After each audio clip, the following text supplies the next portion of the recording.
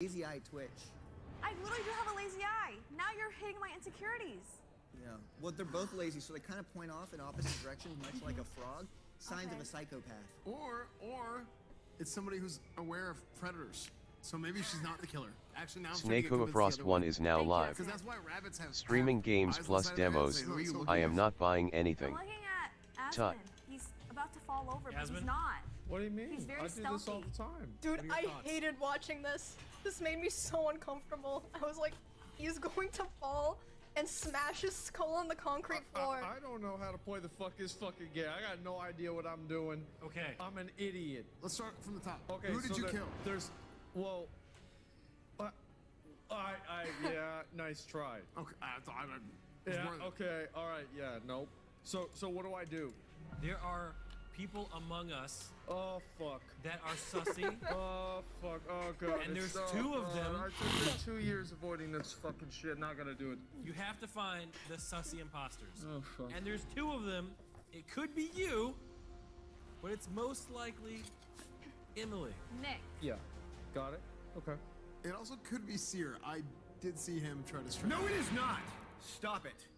Okay, it's probably not Seer, but we know that one of them is probably Emily. What? No, it's not. Okay, give me 6 reasons why you're not the imposter. 1, because I have a fat ass. 2, because I was busy cooking when they Restream were it. getting killed. How'd you know Welcome when they to got my killed? channel. Wait. No, you were the one that I never relayed the told you news. when they got killed. You didn't even get a call from the captain, did Yes, you? I did. Are you sure? Yeah. Hello? She's still here. Tips. I think it's Seer. I will kill you if you say that again. Okay, do But it. unrelated to all of this. I will just kill you. That's fun. That's okay. Well, feels like it's getting late. I'm getting tired. Good night. Oh my god, the editing. Wait, Yeah. It wasn't even, oh my god. It looks the same, whatever. I know who the imposter was. It was Asmund. He killed himself so he doesn't have to play. So now there's only one imposter. I don't know. I think I'm a little sus Miz. What the hell did I do? You're just like twiddling around over there. I'm the janitor. It's my job to clean. I need to make work for myself. Guys, why are none of you sad? Well, to be honest, we don't Why really should like you just each clap your hands? I don't know. It's cool. He's like laying on the ground. He is no What longer are you looking at with me us. for? Somebody just died. This is what I said was gonna happen. Okay, I got some theories. I got some thoughts. What? Number 1, I was accusing you so hard last time. There's no way you wouldn't kill me. Yeah, Yeah, but wouldn't exactly. that be obvious? I don't think so, because I think it would be Unless obvious that's that what she she did wants do him it. to think. So if she did do it, it'd be like, okay, it was her then, but she didn't do it, so therefore it's not her. Very Well, no, interesting. that's what I'm saying. Exactly. It would be so obvious that she would do it that she didn't do it, so that she. No. I see what do it. you're trying to be on She- my level, but No, I think she's still smart. She hasn't. She's not that far away from graduating from college. She still has brains left. That's true. so. I also do believe there are still 2 imposters among us, Unless Asmund killed himself. and I'm gonna keep it 100p. I know who exactly each one of them is. All right, let's all say on the count of 3 who it is. 'Cause I know exactly who we were thinking of. Okay. 1, 2, 3. Emerald. We all say S-Fan? I didn't say anyone. I said it in I said Imaru. All right, let me go first and say why I think So- it's S-Fan. Okay. S-Fan does this thing when he kills people. He constantly has a gun in his hand and twirls it nonchalantly. I've been noticing he's been doing that a lot lately. Number 2 on why I think S-Fan is a killer. He also just got a root canal. I did get a root canal. He did. He was late. convenient, huh? He was late to the I shoot. got a root canal. I don't think I could have killed anybody. I'm gonna keep it again 100p on a stack Skrillin. I say we just vote Imaru out right now. Yeah. Why? Why do you think it's me? Yeah, because it you're is. so sussy. What did I do that was sussy? You're not. See, that's the thing. You're Literally doing nothing. Oh shit, wait. Yeah, wait, you're that's- snot- I ripped my earbud out. I have to go back. Sussy. What did I do that was sussy? You're not. See, that's the So thing. easy You're to, not- dude. Never, I'm not gonna say anything. Yeah, you're Until later. snarky. I always do. You're turned No, away no, from no, no, us. Are Like. you the imposter or not? Tell us. I'm not. Well, that's a pretty compelling argument. You know what? You know why I think it's you? Because your lips quivering a little bit. It's like it's shaking a little bit. See, a little bit. There it is. That's not normal. Hey, S-Fan's What do you doing mean that that's not too. normal? What do you mean? No, I just got a root canal. Yeah, he got a roof. Likely What's story. your excuse? It's just, I don't know. It's a facial twitch. I'm gonna say it right now who I think it is. It's S-Fan. He's doing way too much for way too little. You're too good of a guy, man. It doesn't make any sense. It's just story of my life. As fans say, I did not kill Asmongold. I did not kill Asmund. But your friend did. Who's your friend? Emeru. Say I did not What? kill Asmongold. I did not kill Asmongold. Talking for real, I actually think you're trying to go too hard on people, and you're trying to officiate the game, and that's always what the killers try and do, to take all the attention off of them, and then nobody even mentions Nick. To be honest, maybe I am talking too much. But I can stop. I don't want any more innocent people to die. We have to vote one of them out right now, or we're screwed. Dog, it's not me, dog. It's not. Are you serious? No, it's my friend, dog. Why you start saying dog or something, bro? What's going on? Pulling a gun, you start saying dog? Anyone else catch that? Let's take it to a vote. So- and let's think long and hard. Legitly, analytically. Miz, Yeah. who do you think it is? I think it's S-Fan because S-Fan is trying to be very manipulative. You sick, cold-blooded, psychopathic, fucking killer. How dare you? Just go ahead and fucking say you did. I didn't. Give me 3 reasons why I would kill Asmund. 2 reasons. He already forgot his Fucking fists! No, stop! Stop! You're scaring And me. the 3rd reason, please, I don't want any problems. Krav Maga.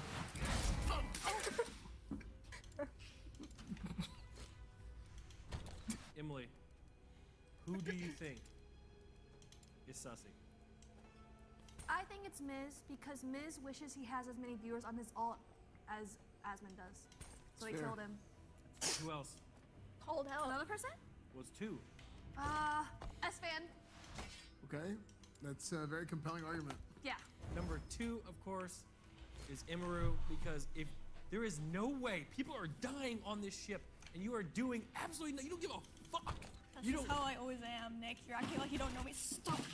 See how violent she got? Yes! She got so violent right there. You're so violent. You're always so violent. She's like, she is pissed, I can tell. So I believe it is Miz and Emmy.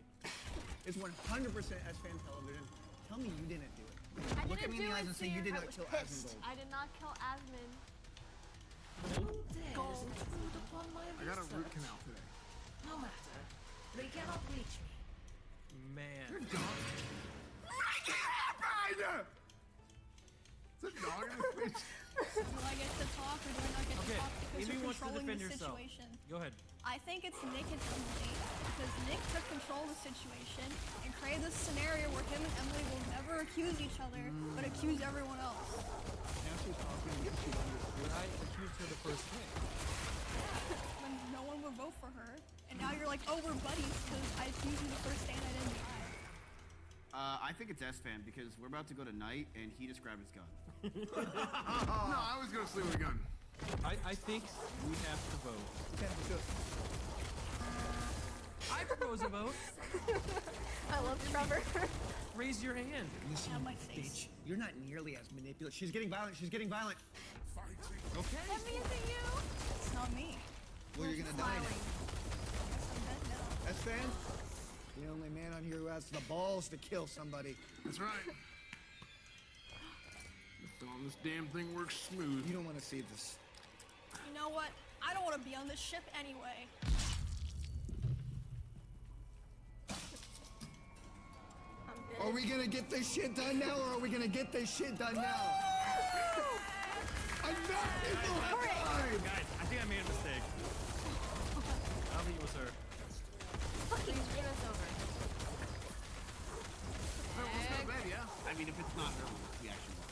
Yep, because actually no, yeah, legit, because like Now it's nighttime. nighttime they kill, it's 2-2, it's over. Let's go to bed.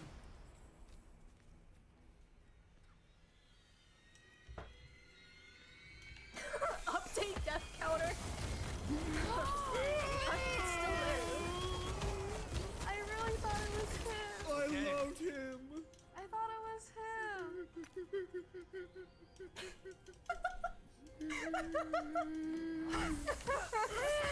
Let's do what he would have wanted us to do and take the trash out. What he could not. Let's Oh go. my god, he's heavy. 1, 2, 3. He's heavy. Oh Watch no. your head. I'm gonna miss him so much. Into the trash you I'm go. gonna miss him so much. Oh Yeah, no. we'll get someone to clean this up. It's fine. Nick. Just put him in the barrel of hydrochloric acid later. Yeah. Real quick. I see the gun. Into the trash, Yump. Just like any toxic thing with Yump is just so funny. Just real quick. Just to see it. Thank you. Okay. Emily and Seer, could you please come over here, please? Are you gonna shoot us? No. Wait, hold on. How You stay over there. do you know how to check the barrel of that gun? Will, why are you all of a sudden being accusing? By singling me out from the rest of the group. I had a root canal. Be nice to me. I think you need to sit down. Ah, my root canal. Everybody just calm down. I know things are stressful. I'm not the killer. I've killed them. I was in the Rebel Alliance. I watched my friends die 3 parsecs out of the death zone. You think I didn't see it, bucko?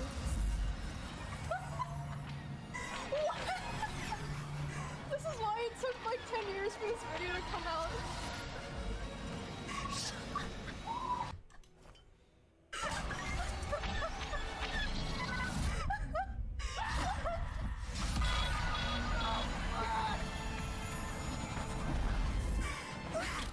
Is that like the lore accurate reason for why Schlatt isn't in these videos anymore? Rewrote history. Attack S.W. How is he not the killer? You're all lost your minds!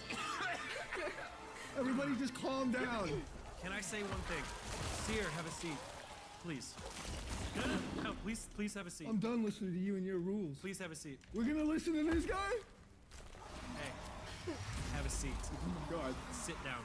He's got a gun! Sit down. Emily. Yeah? Do you trust?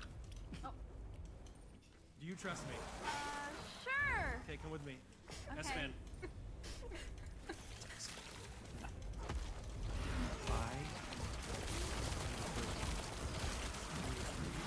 And I know who it is.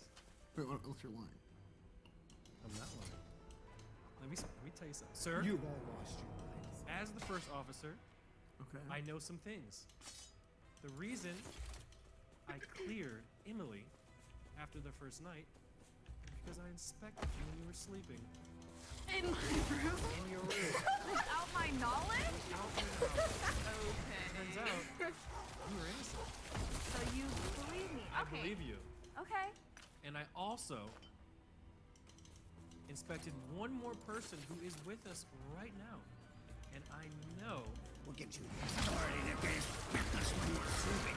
Mix it. Sure. You're gonna die. You're gonna die. I'll pull this trigger. I'll pull it. I swear to God. Uh-oh. I'm not gonna grab it because I'm not a killer. Whee! Yo. I don't want any problems. Trouble.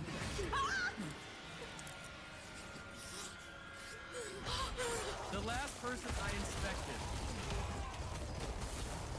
is Seer. And he is not the killer. You know what I love about this? The first officer is actually me. And you are lying to Emily and to Seer and throwing a whole ruse to try and point me out whenever you have been trying to lead the game from the beginning because you are the killer. You're all out of luck, Bucko. You get a one-trick tip down to hell now. I am so confident in my fellow crewmates to make the decision. I say they choose between me and you. Okay. Go ahead, Emily.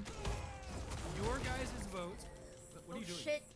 She's What do you think fucking it is? strapped. Okay. Yeah. S-Fan, come next to me, buddy. Oh, I'd love that. It is up to them to choose. I have given them all the information that they need, and I believe that they will make the right choice. I'm gonna tell you something, and you need to listen. Has been so confident. I've had a lot of combat experience. Even if you pointed that at me, you better pull that trigger fast as fuck.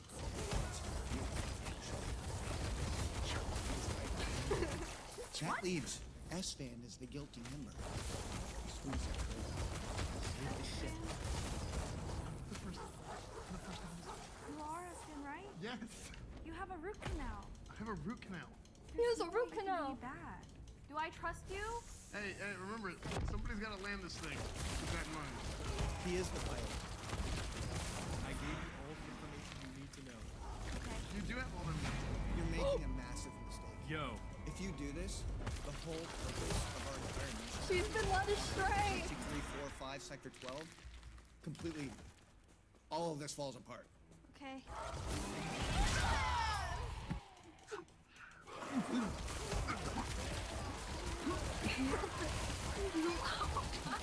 You deserve it. Dear. Why are you dancing? How good. And he deserved it, too. Rip Bozo.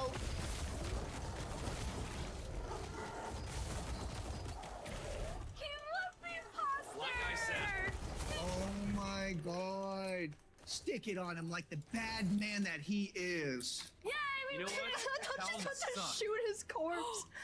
Come on, get a kick it. Wait, she was! She was! Trevor just didn't edit it! Oh my god. So yeah, I saw people ask if this was scripted or if there were actual roles. And yeah, they actually did give us random cards, which is why when I got an imposter card, I was like, fuck. Because I'm so bad at lying. I was just like, I'm fucked. They're gonna figure me out right away, and they did. So is this based on a true story? Yeah, it's based on a true story. Why did you double kill him? Dude, it's not literally Among Us. We had to agree to kill one person. Dude, it was like 6 of us. If we killed 2 people, the game's just over. It's not Among Us. There was no double kill. It was Mafia. Mafia Among Us. Yeah, me and Sven did know.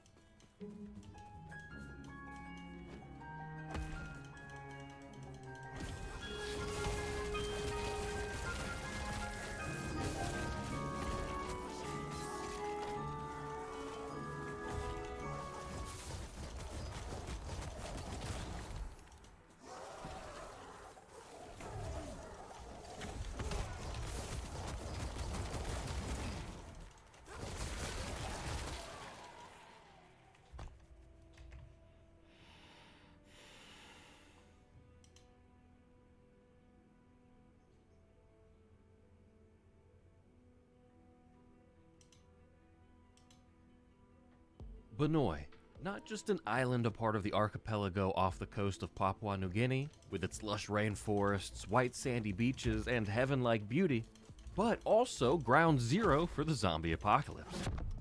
In this video, we'll tell the story of that apocalypse and its sinister beginnings to get you ready for the long-awaited Dead Island 2. Well, at least from a lore perspective. And be sure to subscribe for more story content from all your favorite games. Now, let's see if we can finally uncover who it is exactly that Sanbi voodoos. Our story appears to begin during a party at a resort on the island of Banoi, but it actually starts much sooner than then with the shady dealings of a secret global organization known as the Consortium, who will serve as the puppeteering antagonists of this story. On Banoi, in one of the Consortium's geofarm labs, they discover a mutated form of a disease called Kuru, which is a degenerative neurological disease endemic to this region. Similar to mad cow disease, but it affects humans, and was first discovered among the indigenous tribes that practice cannibalism, with the mutation ultimately causing, well, people to turn into zombies. The Consortium wished to weaponize this virus. But that's where the heroes of our story, Logan, Perna, Xian, and Sam B come in. Back at the party at Benoit's resort, our heroes must have partied pretty hard because they awake the next day in the hotel having seemingly slept through the start of the zombie apocalypse. Stepping into the corridors, they see that the hotel is in pretty bad shape and has been abandoned save for the flesh-hungry zombies that they'll need to escape. A voice reaches out to them over the intercom system, suggesting that they find a weapon and get the hell out of there. A plan he says that he will help with. Be it the heightened confusion, being hungover, or perhaps just dumb luck, our heroes manage to get knocked out and subsequently bitten by the infected. Fortunately for them, however, the voice also reached out to a nearby group of survivors, led by a man named Cinemoy, asking them for their assistance at the hotel. Our heroes awaken sometime later in a bungalow where other survivors are arguing about whether or not to kill them, as they've obviously been bitten and could turn at any moment. The heroes are quick to prove that they're still in control of their facilities, and apparently immune to whatever infection is going around. They head outside and help Cinemoy take care of the zombies threatening their safety, and then are properly introduced. Back inside the bungalow, Cinemoy radios into the same voice that they had previously heard at the hotel.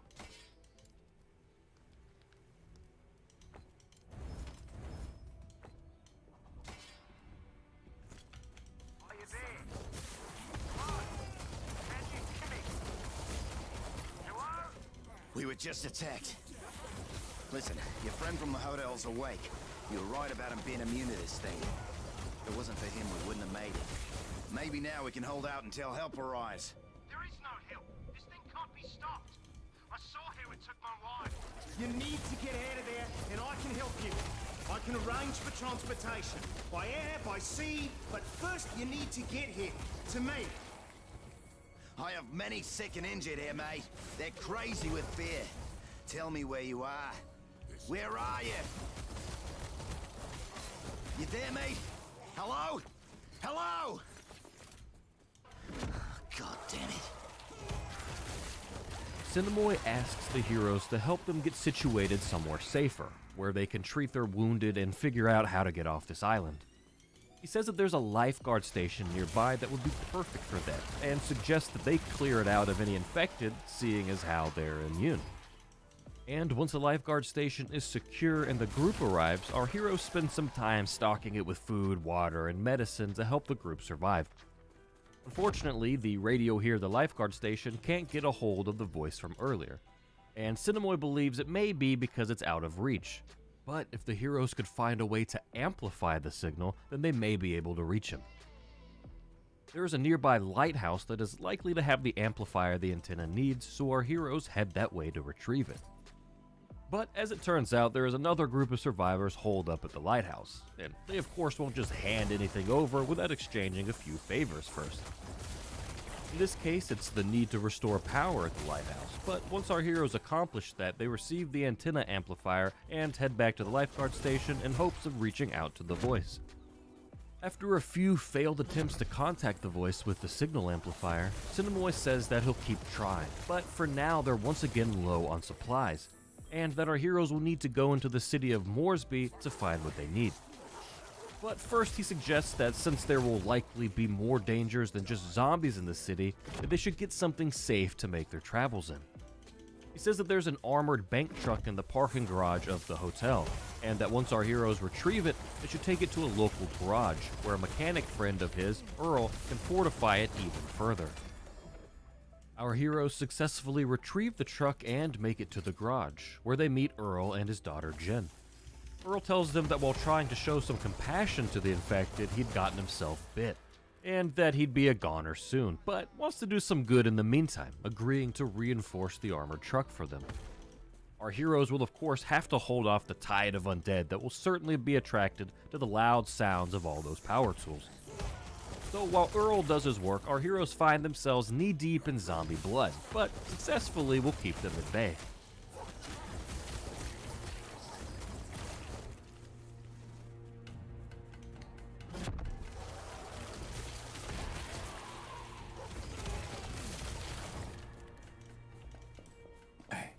There's one more thing. My daughter can't stay here. What? Soon I won't be in my right mind.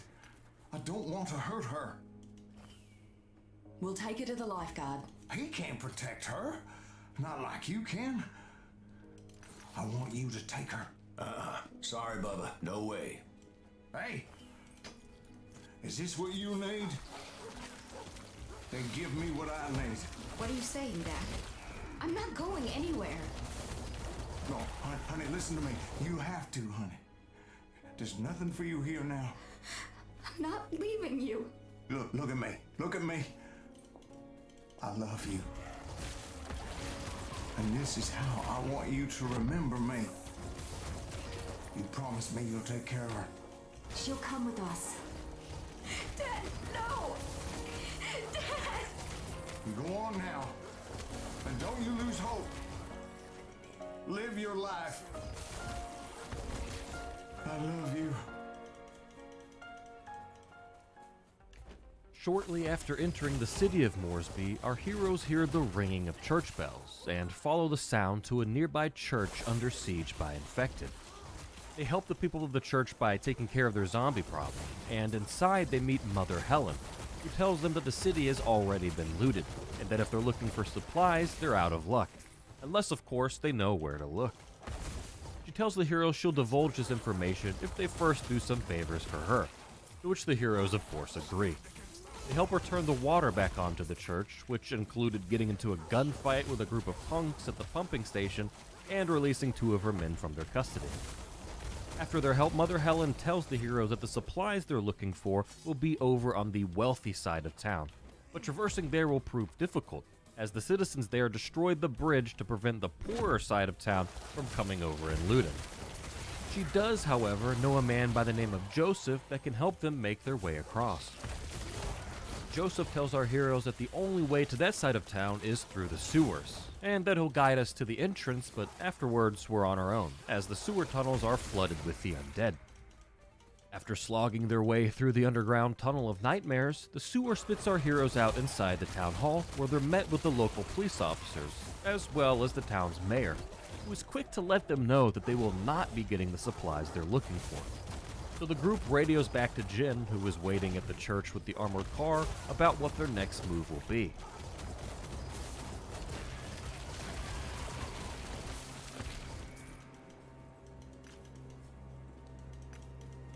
That asshole just said the exact same thing those motherfuckers at the police station did. Things go to shit, and it's every fuckwit for himself. 300 families. The flushest motherfuckers in the city. Just like Normans. They got theirs, who gives a shit if the ghetto burns. Man, they're just playing for their own team. And I think it's about time we did the same. What are you saying? I'm saying that we have to find that guy on the radio. And the lifeguard? We promised to help. Fuck the lifeguard, man. If not for him, we wouldn't be stuck here like this. Make the call.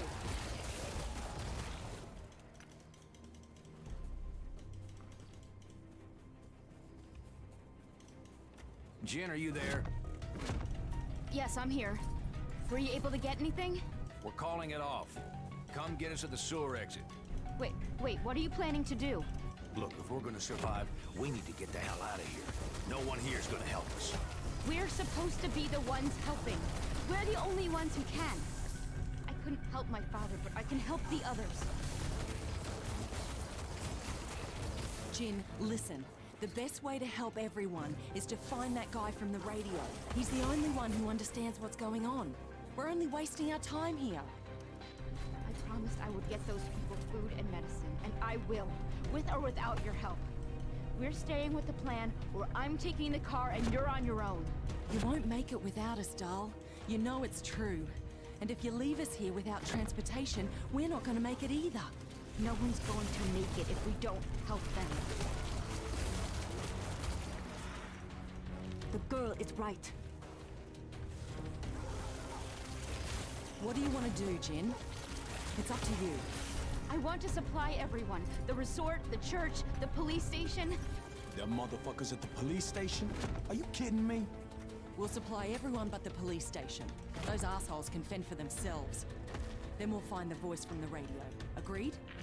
I'll be at the sewer exit. Over and out. Luckily for our heroes, a man named Josh overheard their conversation with the mayor and says that he wants to help. He tells them about a local supermarket that will have all the supplies they need, but it's been overrun by a street gang known as the Rascals.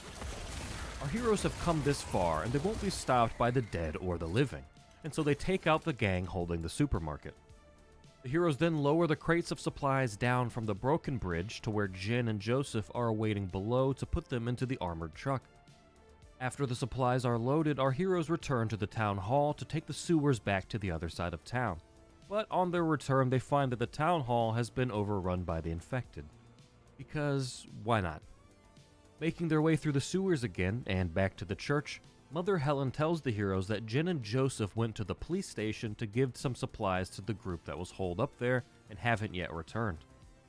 So our heroes quickly begin making their way to the police station, and on the way they spot Joseph curled up on the sidewalk. He tells them that the group at the police station are evil, that they kidnapped Jin and beat him unconscious before dumping him outside into the open where he was bitten by one of the infected. There is little the heroes can do now for Joseph, so they set their sights on saving Jin. One trip to the police station and a couple dozen dead thugs later, and they do just that. What the hell is wrong with you? Get out! You two, go!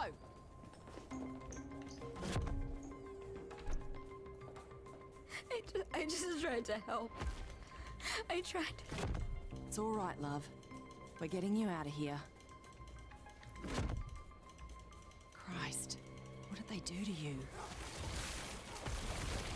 I just want to leave. I just want to go. Fuck her, man. Bitch sold us out. Hey, come on, man. We're a team, right? We stick together. That's exactly why she shouldn't come with us. We all could have died. She fucking lied to us. I'm not saying leave her here. Give her to the nun. If we could head to the hotel.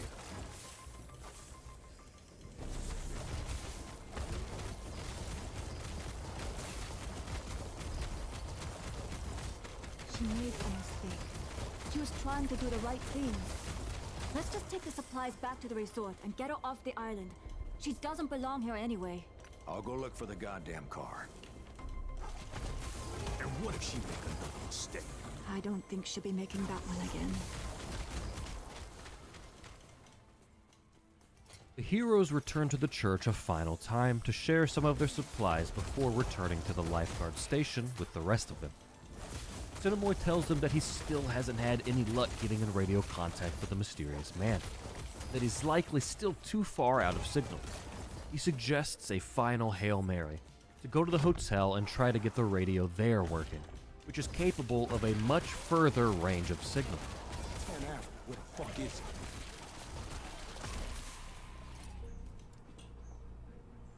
.8 respond. This is the hotel. Maybe we should try again in an hour. An hour? 104.8, are you there? Can you hear us? This is 104.8. Yeah. All right. Well, hang tight, 104.8, because we're coming for you, buddy. That is if the offer still stands. Of course. I'll call in a helicopter and we'll be evacuated to the nearest aircraft carrier.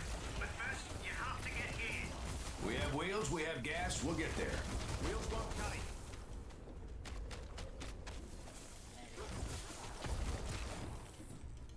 Well, why not? Where the hell are you? You see the ocean? That island on the horizon? If you had a high-powered telescope, you'd see me waving to you. That's where the prison is. Who the fuck are you? A convict? Speak. My name is Ryder White. I'm a colonel with the BIDF. Banoi Island Defense Force. I came to the prison to get my wife. Doctor, Emily White. Can we speak with her? What's that? Come again? We want to speak to her. I told you she's badly hurt, bitten by one of the infected. She was trying to help him, heal him. I only know all this because of her. Listen, you try to soften us up by making us feel sorry for your wife and then promise us a way off this goddamn island, all from a fucking prison? Of course we're gonna be suspicious. How do you think I found you at the hotel? I'm a BDIF colonel, not some thug in a cell. So why don't you call your own people? Contact the fleet. Do you hear how bad the reception is? A bloody monsoon's coming. The fleet is 80 miles offshore, in the middle of the storm. The satellite's down. We're cut off. Any more questions? He's telling the truth. And how would you know? She's not just a hotel desk clerk, right? Time's running out. You coming or what? I guess we don't have a choice. But first we need to find a goddamn boat. There's no point. This is benign. The prison is surrounded by a minefield. You have to find a guide through to the bunkers, inland to Mingindi, and find a smuggler called Moen. He knows the way. Bunkers? Japanese bunkers from the war. They're mostly destroyed, so you should have no problem entering. It will lead you inland. All right, White. We're taking you at your word. If this is some kind of con, I will personally take you off at the head. Trust me. It's us against them. We'll be in touch. With no other course of action, our heroes head through the old Japanese bunkers and make their way into the jungle in search of the smuggler Moen. Ryder radios into the heroes during their travels and reiterates for them to find the smuggler, and admits to them that because they're immune to this virus, that scientists will likely be able to reverse engineer an antidote with their blood, which in turn could save his wife, and is why he's fighting so hard to get them to him. Jin leads the heroes through the dense jungle to a village where they'll begin their search. The leader of this village, a man named Matatero, tells the heroes that he knows of Moen, but of course, like everyone else on this island, won't help them unless they help him. And so our heroes help Matatero with his jungle gang conundrum and bring him back all of his stolen goods. He makes good on his deal and tells the heroes how to find Moen.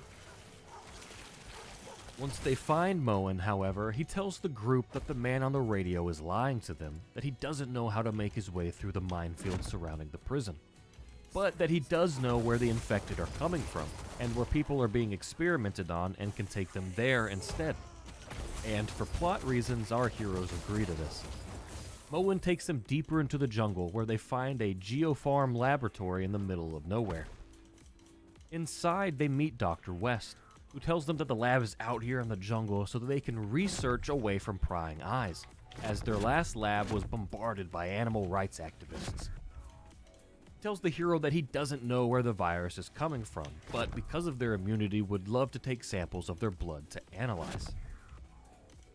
After the analysis, Dr. West tells the group that they all share the same O-negative blood type, but that could be a coincidence, and that for some reason the virus doesn't react to their T cells the way it does with others.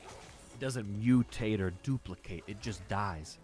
That the only way to make someone else immune with their blood would be a total blood transfusion, which of course wouldn't be practical. He knows that the virus is a mutated Kuru virus endemic to this region, and that infected natives were being brought in by their kinfolk who weren't sick, and wonders if their blood, perhaps, would contain more or stronger antibodies than our heroes. As this answer could potentially save thousands of lives, he asks them to find a native tribe in the jungle and return with a sample of their blood. Feat which our heroes pull off only after proving themselves worthy to the natives in arena combat. After analyzing the new sample, Dr. West says that he may be able to develop a vaccine if he were to have a sample of the Kuru virus that hasn't yet mutated, asking the heroes if they could retrieve one such sample. Ryder White radios into the group and says that they may be able to find the sample they're looking for in the natives' catacombs, as the indigenous tribes here embalmed and mummified their dead. So our heroes make for these catacombs to fetch such a sample.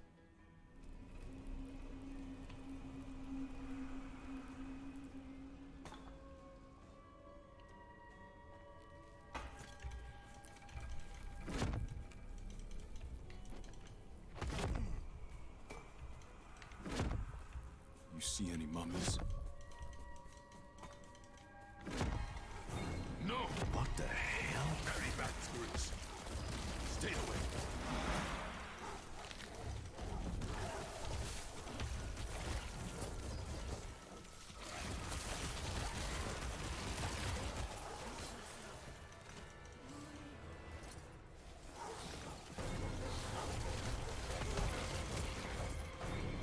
Stop it!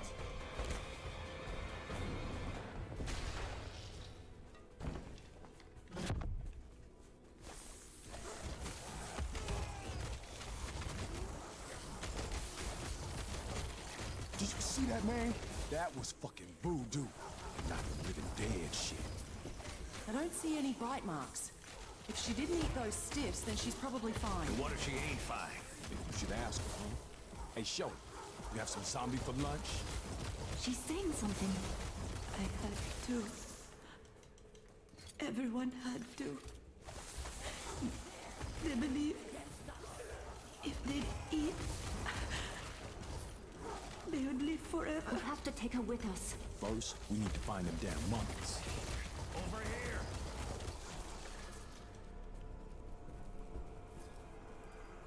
Now what?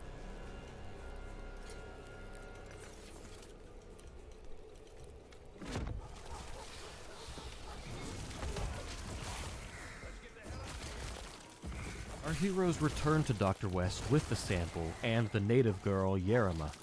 The doctor says it'll take some time to analyze this sample and the ones he'll take from Yerima to engineer a vaccine. Ryder radios in again, frustrated about how long that's going to take. He tells the heroes to go back to Moen and make him take them to the prison, as he's lying about not knowing the way. When confronted with this, Moen admits that he does indeed know the way, but just doesn't like going because it's dangerous. But because the heroes have already saved his life a number of times at this point, he'll take them. He does suggest that, just like with the armored truck, he take the boat to a garage to fortify it even further, just in case they do hit one of the mines. Jin says that her dad's garage has a dock out back, and that it'd be easy for them to get it done there. And just like that, the boat is fortified and ready to hit the open sea, but first Jin says she has something to take care of.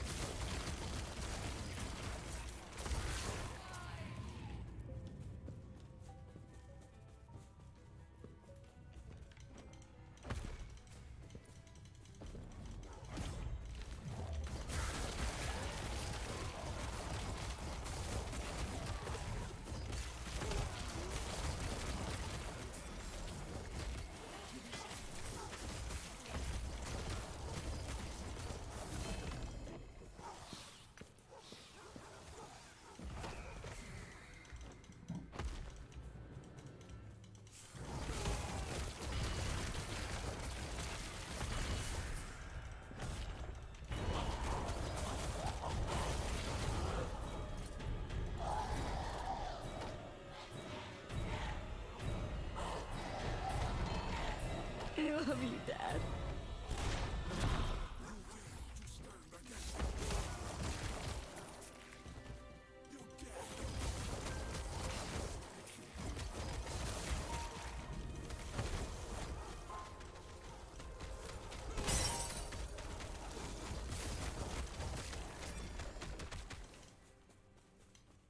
Just before our heroes begin heading toward the prison island with their newly armored boat, Ryder radios in saying that he heard some screaming coming from Dr. West's lab, and that they should drop everything they're doing and go check on that.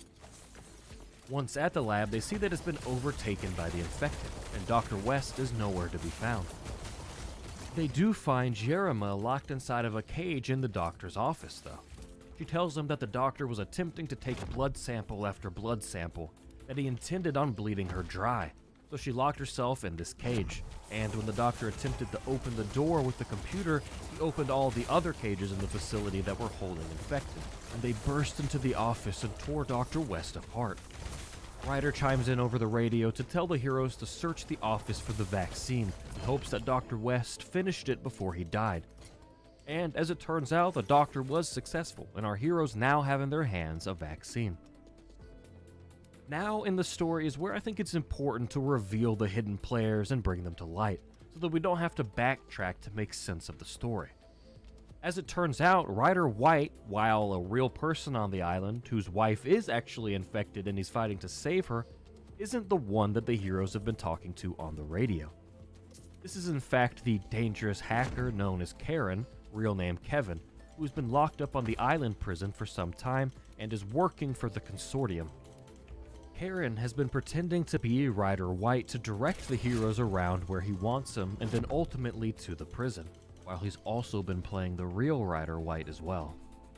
Karen has also been working with Dr. West to create not a vaccine, but a super virus, which is what our heroes actually possess at this time, unbeknownst to them or to the real Ryder White. Here, have a look.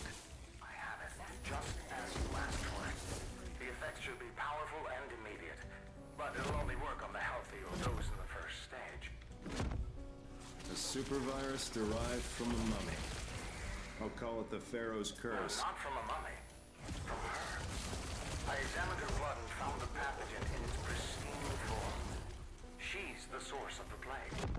A walking time bomb. I don't know how or why or where it came from, but I want to study it. Maybe I can create some kind of vaccine. No, West, your role is finished. Send them to me along with the virus and the girl. You can have your virus. But the girl stays with me. I need more of her blood. I know I can solve this. know I can. I just need more time. West? Don't be afraid. What are you doing? I just Need a little West? more blood. If we can make a vaccine, we can save your people. Save the island. No! No more blood! I'll give you something to relax you. How is this possible? Only I should be able to command time here. Unless... No!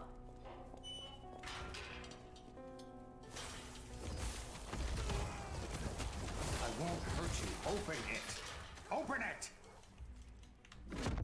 I'll open it myself.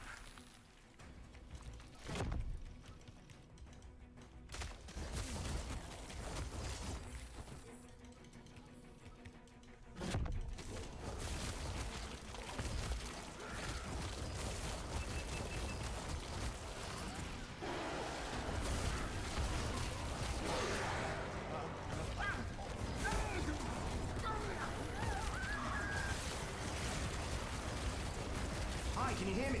There's a problem in the laboratory. I'm hearing screams. Drop what you're doing and go. Go! God damn it, go! We could lose everything.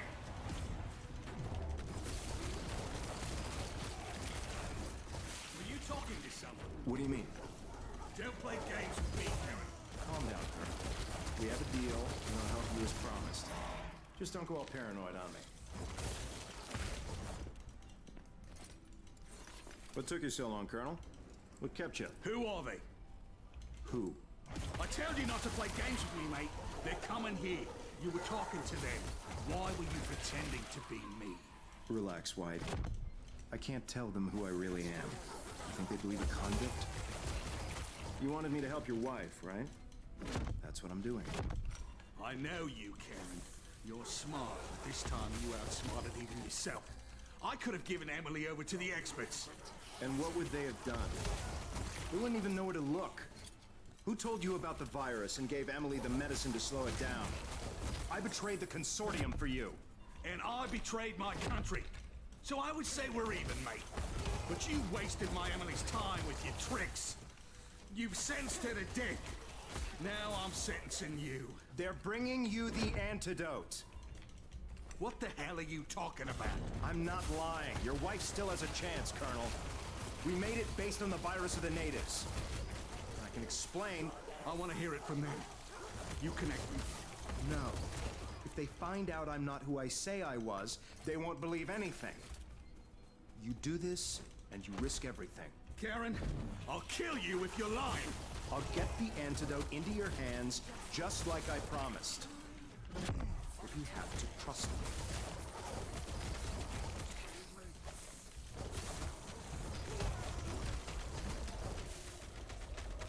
Alright, now that we're all caught up there, let's get back to our heroes as they're making their way to the prison. Once inside, they have to trade favors with the group of inmates there to get the information and location of where they need to go, which is cell block C. Once they make it there, Ryder tells them to get into the elevator, but after the doors close, knockout gas is released inside and our heroes are rendered unconscious. It's then that Ryder opens up the elevator doors and takes what he believes is the vaccine for his wife from our heroes. Once they come to, the prisoner Kevin, who unbeknownst to our heroes is one of the masterminds behind everything, tells them about Ryder's plans. Hey, get up. Wake up. This ain't no time to be taking a damn nap. What happened? The fucking gassed us. I heard you talking to White. I'm the one who helped you open the locks. We gotta get the hell out of here, like now. How do you do that? Since Colonel Trust Me just fucked us. You had something he wanted. He came in here and took it right off you like he knew just where to find it. The vaccine. What the hell? That's just great. Told you I couldn't trust me. We gotta move. Come on. There's a chopper on the roof. It's waiting for White. And if that asshole reaches it before we do, he's flying the fuck out of here and calling in the bombers. Thermonuclear annihilation. The whole goddamn island. We gotta catch him while we still have a chance. What chance is that? White's headed to the hospital. He's picking up his wife to take her to the chopper. Being she's out of her goddamn mind, that'll take some time. He's going through the left wing. Not so many infected, but that's the long way. So what's the short way? Take the elevator to the top, which takes you straight to the other wing of the hospital. It's riskier, but we can reach the roof faster. Only the badasses should take the elevator. Me and the rest will take the safer way and meet you at the top. Take a leg for fuck's sake. And so our heroes quickly fight their way to the roof and fight their way through Ryder's men to get to the man himself. What are you trying to do, Colonel? I don't have to explain myself to you. Look, your wife is gone. Look at her. She ain't coming back. But you can still save Take us. one more step and you're dead. I have the cure, all right? The doctors in Sydney will make more. We'll send helicopters. We'll save everyone. With a nuclear bomb? Kevin told us the plan. You're gonna kill everyone. Maybe I should start with you. I have no choice here, right? This virus threatens the entire bloody world. Benoit is lost either way. It's easy to kill millions of faceless nobodies, isn't it? Stay back! They hardly seem human. Stop! But killing someone you love, it's not so easy, is it? Ah! Son of a bitch!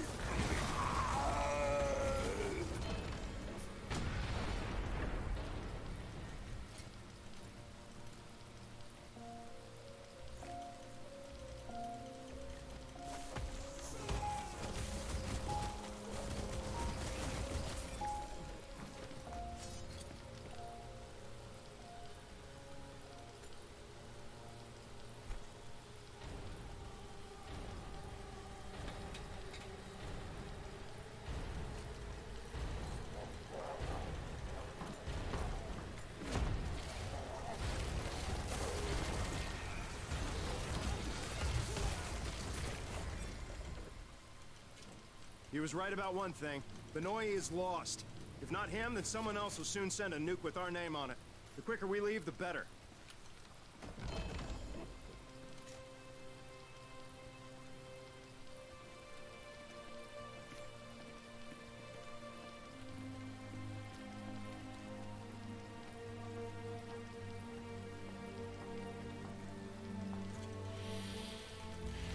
Come on!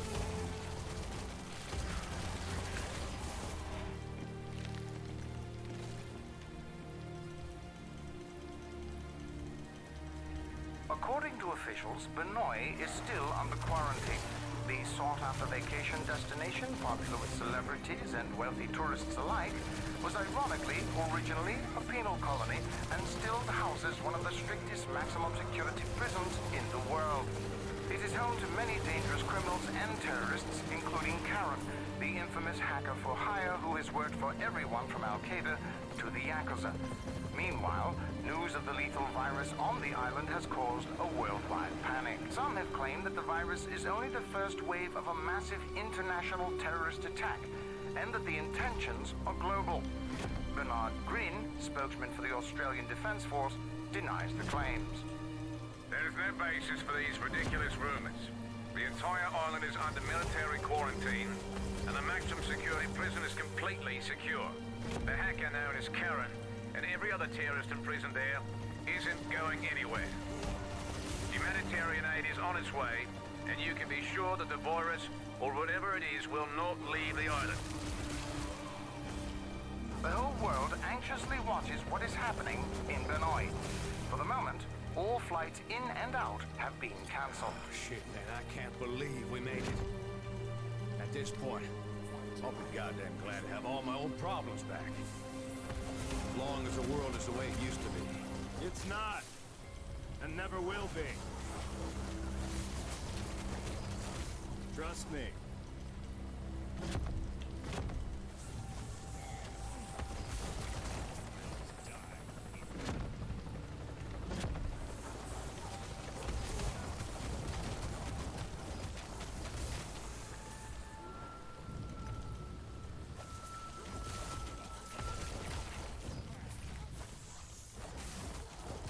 While the helicopter takes flight and our heroes are seemingly saved from their nightmare, it isn't quite time for the happily ever after. The helicopter, piloted by Karen, lands on a military ship, one that is likely under the command of the Consortium, as our heroes are locked away inside the ship with a man named John Morgan, who is also immune to the virus and experimented on. We can see this through dazed flashbacks, highlighting a man named Serpo who will be the Consortium's go-to bad boy moving forward. Our heroes awake one day to find the ship overrun with the infected. Kind of a good news, bad news situation here, but hey, at least they can make their escape. The heroes, now including John, fight their way to the ship's bridge and meet Colonel Hardy, who luckily for them isn't in on any of the Consortium stuff and is just genuinely trying to survive and not wreck the ship, and is the one who let them out. But it's too late to steer the ship away from the danger and the storm as it capsizes itself upon the rocks. Our heroes wake up on the beaches of Palanai, another of the islands in the archipelago. They're found on the beach by a woman named Harlow. She regrets to inform them that this island is also undergoing a zombie apocalypse. Good thing our heroes are immune though, and have a bit of experience with this kind of stuff. Harlow tells them that they should head to Paradise Survivor Camp, where other survivors have already taken refuge. Arriving at the camp, our heroes find it under attack by the undead and spring into action to help. When the camp is safe, the heroes see that Colonel Hardy has made it here as well, and think it's about time that they had a conversation with him.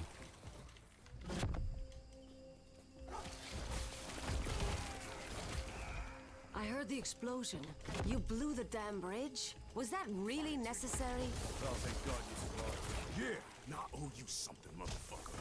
Get up, you son of a bitch. Whoa, I owe you whoa. something too. Apparently you've all met. I know what it looks like, but I swear to God, I meant you no harm. That operation was out of my hands. It was Serpo. So who was he? He works for a private concern. His superiors own my superiors, and they're the ones calling the shots. I'm sorry for what they did to you, but there's no way that he... What exactly are they doing here, Colonel? The rumor is they're trying to weaponize this plague for use as a bioweapon. Being immune, my guess is your blood is essential for their research. You knew this, yet you did nothing to stop them. I'm a soldier. I follow orders. Well, soldier, here's an order for you. Go fuck yourself. Just listen to me. I can help you. There's a military outpost in Henderson, and I know the commanding officer. I have food, water, weapons, and I have a bloody island. Last time we trusted the army, they threw us in a cage. Look, I understand how you feel, but we don't have much time here. This island, it's about to be nuked. Nuked? Yeah, we heard that same story from North. Bombs fell there. You sure about that? This would explain all the air traffic recently. Choppers flying out with equipment crates. That's right. They have to cover up what they've done here. And once they're through evacuating the island... Dropping a bomb? Listen, I trust this asshole about as far as I can throw him. But if what he's saying is true, we should need to get off this goddamn island. Fuck. So, Henderson it is then. If that's the case, then we're all coming with you. All right then. Let's move. Only 5 of us are immune, so some of us should stay and defend the camp while the rest scout for a way out of here. Good. Let's get to it. All right, Colonel. If you're lying to us, God help you, because we sure won't.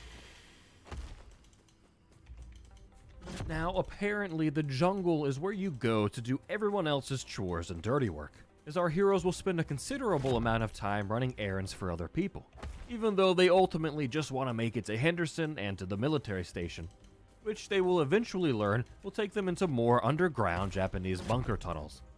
But all these errands also lead them to another secret jungle lab, where our heroes meet Dr. Kessler, who upon learning of their immunity, of course wants a blood sample to analyze. He, however, gives the heroes some quite useful information. He says that the virus is being suppressed in their body, but not destroyed, and if they were to come into contact with any certain reagent or chemical, it would cause the virus to mutate inside of them, and to be wary of such chemicals spilled within the tunnels they mean to traverse during the war. Our heroes take their leave and finally begin making their way through the tunnels, and one step closer to Henderson. Oh, I didn't think I'd ever see daylight again. Mate, are you okay? Shit. What happened to you? Somebody pushed me. Hey, man, what happened? Who pushed you? Stay away! What the hell is that? all of us in danger. What? What is it? Oh, shit! What? He's gonna turn! Maybe we can restrain him. Oh, God. No. There's nothing to be done. I knew he was big, so I pushed him. What? What the hell were you thinking? He was already lost. You would have left him behind.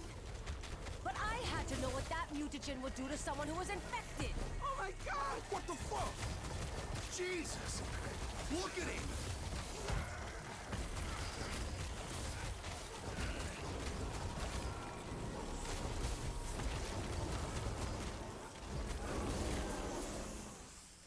Once out of the tunnels, the last thing to do before reaching Henderson is to take the ferry over. Of course, the engines will make plenty of noise, so they'll have to be prepared to fight through waves of infected to achieve this goal. Once in Henderson, the heroes clear out a cinema to use as a base of operations. And in doing so, they also save the owner of the theater, Jacqueline, who was stuck inside. And once they fortify the building, they call for the rest of the group to make their way over. Thanks again for rescuing me. I thought for sure I wouldn't survive. It looks like you could all use a place to heal and rest up. This is hopeless. Where will we go now that he's there? Well, at least we have a roof over our heads here. When the plague first hit, everyone left. I thought the authorities would eventually come, so I stayed behind. I was worried about looters. Little did I know that would be the least of my worries. Everything I own is in this theater. I couldn't bear to leave it behind. But now, after all that's happened, I'd like to go with you. You're welcome to come, but no promises. We're all in the same boat here, as far as I can tell. Son of a bitch is sinking. Any luck contacting the base? No. Maybe they're radio. What the hell happened? The disease spread so quickly, the army created a quarantine zone. They said they had it under control. Did. From the outside, the base looks intact. As I said, Commander Briggs is a friend of mine. This base is our only chance for rescue. We must get in there. I wouldn't. The military abandoned this town, and everyone in it. They locked themselves in that base. Anyone who approached, anyone seeking shelter, was shot. For a while, people stopped trying. Bloody heroes, eh? Jesus. Look, they must have thought those citizens were infected. Otherwise, they would never have done something like that. Sure they would. Just like they did in Benoit, just like Nord. And that's just how it works. Is Harlow here? I thought she was with you. Who saw her last? I thought we ran like crazy. I thought she was with us. Fuck! You left her behind, just like you'd leave us all. Jesus Christ, woman. Get a grip. Or what? You gonna hit her? Chima is right. All you immunes are getting a little crazy. How? What the hell are you saying? You don't trust us now? Well, maybe. We don't fucking... The epoch. I will have it.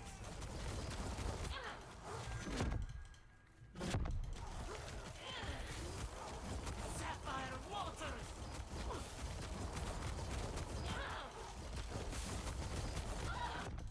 Escape is impossible.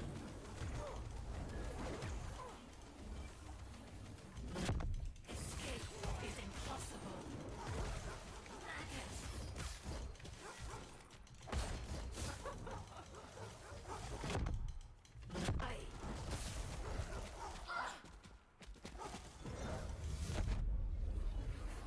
Ah, fuck off.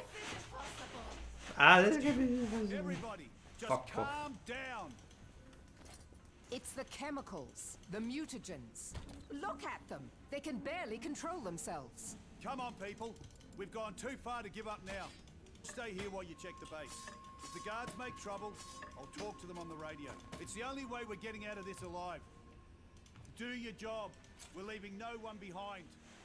With little options remaining, our heroes make their way to the military base, only to find it dark and lousy with the undead. They make their way to the comms room inside the base in hopes of getting in touch with anyone left in the military who can maybe help them evacuate. Who they do manage to get on the radio, however, is Serpo. He tells them that they're actively working on a vaccine, and objects to what Colonel Hardy had told them about wanting to nuke the island. He tells them that Hardy can't be trusted, but he can, and that he's sending a helicopter to evacuate them. Our heroes return to the cinema to confront Hardy, to which he admits about lying about the whole nuke thing, but that was only to give them a sense of urgency, and that he's only trying to get everyone off this island. He says that Serpo is the one that can't be trusted, and that he'll only want to rescue those who are immune when he shows up with a helicopter, and will leave everyone else behind. Artie tells the heroes that they'll have to take the helicopter from Serpo by force if they want to rescue everyone. And in the meantime, they need to get a fire going on the roof so that the chopper knows where to find them.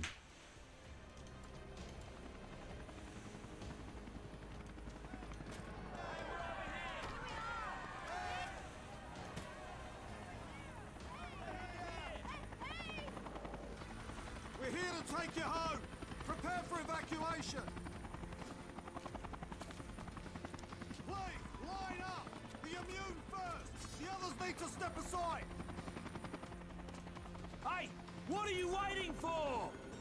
I outrank you, officer, and I am ordering you to let those people off. Sorry, sir. I have my orders. First the immune. And then the rest of you. Cut the crap. You take these people right now or you get none of us. I told you this would happen. I'm getting on. Sir, take one more step and I have no choice but to open fire. Why are you doing this? Drop your weapon. Lower your weapon, now. Get off the ladder, sir. Don't you threaten us. You will answer for your actions, soldier. Land, now, or we shoot you down. Put it down or you die. This is my last warning, sir. I have my orders.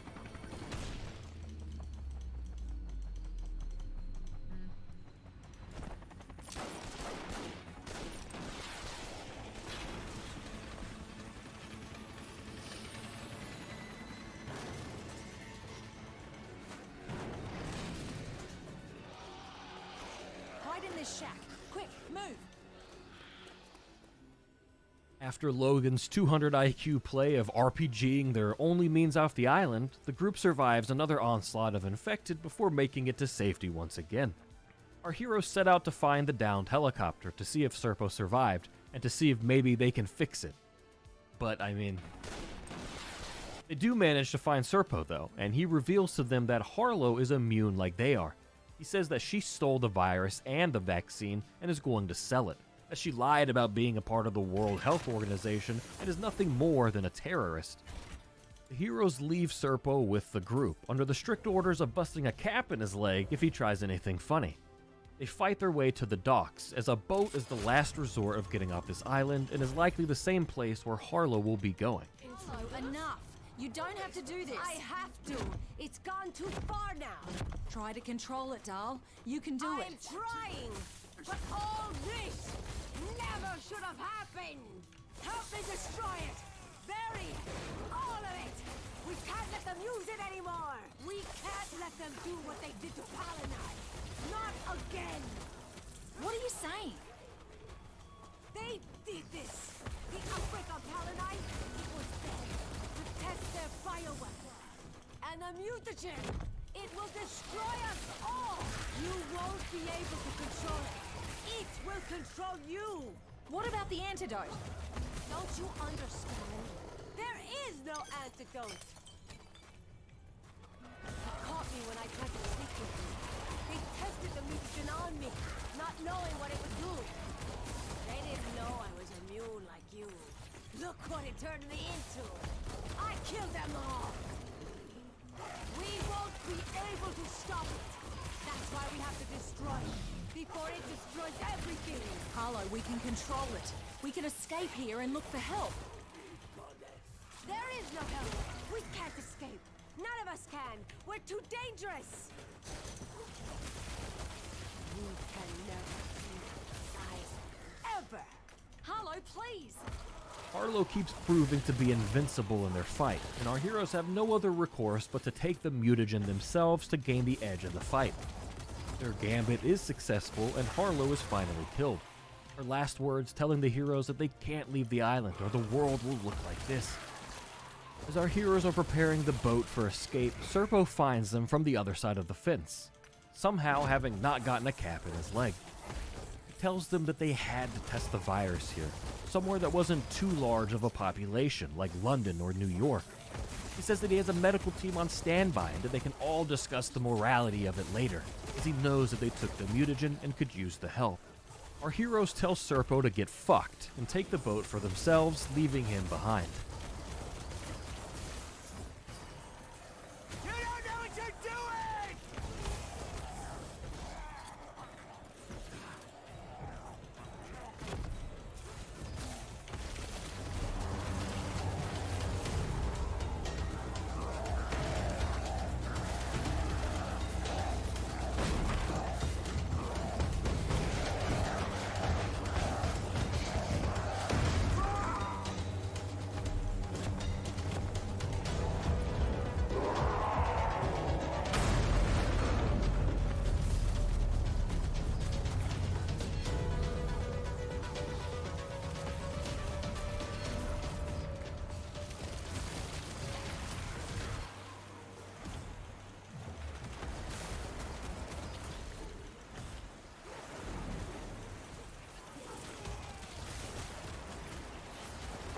Thank you for coming back for us.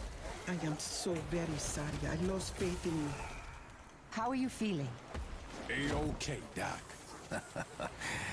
Never better. I have a little headache, but otherwise I'm perfectly fine. This Serpo. Yeah. He won't be bothering us anymore. What about Harlow? We couldn't help her. Yeah, she decided to stay.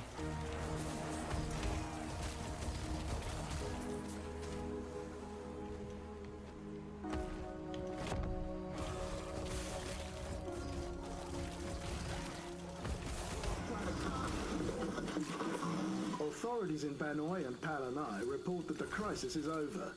Life is slowly returning to normal as rescue crews clean up the aftermath of the monsoon that swept through the archipelago. All travel to and from the region is still prohibited as the rescue operation continues. Rumors of a possible plague outbreak have been discredited as international relief organizations continue to assess the situation.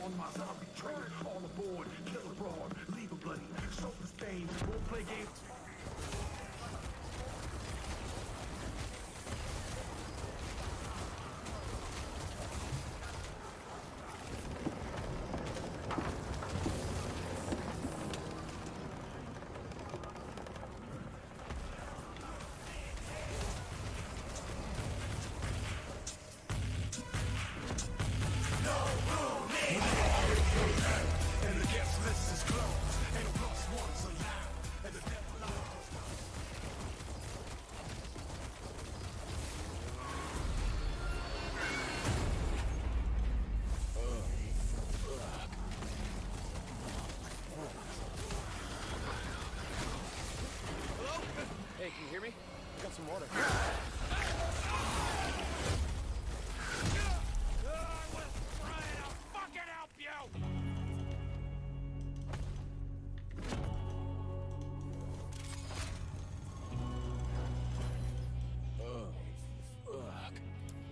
Say something. I'm not a zombie. Immune. You know you do. I'm immune! Come on, big boy. Let's fucking do it. Sam, if we're immune, we need to tell the authorities. I hear ya. I'm part of the CDC team in LA. You don't know shit. Out there, you gotta be a mechanic, medic. Jackie fucking Chan rode into one. I've seen all his movies. There's millions of those things out there, just waiting to sink their teeth into us. You're screwed, man. I think the survival of the human race may depend on the blood in my veins. Yeah, man, no shit. This motherfucker. This motherfucker.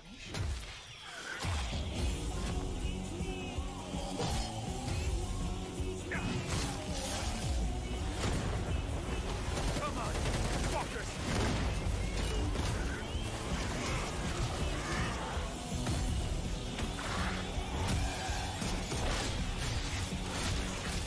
Hit him till they stop fighting. Voodoo, you voodoo, bitch.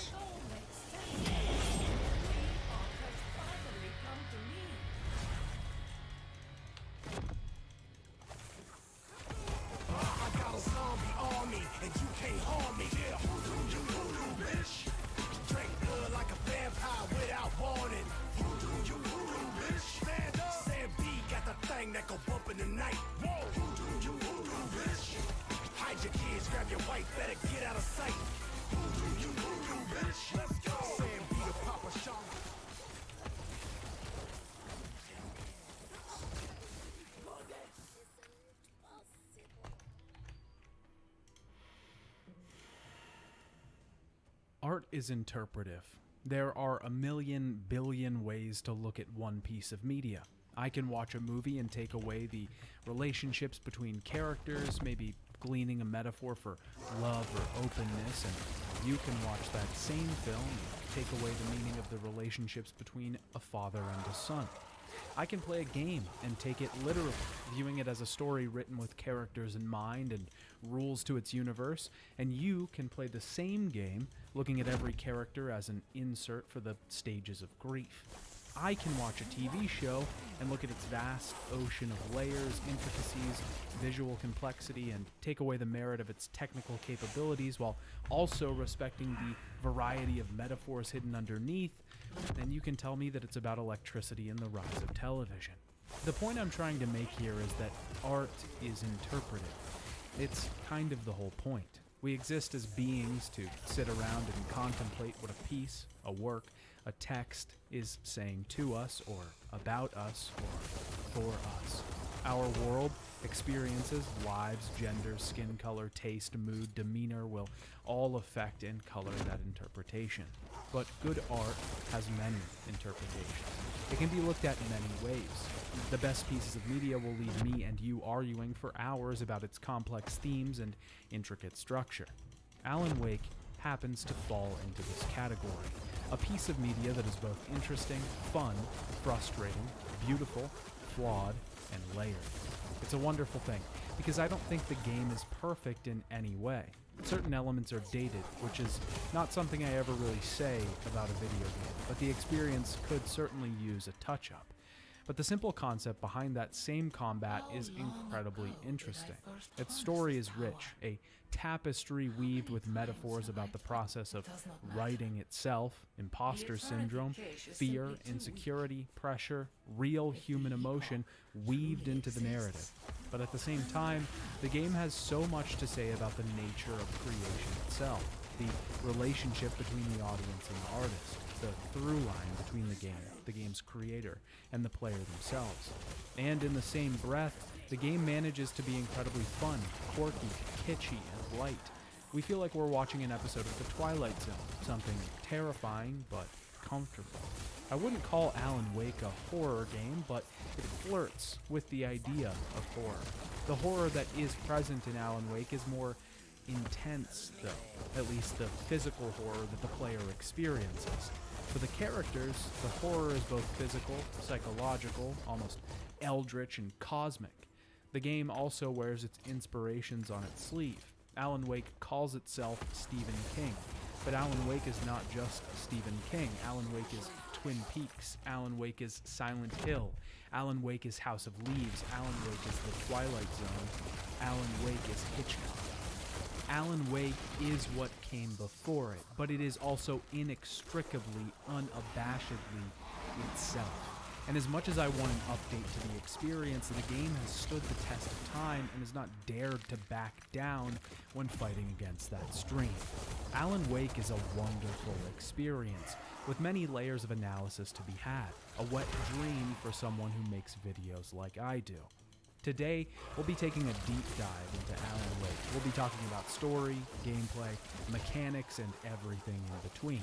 In this case, the everything in between refers to quite a lot of supplementary material, DLCs, and something that isn't quite DLC or full game. I'd like to try and make something today that could possibly come close to explaining the appeal of this game. That's not a very easy task, and we may veer off in some places, but try to stay with me. I just want to point out that there is a lot here. I spent tons of time researching history and lore, consuming media within the universe and surrounding it, and of course, playing Alan Wake. Alan Wake is so unique and so interesting. It's just one of those worlds that you can get easily caught up in.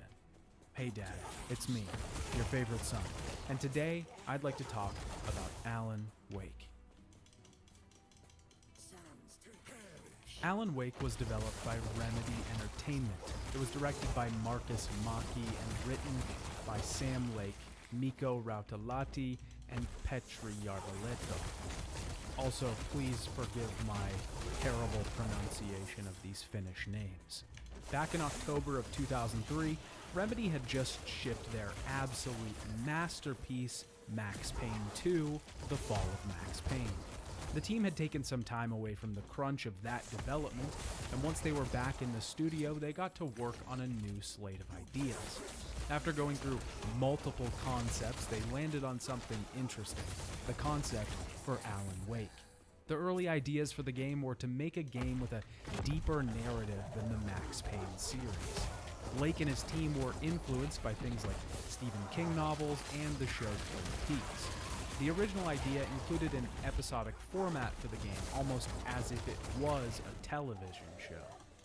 Alan was supposed to be the main character, a writer who finds himself in a supernatural town where his words have come to life to attack him.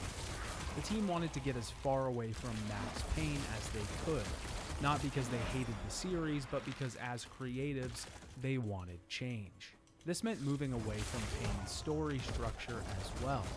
Instead of making a linear narrative, Remedy decided to make an open world game, allowing the player to explore a free and open environment. They had even developed tools to aid them in this task. The team had to create a new engine from the ground up and created a system that would develop land and terrain quickly, designating areas that were saved for roads and paths. One of the original ideas was also to have a day and night cycle. This mechanic would connect with the game's themes as well, aligning conceptually. The original idea was closer to something we'd see in a modern survival horror game. During the daytime hours, you would leave cover and head out into the wild, collecting resources to be able to power generators or protect yourself at night. Blake found this idea difficult, though, when developing the story. It was hard to craft a narrative around this gameplay loop. One of the early ideas was that the town the game takes place in, Bright Falls, would have had an active volcano that was about to erupt, leaving the town empty and evacuated. So far, development wasn't going great, and the team was having tons of trouble, running into many issues with tech and story alike. They had yet to secure publishing, so they showed the game off at E3 2005 to try and get the attention of some prospective publishers out there. Microsoft Game Studios stepped in as a publisher and saw that Remedy was struggling greatly. They tried to help the team, but they were drifting further and further off course, and they were missing deadlines, running out of time. The whole team's morale was low. They felt upset with the work that they had been doing. They also felt a massive amount of pressure because this was their first venture outside of the first success the team had ever seen in that of Max Payne. They had to refocus management and create a team specifically to go through each aspect of design and cut what wasn't working. This is where the combat was drastically overhauled. The game became what we see today, fighting enemies with the light and dark aspects, safe havens, and most importantly, the decision was made to make the game a linear narrative. This fixed a lot of issues for the team, especially with being able to create a cohesive story. The team had already done so much work on the map for Alan Wake, so they decided to take the open world and chop it up to create linear levels. This may have been an incredibly unorthodox approach to designing a world, but it worked out very well. It created a sense of cohesion in the world, and looking off in the distance, seeing other areas and landmarks, makes the places we inhabit feel real. Alan Wake was meant to be an everyman, almost the exact opposite of Max Payne. He was a writer.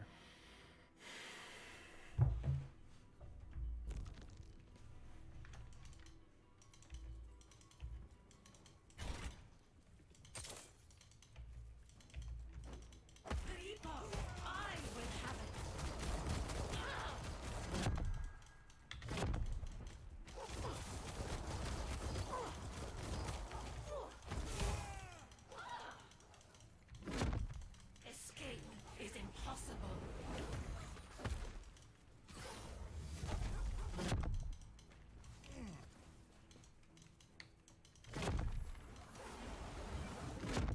Escape is impossible.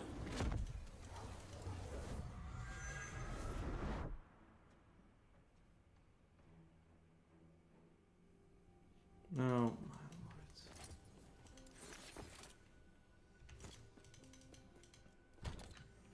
Not an action hero.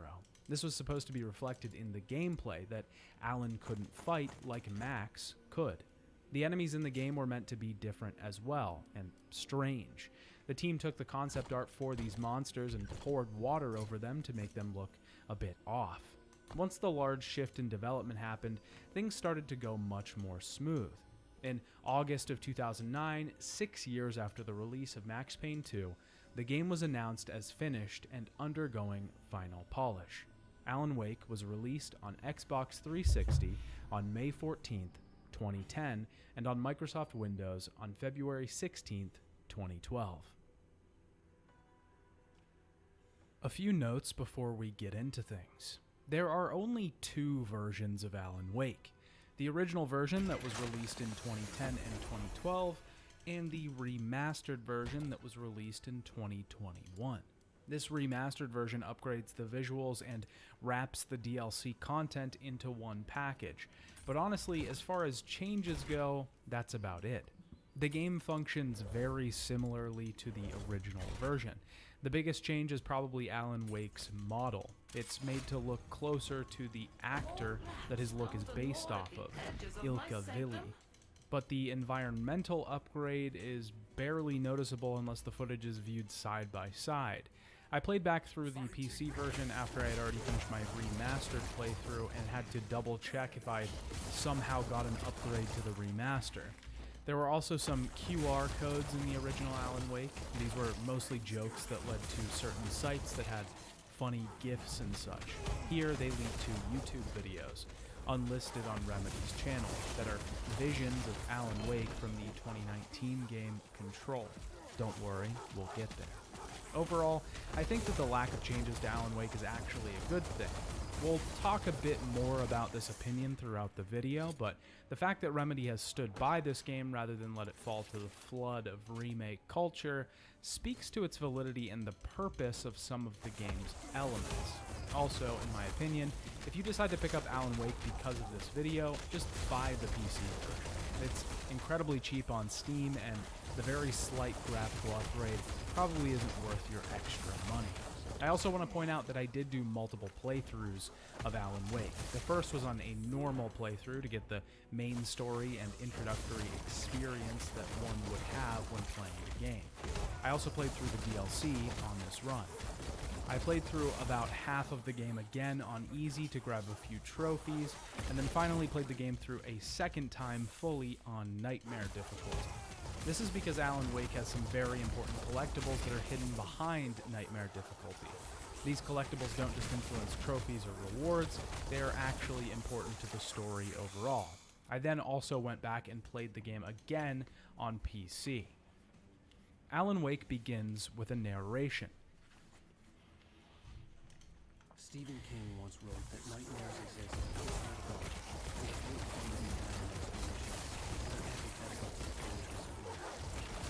In a horror story, the victim keeps asking why, but there can be no explanation, and there shouldn't be. This short voice clip is incredibly important. Of course, it does something incredibly simple. It establishes Alan Wake, our main character, as a writer. The unanswered mystery is what stays with us the longest, and it's what we will never begin. My name is Alan Wake. I'm a writer. This statement, I am a writer, is almost redundant. We can basically infer that Wake is a writer from the previous statement. There's almost a sarcastic humor in it right from the beginning. But why this focus on explanations? This quote from Stephen King, explanations are antithetical to the poetry of fear, and there's little fun to be had in them. Also, Wake stating himself that there can be no explanation in a horror story. It takes the fun out of it. This is true, and if Alan Wake considers itself a horror story, then it follows this rule well. It will not hold our hand, it will not explain things to us. There will be no definitive answers at the end of this story.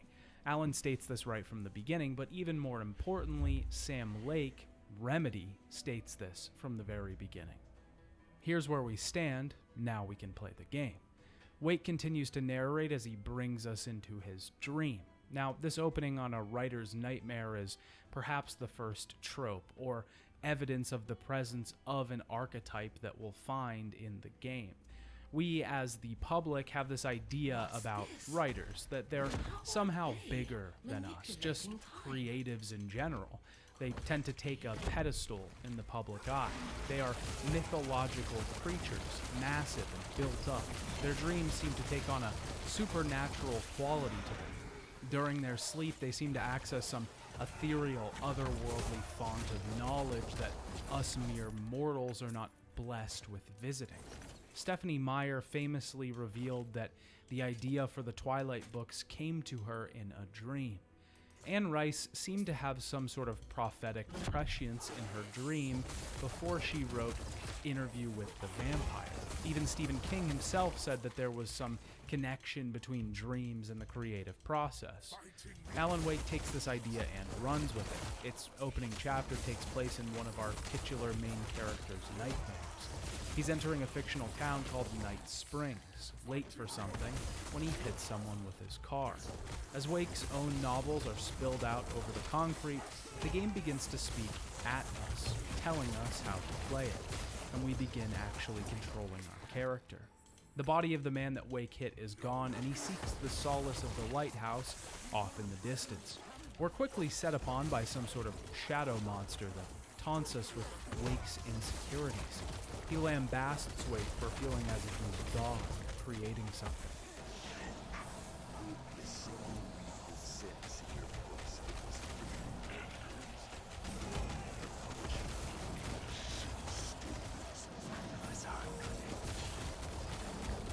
As someone who wouldn't necessarily call themselves a writer, but someone who has written for hundreds of hours and takes those writings and produces them into content for a living, and also is currently writing this sentence in a Google document entitled Alan Wake Retrospective, I've seen these shadows before.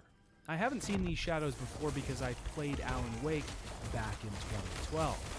I haven't seen these shadows before because Alan Wake intrigued me, and it was one of the first games that I begged my mom to buy me on my Dell Inspiron laptop when I was 15 years old. I've seen these shadows before because there's one currently standing behind me saying pretty similar things. The shadow cuts deep, somewhere below the abdomen, but not quite at the waist.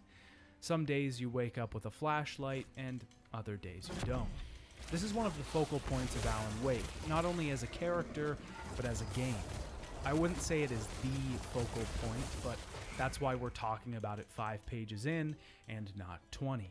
Alan is insecure, specifically about his writing. I made a video in November of 2021, almost a year and a half ago. It was about the Max Payne series. I wrote that video in the shadow of my most successful video at the time, and still my most successful video to this day. It was my first success, and following it up was incredibly terrifying. The pressure mounted, and the Max Payne series, and that video, were for me about that feeling, that crushing weight. Remedy perfectly encapsulates that feeling inside of the character of Alan Wake.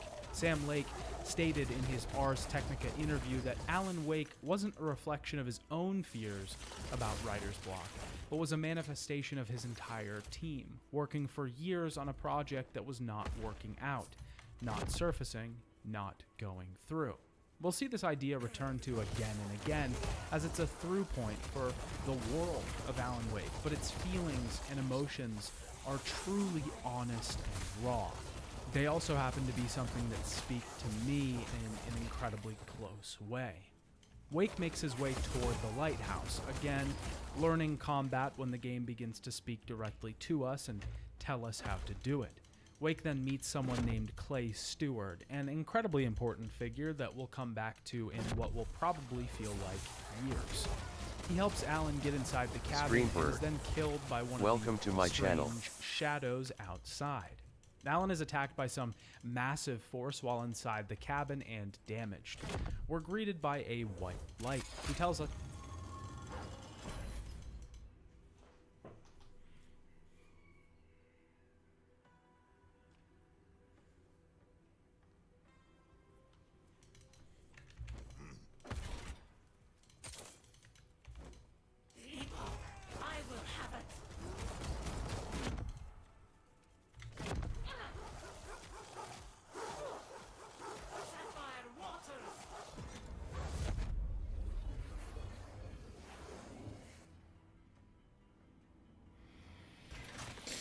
Unplayable. Literally unplayable. Fuck off. Us to heal ourselves underneath the street lamp. He tells us something incredibly important, something that we won't understand for quite some time. For he did not know that beyond the lake he called home lies a deeper, darker ocean green, where waves are both wilder and more serene. To its ports I've been. To its ports I've been. Do you understand? No. And then he teaches us how to fight. The crux of Alan Wake's combat system, which we'll get into more in depth in a moment, is all about light and darkness. We talked about this in the development section of the video, and this was a core theme throughout the entirety of the game's rocky development. The theme persists in the final narrative that saw release. Before we can damage enemies and defeat them, we have to shine a light on them, knocking away a sort of shield that they have. Then we can shoot them with a weapon and damage them. We're given some flares, and eventually Wake runs as fast as he can from a raging tornado of darkness and barely makes it into the safety of the lighthouse. But as soon as he does, he's told to wake up, sleeping in his car. Alan and his wife are on a barge, heading across the water into the town of Bright Falls. Alan hasn't had the greatest last few months. As we'll learn, Alan hasn't been able to follow up his recent success with a new title, and this has caused a great strain in his relationship. The strain isn't just in his relationship with his wife Alice, but also himself. We'll also learn that Alan has been lashing out and had some problems in the media. This is kind of a big trip for the couple, because it's finally their chance to get away from it all, to relax, to be away from the stresses, and maybe Alan can find a way to break down that dam that's preventing his creative juices from flowing. On the barge, we meet one of the other two people on the ship, Pat Maine, who is a local radio host. He asks Alan for an interview, but he adamantly denies it in actually kind of a rude way. Look, Mr. Maine, I'm on vacation. In fact, I'd appreciate it if we could keep my being here just between the two of us. I'm sure you understand. There's one other person on the barge, someone we don't talk to, but that's not important because Barry, Alan's manager, calls him. He's hounding his client to make sure he isn't having any problems in the small town. Alan heads into the local diner to meet a man named Stucky, who is supposed to give him the key to the cabin he and his wife will be staying in. Inside the diner, he meets a woman named Rose, who is a massive fan of Wake's novels. He also meets a local park ranger named Rusty, two older brothers named Tor and Odin Anderson, and a strange woman named Cynthia Weaver, who folks around town call the Lamp Lady. This beginning section is really our brief but detailed introduction to the town of Bright Falls. We'll have a few more sequences that aren't action involved where we actually get to simmer in the environment, the sights, sounds, and dialogue that make up this special place in the world. But this is the first big one. The town already feels pretty familiar though, doesn't it? That's because it is. Now, of course, this is the every town America trope, the small town that most people who have never experienced it dream of living in. A quiet community with old-era problems, simple issues, and simple lives. Every person seems to fill their role in this system. It's a fine balance, and it works, like an efficient machine, seemingly giving everyone the best lives they could ever want. The classic foil to this is disrupting this balance, introducing some element to shake things up and change this for the better. But this isn't just the archetypical representation of a small town in America. Bright Falls is also heavily inspired by the town of Twin Peaks. If you aren't familiar, Twin Peaks is a television show created by David Lynch and Mark Frost. It was a show that established this same sort of idyllic small town.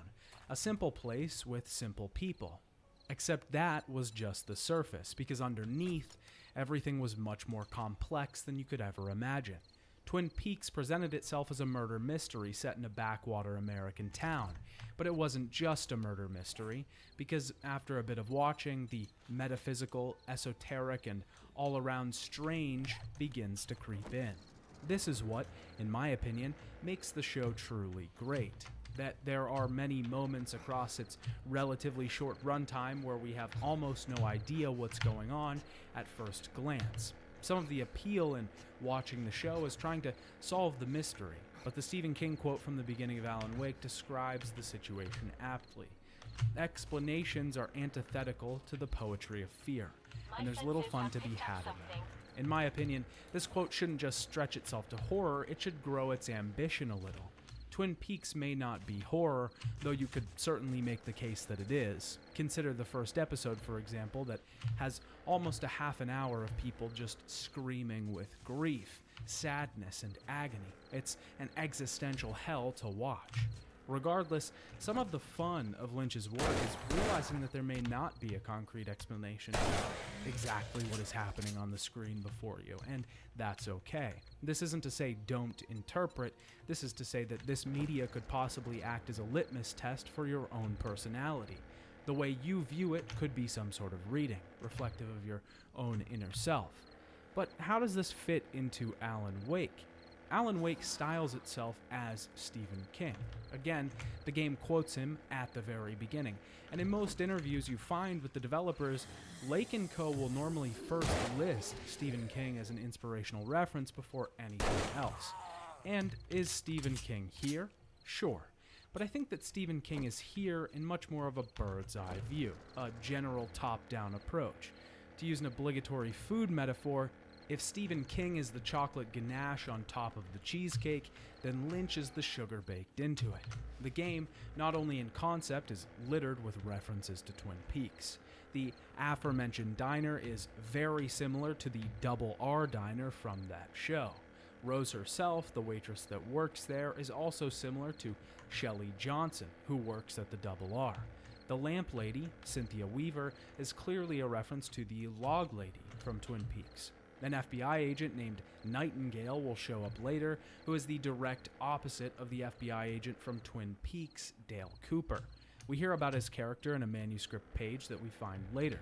Nightingale doesn't want to be in Bright Falls. Cooper is happy to be in Twin Peaks. Nightingale doesn't like trees or coffee. Dale Cooper loves both. Nightingale wanted to turn his car around and drive until he ran out of road or booze. Cooper wants to figure out what's going on in Twin Peaks. Mirror Peak, a later location of the game, is a direct reference to the name Twin Peaks. There's some doppelganger stuff in the later parts of this story, which is heavily referenced in Season 2 of Twin Peaks and followed up on heavily in Season 3. Even the Shadow Men themselves resemble the Woodsman from Twin Peaks The Return, though that one isn't a direct reference as Season 3 of Twin Peaks hadn't been released by the time Alan Wake was given to the world. The miniseries prequel to the game, entitled Bright Falls, even has a song titled Northern Passage, which was the original title of Twin Peaks. But it's not just enough to explain these surface-level references in the game. Easter eggs are one thing, a possible homage to a previous material. But is Alan Wake Lynchian? The term Lynchian itself is incredibly overused, and most probably don't even understand what it really means. The word was actually accepted into the Oxford Dictionary in 2018, along with Tarantino-esque, Kubrickian, and Bergman-esque, which are all just hilarious to use seriously in general conversation.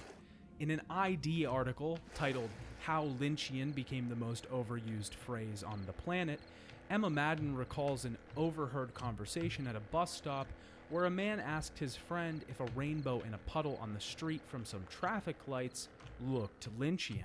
His friend replied, "Why the fuck does everything have to be Lynchian? That's just some oil on the road, Dave." But what even is Lynchian? We should probably know what it is if we're going to determine if Alan Wake is it. David Foster Wallace is the foremost descriptor of the term Lynchian, and possibly the most quoted surrounding it. It's hard to get outside of his definition, even if it is probably the best. Wallace said in a Charlie Rose interview that Lynchian was something about the unbelievably grotesque in a union with the incredibly banal. In this interview, Wallace was referencing an article that he wrote when he was allowed to visit the set of Lynch's next film, Lost Highway. In the article, David Lynch keeps his head, which is still a fantastic read to this day. Wallace says, An academic definition of Lynchian might be that the term refers to a particular kind of irony where the very macabre and the very mundane combine in such a way as to reveal the former's perpetual containment within the latter. Specifically in this article and the Charlie Rose interview, Wallace references Dahmer as being very Lynchian, specifically the fact that he stored human heads in his fridge next to normal everyday items like chocolate milk. The juxtaposition of a commonly purchased product next to something so foul and inherently violent is Lynchian. In Twin Peaks specifically, the idyllic town of Twin Peaks, set against the grisly murders and investigations, the crime and gallivanting, is Lynchian. So, with these examples and definitions in hand, is Alan Wake Lynchian? Well, no, not really. There really isn't anything macabre or grotesque in Alan Wake. Alan Wake is very much a representation of multiple different genres of the supernatural, the psychological, a pastiche of these genres. Alan Wake prominently features birds. Does that make it Hitchcockian? Alan Wake has a writer as the main character. Does that make it Kingian? Alan Wake has its main character hit a man when traveling into a spooky town when we first see him. Does this make him Toyama-esque? Alan Wake is definitely inspired by all of these things, but it isn't really doing what these previous pieces of media have done. It's taking very small elements from all of these things and making something incredibly new and interesting. Alan Wake generally focuses on telling a meta-narrative, which we'll get to in a bit, but its focus is taking multiple ingredients and stirring them into its massive cauldron to create some new sort of potion, one intoxicating and delicious. There's also the argument that Twin Peaks was half David Lynch and half Mark Frost, and honestly that's a subject for a video in and of itself. Alan heads to the back of the restaurant to find Stucky. On his way, he can play a song for the Anderson brothers on the jukebox, and the lamp lady will tell him not to go into the dimly lit hallway. Of course, we go into the dimly lit hallway, and before we can talk to Stucky, we talk to a woman in a black veil, who gives us the keys to the cabin and says that she'll be by later to ensure that we've settled in. After we head out and reunite with Alice, we see Stucky leaving the diner with the key to the cabin that we rented. This leaves us with a big, massive question. Who was that woman, and where are our hero and his wife headed? Alan does some more narration, elaborating on his writer's block. He hasn't been able to write a word in 2 years. The two arrive at Cauldron Lake, which holds a small island called Diver's Isle, a beautiful place set in the middle of the water, surrounded by mountains and beautiful vistas. The power is off inside, and we're forced to turn on a generator to get the power running. Alan's goal with this trip is to relax and forget about work, but that's not necessarily what's going to happen. Back inside, Alice has a surprise, a typewriter and some fresh paper. She tells Alan about a local Dr. Hartman who specializes in helping artists. Alan lashes out about this, infuriated. He tries to leave the island but trips outside. When he hears Alice scream, he heads back inside to find the railing broken, and he dives in the water. Just as quickly as this happens, Alan wakes up in his car, wrecked, hanging halfway off of a mountain. Alan's phone is dead. He's stranded in the middle of the woods in a place that he doesn't know on a dark and foggy night. He decides to head for the nearest light source, a gas station close by. Heading through these woods, Alan comes upon some pages from a manuscript that he had written. It was called Departure. This is the name that Alan had planned to use for his next book. But the scary part is, he had never gotten around to writing Departure. So, who has written this? This is a large part of Alan Wake, its story, its collectible system, its hidden narrative, the manuscript pages. These are small, glowing pages that we find in various places throughout the game. They usually are a short piece of writing describing some brief scene. The scenes described aren't just from some narrative that Alan planned to write, they are coming true in real life. These events can be ones that already happened, ones that are happening, or ones that haven't yet happened. Alan stays clueless for most of the game about what's really going on, that he wrote these pages, and that he has brought these horrors to life in the real world. That's not really the big twist, though. There isn't really a huge, massive twist in Alan Wake, to be honest. It's pretty open about what it is. It isn't trying to trick you. But the story is at once about a writer trying to survive his own story that he's already written, trying to figure out how to get out of this story that he's already written, but the story is also about that same writer writing himself into that story. Obviously, the who's and the what's and the where's are something we will get to in time, but this is the focal point. It is of grave importance that we understand this early so we can provide examples of this moving forward. In my opinion, Alan Wake is really about how we interact and interface with media, whether that be books, films, TV shows, albums, or video games. It's worth noting here as well that every medium is equally represented in Alan Wake. A myriad of references to an influential television show and different iconic films, novels take up large real estate in the game's plot, and music plays an incredibly important role in the story, which we'll get to. But I believe it speaks to, more than anything, the audience of the media that it currently is, a video game. Brendan Keogh, in his expert examination of the way that we interact with video games, A Play of Bodies, How We Perceive Video Games, says this: if a video game is to be textually experienced, that experience is perceived through the bodies that come together to mediate and determine some things about the other. This is possible only if both the human player and the video game work are from the very start understood as interconnected, neither coming before the other, but each constituting the other in ongoing processes. To play a video game is both to perform and to consume, both to act and to spectate, both to experience and to interpret. This is true of all video games, and I'm not here to restate this thesis for you. If you'd like a longer explanation of this, read the book, but I think Alan Wake is about this very topic. Wake is a writer who writes a manuscript full of things that haven't happened, yet they involve him. Then he lives out these events. Wake is both the player and the game himself. Wake is playing the video game, perceiving the story, while he himself also experiences the events. This game, more than most I've ever seen, through its story, articulates this very point to a T. I take this game as a metaphor for writer's block, sure, but more than anything else, I think it truly explores the relationship between the player and the video game itself, while also making sense as a cohesive narrative. We'll see more of this as we continue throughout the story and things become clearer. Wake stumbles upon a logging camp and finds Stucky, overcome with some sort of shadow, some dark haze, wielding an axe and speaking strange. Wake takes refuge inside of a nearby trailer, but Stucky attacks. He drives a bulldozer into the small building and Wake jumps out just in time. We're then confronted by two loggers, having our first taste of combat outside of a dream.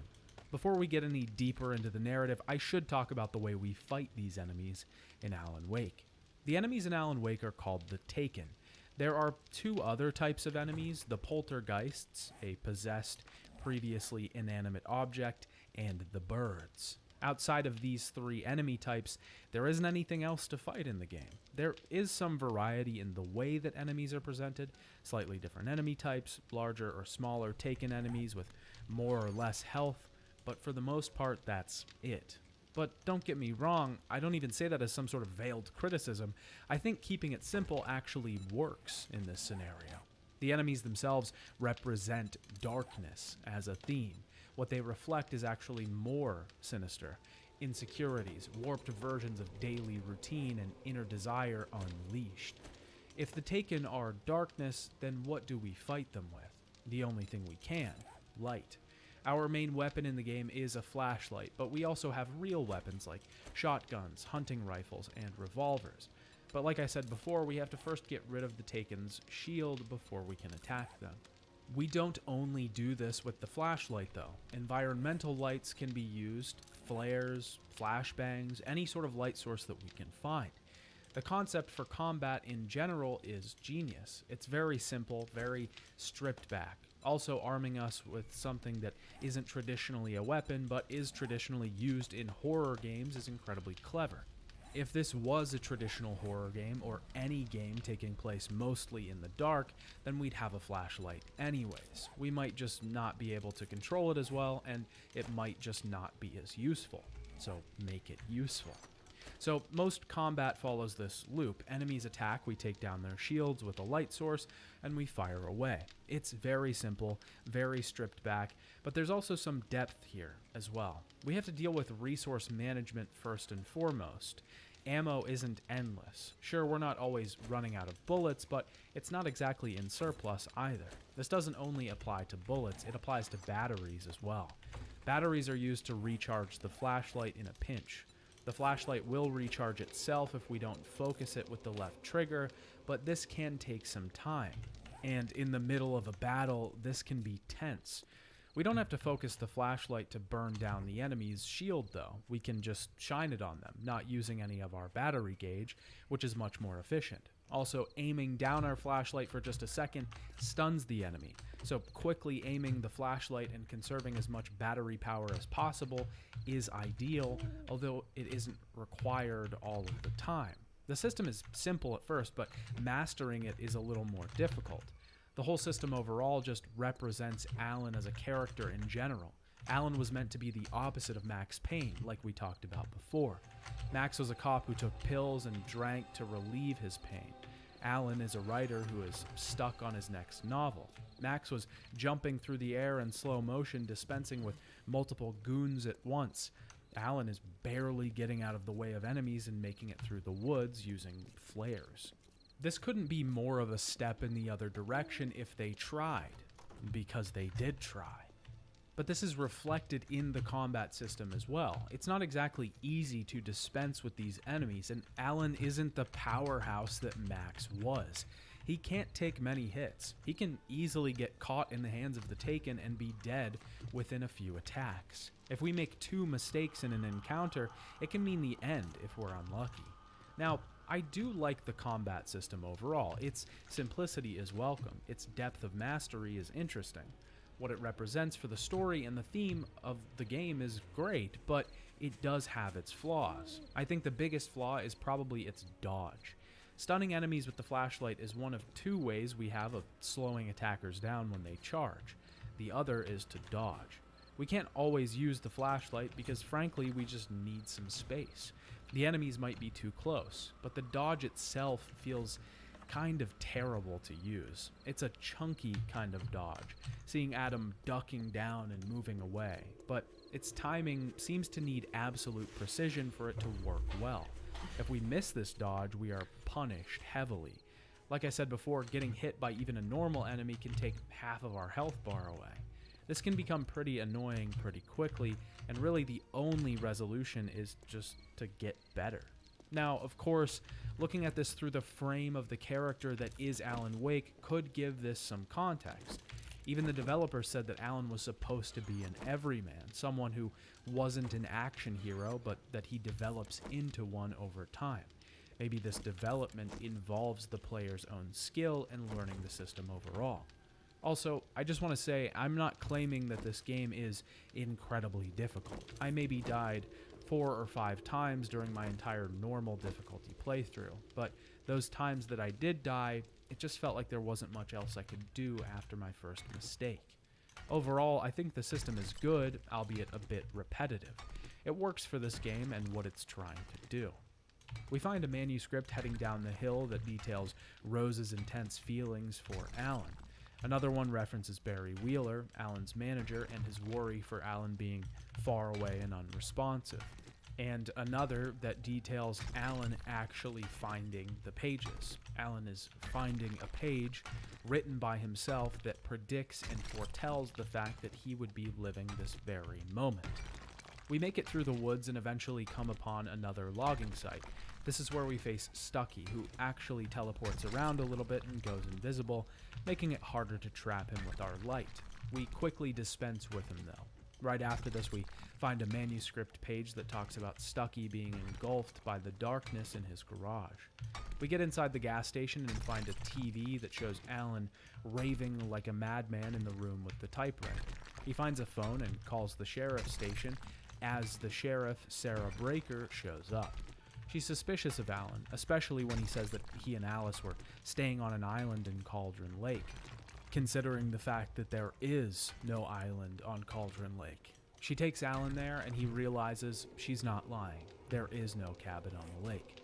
Alan Wake is structured like a television show, with each chunk of the game being broken up into an episode. This doesn't do much in practice other than create a distinct cut where the episode ends and where it begins. The game also makes sure to show us a previously on segment before starting each episode to catch the viewer up on what happened, just in case they missed something. The structure fits, but one of the best things that Alan Wake does is have a credit song for each episode. Each of these songs are incredibly important, and I'd like to talk about them as we go through the story. They reflect exactly what is going on at the moment in the story, sometimes in lyrics and sometimes in tone. It honestly reminds me of something like the Canadian film Mommy. This was noted at the time for having a soundtrack of licensed music that not only fit the period and tone, but also just felt like it was somehow describing exactly what was going on in the story. It was a fantastic use of music, and I think Alan Wake does this with its end credits songs. Unfortunately, I can't use copyrighted music on YouTube, or you'd be hearing the songs right now. If you'd really like to see the version of the video where these songs are played, then you can go to the Patreon. If it doesn't matter that much to you, then watch on. The song that's used at the end of episode 1 is In Dreams by Roy Orbison. Orbison saw the peak of his career in the 60s and had a comeback in the 80s. This song came out in 1963 and was actually a rarity for Orbison's career at the time. He co-wrote a lot of his tracks with Joe Melson and Bill Dees. In Dreams was written solely by Orbison. It was one of his most popular songs and follows the trend of Orbison's emotional ballads. The concept of this track surrounds Orbison singing to his love, who he's lost. She's gone, he can no longer see her for whatever reason, and he can only see her in dreams, hence the title of the song. The peak of the song hits during the second half when Roy starts belting. He has that beautiful lilting voice that was common during his era. The song itself clearly specifically references Alan's situation. Alice is lost, she's gone. He has no idea how to find her. Not only that, but it's almost as if his entire trip in Bright Falls is gone as well. He has no idea what's happening. He's finding pages of writing that is seemingly his, but he doesn't remember it. But that doesn't matter as much as Alice, because his love is gone and he'll only see her in dreams.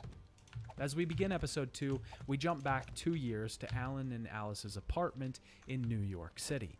Alan had just finished writing his final book in his famous series about Detective Alex Casey. The last book was called Sudden Stop, the final in a series of crime novels that made Alan a household name. We can see 2 manuscript pages here, pages from Alex Casey books, and it's not Alan narrating them, it's Alex Casey. But Alex Casey is voiced by none other than James McCaffrey, Max Payne himself. Thinking in metaphors again. The femme fatale was gone. Only a sour taste remained of the kiss that killed me. That's right.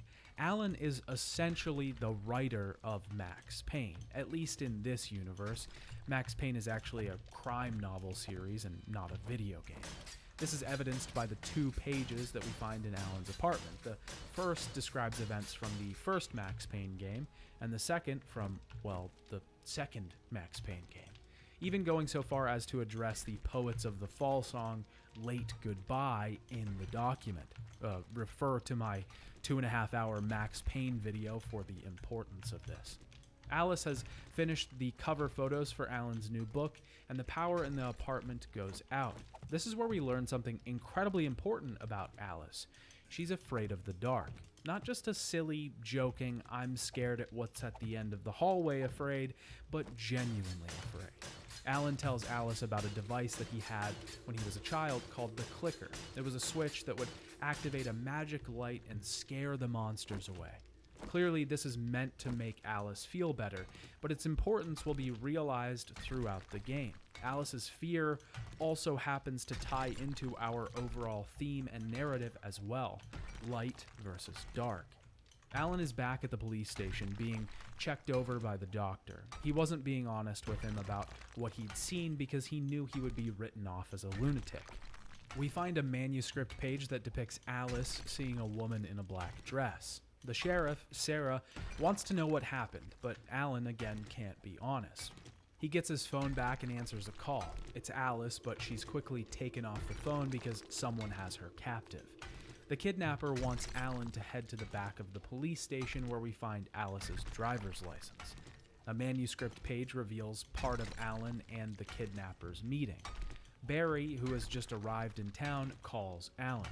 Dr. Hartman wants Alan to come stay at his retreat for struggling artists, and he reveals that he was the one who invited Alice to Bright Falls, just before Alan socks him in the face. Barry then finally steps in. Hey, nobody move! Get your hands off of my client! Who are you? I'm Barry Wheeler, his agent. Barry's an interesting character. Everything in Alan Wake has been pretty serious up to this point for both the characters and the audience. Alan has lost his wife, he was trapped in a nightmare, he's been fighting monsters, ones that seemingly no one else knows about. He's alone and feeling absolutely insane in a town that he doesn't know. But here comes Barry, a shining light in the darkness, a friend. Not only is Barry the comic relief in the story, constantly quipping and tossing witty or corny lines into the conversation, he also represents something familiar for Alan. He's not only Alan's agent, but they've been friends since they were kids. They know each other very well, and having him here can only make Alan feel safer. His representation of a light for Alan may also be reflected in the fact that he wears a bright red jacket, where most everyone else is wearing dull, dark, neutral colors. Barry and Alan head to rent a cabin so that they can meet the kidnapper at midnight and get Alice back. I should note here briefly that the voice acting is of a very particular style in Alan Wake. It has a very familiar sort of deadpan, slightly off-base line delivery. It's similar to something like Silent Hill or even, dare I say, Twin Peaks. It's not as unnerving as the classic horror games, but it definitely gives us a slightly unsettling feel, especially the way that Matthew Peretta voices Alan Wake. No! Look, Barry, I'm missing a week, and someone's got Alice. Do you and everything's understand just... what it sounds like when you say stuff like that? He has this very particular delivery. It evokes a writer reading their own work aloud. It's very strange, and it's not enough to just say this is bad voice acting, like it was something that they fell into. Max Payne didn't have a voice acting style like this. It wasn't unnerving in how off it was. Also, Matthew Peretta is in another Remedy game called Control as a completely different character, and actually gives an amazing performance. Alice in particular has a very strange delivery that makes you feel a bit uneasy whenever she's on screen. I'll go fill her up while you get the key. I'll pick you up here in, say, 15 minutes? Sure. Alan, thank you for coming with me. I love you too. Go on. I'll promise to behave. This could be some reflection of the dark presence infecting Alan's psyche and memories. It wouldn't be able to just be localized to the town because Alice wasn't always in Bright Falls. It's probably nothing super important to the story, it's just worth noting that the style is here. Barry and Alan get the keys to the cabin from Rusty and head up to their new temporary home. Barry stays at the cabin while Alan heads off to go meet with the kidnapper at Lover's Peak. Here we have to head through the woods, venturing again into the dark night. We find a few manuscript pages along the way telling us of the rift between Barry and Alice, the relationship between Rose and Rusty, and also pre-informing us that Rusty has been attacked. Now, there are a lot of moments like this in Alan Wake. Moments where we'll find a page that will tell us of something we're about to find out anyways. It often spoils big moments for us, but why does it do this? First of all, Alan Wake is not very concerned with the reveal of anything. It seems to throw away all semblance of story structure in an effort to build a world and creative new narrative. It seems to forego the classic setup of revealing events as the character experiences them and directly puts us in the shoes of Alan Wake. The game is titled Alan Wake. Wouldn't it be odd if we didn't experience the story exactly as he did? There are a few manuscript pages that we won't find during our first playthrough, but only during our second playthrough on Nightmare difficulty. Alan doesn't remember what he wrote, so neither do we. He finds out what's happening before it's happening from the experiences of himself that he doesn't remember. We are the player, but we are also Alan Wake. The game puts this at the forefront, this idea that the immersion of us in the shoes of Alan is much more important than timely reveals or holding back information. If Alan knows it, then we know it. But I also don't think the game would have been furthered by taking out some of the future-telling manuscript pages. I don't think us stumbling upon Rusty attacked in the visitor center would have been better than us reading it on a page. It adds to the atmosphere of the game. It adds to the world. When we pick up a page and hear about an event and then move forward only to see that event play out, it makes us slightly nervous and slightly more curious about what's going on. It's almost as if Alan is seeing a real-life film adaptation of his novel playing out in front of him, where he plays the main character and he's improvising all of his lines. It would be the same if we were seeing the scenes after the fact, except Alan himself is also seeing these scenes after the fact. They are not obscured from the main character of the story. This is why Alan is both the character in the game and the player playing the game. We are Alan Wake. This is also perplexing to the characters of the story. Rusty foresaw his own demise through that page. He's just as concerned with this fact as we are. When we get the power turned on, we actually have to fight Rusty because he's been taken over by the dark presence. Heading through the woods once again, making our way to Lover's Peak, we can find tons of collectibles. Alan Wake has lots of things that can be picked up and ticked off a list. Throughout the story, we can track down coffee thermoses, TVs playing different episodes of a show called Night Springs, radios putting out Pat Maine's audio show, manuscript pages, of course, and can pyramids that we can shoot. Some of these are surprisingly well hidden. I think that Remedy decided to utilize that open world that they had created to its full extent in certain places, because there are areas where we have to go the opposite direction up a massive mountain just to get a thermos and a manuscript page that are totally optional. Halfway up the mountain, I actually started to think that I was going to be greeted by an invisible wall at a certain point. We can also find chests hidden throughout the world that are less of a collectible and more entirely necessary to finding good equipment. They're designated by yellow painted arrows that can only be seen when light is shined on them. These arrows will point to a big torch sigil, usually painted right above a chest with some variety of flares, flashbangs, and flare guns. We can also collect signs throughout the course of the game. We aren't collecting them exactly as much as we are collecting the information on them. They usually have some sort of historical information about the town. This is interesting, and from my perspective, as almost a concept of Alan's story in a way, like those vague, small details that will be in novels, just brief factoids that come up that don't really further the plot, but maybe build up the town's history. These all gave me that kind of vibe, something a writer would put in his story to flesh out the location he was telling it in. Eventually, during Alan's journey to Lover's Peak, he rides a hanging cart that crashes into the next platform. We're rescued by some helpful man who introduces us to flares, which can be dropped on the ground to push back advancing waves of Taken or held while walking slowly to hold off the enemies. These can be incredibly useful in a pinch and can be strategically placed to prevent us from fighting whole groups of enemies if we want. The game does do a strange thing where it reveals that this man, whose name is Mott, by the way, is the kidnapper.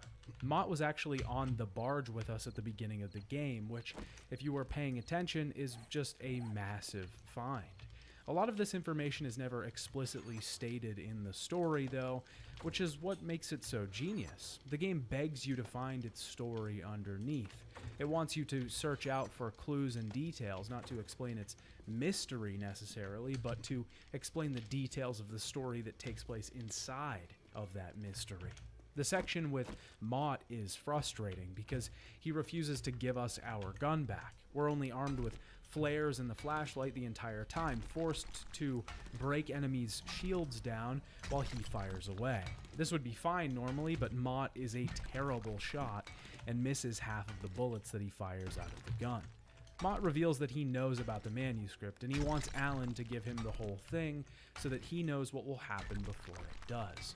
Wake attacks him, and we're flung off the platform back into the woods. Our ammo and guns are reset at certain parts of the game. This is something that I do find a bit annoying. I understand that it's probably for immersion reasons, and I will say that it does work in that context. It truly makes us feel like we're scrambling around to build back up an arsenal again, and adds some realism to the tale. But the side effect of this is that we never really feel like we're getting stronger or better, just sort of staying the same. Heading back through the forest, we have to make it quite a ways before Barry eventually calls us again. He's being attacked by some birds and we have to save him. On the way, we get a truck and are able to drive it through the streets to make our way back to the cabin. There are multiple points in the game where we'll have access to a vehicle and can use it to travel quite an open and large area. This is clearly some slight spillover from the original concept and version of Alan Wake, this massive world that we were supposed to be able to explore, but that just never came to fruition. Eventually, we make it back to Barry and are swarmed by our third enemy type, ravens. These will come down in packs and swoop at us. They can be particularly annoying because we don't really have much time to turn and shine our light at them, causing them to veer away. Not only that, but we can't really dodge them either. Sometimes we're just forced to take a bit of damage. After this, Barry has finally come around on what Alan was saying. He's a believer now. The next day, Barry is heading to try and track down information on the kidnapper, and Alan is going to write a manuscript so he can have something to get Alice back with. Only he still can't write a word. The block is still there. Just then, Rose calls Barry and tells him that she's found the manuscript pages, except someone else is there with her, and it's clear she's being controlled. This is the end of episode 2, and here we get a lesser-known song to cap off this chunk of the story, Haunted by Poe. This song was the title track from the 2000 album of the same name. Poe is actually the sister of Mark Z. Danielewski, the writer of one of the craziest books of all time, House of Leaves. The album is actually a companion piece to that book in concept and a tribute to Poe's father. On a side note, the album is actually really good. Its lyrical progression is fantastic and does some really cool things sonically across its lengthy runtime. It's also just an interesting concept in general. The song applies to Alan's situation, though, in such an oddly specific way. One lyric in particular, "I need to get my bearings, I'm lost, and the shadows keep on changing," almost make you wonder if Sam Lake is some kind of wandering time traveler. Clearly, whoever was choosing these songs did a great job, and lyrics can be just vague enough to impart meaning on anything. When we start episode 3, Alan and Barry are being guided through the trailer park that Rose lives in. Randolph is the one guiding us, and a tiny little piece of information that he gives us is very important. He says that the local Indians used to think that Cauldron Lake was a doorway to the underworld. We also notice a boat laying in the middle of the trailer park. How about that? It was there in the morning, as if it had fallen from the sky. But it would take a tornado to lift something like that. We're damn lucky it didn't crush any of the trailers. Huh. Odd. Barry also got a ton of information from writings by Cynthia Weaver, the Lamp Lady. His information concerns two people, Barbara Jagger, a local legend, and Thomas Zane, a poet that used to live in the area. When we meet Rose, she's similarly dead.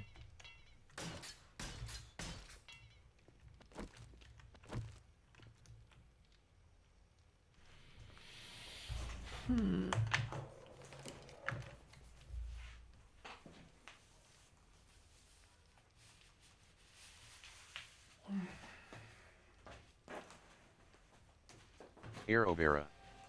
Welcome to my channel.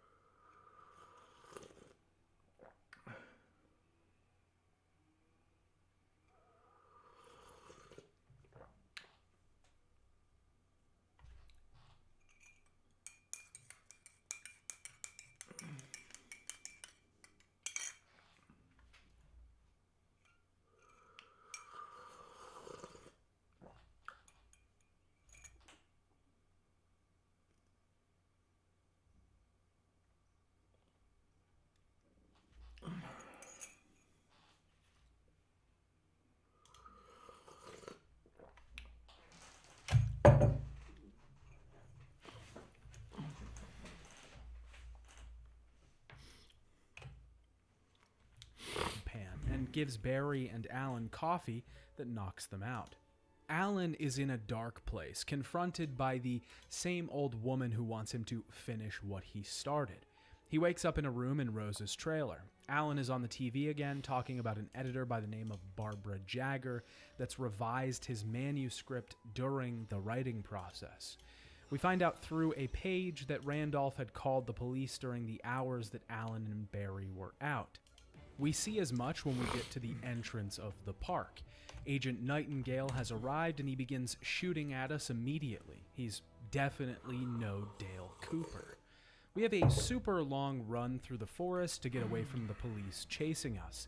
This is definitely one of the low points of the game in my opinion, just because it goes on so long. Actually, Chapter 3 is just really long in general. This one could have used some cutting up because it really wasn't necessary. A manuscript page tells us that Barbara Jagger is home to some dark, powerful being or presence, and that it's coming after Alan. At this point, it's pretty safe to assume the old lady is Barbara Jagger, and she's the one that houses the dark presence that's been assailing us. We can also infer by this point that during the week which Alan was knocked out, he wrote the manuscript that's currently unfolding in front of us. This manuscript was also edited by Barbara Jagger during that time to make the dark presence more powerful and stronger. We eventually see a radio tower in the distance, and Alan decides to head towards it, hoping to reach Pat Maine, the radio host he met at the beginning of the game. Once he reaches Maine, the police too have reached him. Nightingale again fires his weapon without warning, and Wake gets away. We make our way through the woods, heading to a nearby train depot. Alice calls Alan and says something strange. After that, she's gone. This is where we commonly start seeing poltergeist enemies in the game. These are animated objects that were previously inanimate that begin to attack us. I have to say, other than being kind of frustrating to fight against, the concept is actually kind of terrifying. Imagine a large steel grate or massive metal pipe just flying through the air at high speed. If it hits you in the head, it's done. You're dead. The violent shaking of the objects is also not necessarily a pleasant sight. Speaking of, soon after this we have to take on a bulldozer that has a similar goal in trying to smash us to pieces. We get to a car and Wake travels to a nearby coal mine. He's eventually contacted by the kidnapper who tells him he has to meet him at Mirror Peak with the manuscript to get Alice back. We find a manuscript detailing the relationship between Barbara Jagger and Thomas Zane. We face a possessed train and once again find Wake on the TV, this time musing about Thomas Zane and borrowing bits of his genius for his story. Wake makes his way through an old mine, we solve some elevator puzzles, and we find a page that lays out a scene where Tor and Odin are attacking a nurse. Wake finds himself at Mirror Peak, Mott waiting for him, but Alice is nowhere to be found. Mott is swallowed up by the dark presence, and Wake is pulled into the body of water. I have to point out the beautiful direction of this scene as Alan tumbles to the water, flare in his hand, a trail of smoke billowing up from above. It's just absolutely gorgeous. This is where episode 3 ends, and with this, we get Up Jumped the Devil by Nick Cave and the Bad Seeds. I also just have to point out here that aside from the music choices delivering theme and tone to the context of the situation, they're also just based picks. Good songs all around. At this point in the story, Alan is definitely at a low. It's the definition of the hero's adventure. Make an attempt, get thwarted and fall down. Rise back up, thwarted again. But here, Alan has no idea where Alice is and is starting to realize the gravity of the powers that are against him. Up Jump the Devil is a song that should be defined as the definition of feeling sorry for yourself. Oh poor heart, I was doomed from the start, doomed to play the villain's part. Alan is clearly feeling very sorry for himself at this moment. He feels like he's failed in every capacity. Even the trip that they went on in the first place was a trip to get away from his work, his troubles, his fears. And now the couple are in this mess and he can't get them out of it. Alan wakes up at the beginning of episode 4 in Hartman's clinic. Hartman tells him that he has schizophrenia and has been at his clinic for a while, suffering a breakdown after Alice's death. Alan can't tell if this is real life or an apparition, but he doesn't believe it. Hartman takes him on a tour throughout the facilities, a resort specifically made for artists with mental health issues, so they have somewhere to stay and get better. Hartman tries to convince Alan that Alice drowned, and Alan has been making everything up. Alan doesn't want to believe, but the drugs that Hartman has given him are making it hard to fight off these new ideas. We get to talk to the Andersons again here, and they give us a manuscript page they found. This one was important. It was about Thomas Zane, using his poems to shape reality. His assistant was revealed to be Emil Hartman himself. The Andersons also tell Alan to go to their farm. He might find some use in a song that they used to perform. When we head back to the room, Alan tries to write, but he can't. It gets dark and there's a ruckus. A manuscript page tells us that Barry came here looking for Alan. Downstairs, we find the source of the noise, another white page prophecy come true. The Andersons had hit one of the nurses with a hammer and were making their escape. This provides a perfect opportunity to make our escape as well. On our way out, we can do a little optional investigating and find out that Mott was actually working for Hartman the entire time. Alan finds Barry here in one of the back rooms as the two try and make their escape. Hartman reveals himself. He tries to get Alan to join him to use the power of Cauldron Lake to create something beautiful. The Dark Presence begins to attack at this moment, and it's our time to dash out of the building. We make our way through the hedge maze and surrounding areas of the retreat. Once we escape with Barry, the two head to the Andersons' farm, but are separated on the way when they get into an accident. Through the forests, a manuscript page tells us that the Dark Presence is chained to the outline of the story. It cannot move outside of it. We also find out that the Anderson brothers were free from the clinic, and that they had somehow fought the Taken before, or at least something similar. When we finally make it to the Andersons' farm, we meet Barry on their outdoor stage. The Andersons were both in a very popular rock band called Old Gods of Asgard. They had a stage on their property to perform outlandish shows. The stage is outfitted with tons of pyrotechnics that can be activated, and it makes the perfect place to make a last stand against the attacking, shadowy forces. Here we have to stand our ground while waves come at us. We're given ample ammo, and the whole section turns into a wild shooting gallery. It's a moment of reprieve in the game where we are actually allowed to feel incredibly powerful, almost untouchable for once. The Andersons' band is playing in the background the entire time, which also adds some fun to the scenario as well. Just an all-around badass moment in the game. After this, Barry and Alan make their way through the farm. We have to use a Viking boat as a battering ram and eventually defeat a possessed harvester. In the house, Barry and Alan find the song they were looking for, The Poet and the Muse by the Andersons' band. The lyrics, Lady of the Light, tell them they need to find Cynthia Weaver, the lamp lady. The two decide to stay on the farm for the night though, and they get tanked. Alan has a dream, one where he's an out-of-body observer to the night that Alice went missing. This is the largest piece of evidence pointing to what I was saying before, that Alan Wake is a commentary on how the player and the artist, to a certain extent, interact with media. Here, we are playing Alan, watching Alan discover Alice go missing. But this is all happening inside of a story that Alan wrote right after this, who is now watching it all unfold.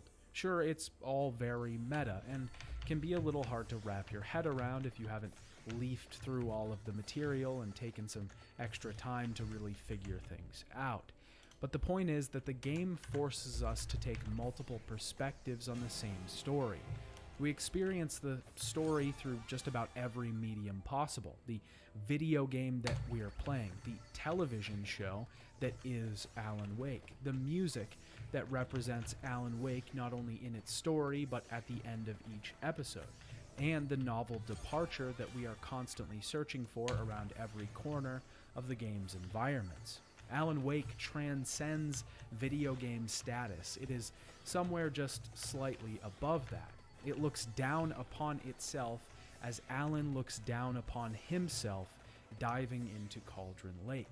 There's also another moment here, one that I'm not sure was purposeful, but as I watched Alan crawl out of the water, I heard the voice of Barbara Jagger, the dark presence herself, but it was coming from within me.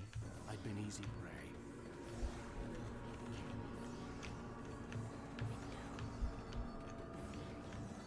Alice?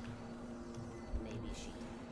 When I moved the camera, I realized I was standing right where she was. Probably just an accidental moment, but my mind began to race with different theories on whether the player themselves could be considered the dark presence. The pressure from audiences for Alan to deliver another title was influencing his story and forcing him to write more and more. It just goes to show how many layers this game does have. When small moments make your mind reel with implications, you know the story has some depth. We see Barbara Jagger influencing Alan after he dove into the lake. She told him that Alice was dead and that he had the power to bring her back. He just needed to write, with Jagger's instruction, of course. So that's what Alan did. He wrote Departure, a story that would come true, with the power of the lake itself. Only it would make the dark presence more powerful as it influenced Alan during the creation of the story. But Alan had written his own escape into the story, luckily, so that he could get out before the dark presence was made too powerful. Alan had created Thomas Zane, a poet that would set himself free. Zane was how Alan got out of the cabin, how he was freed and able to even get into the car crash that started off our adventures. This is the end of episode 4, and with that we get another song.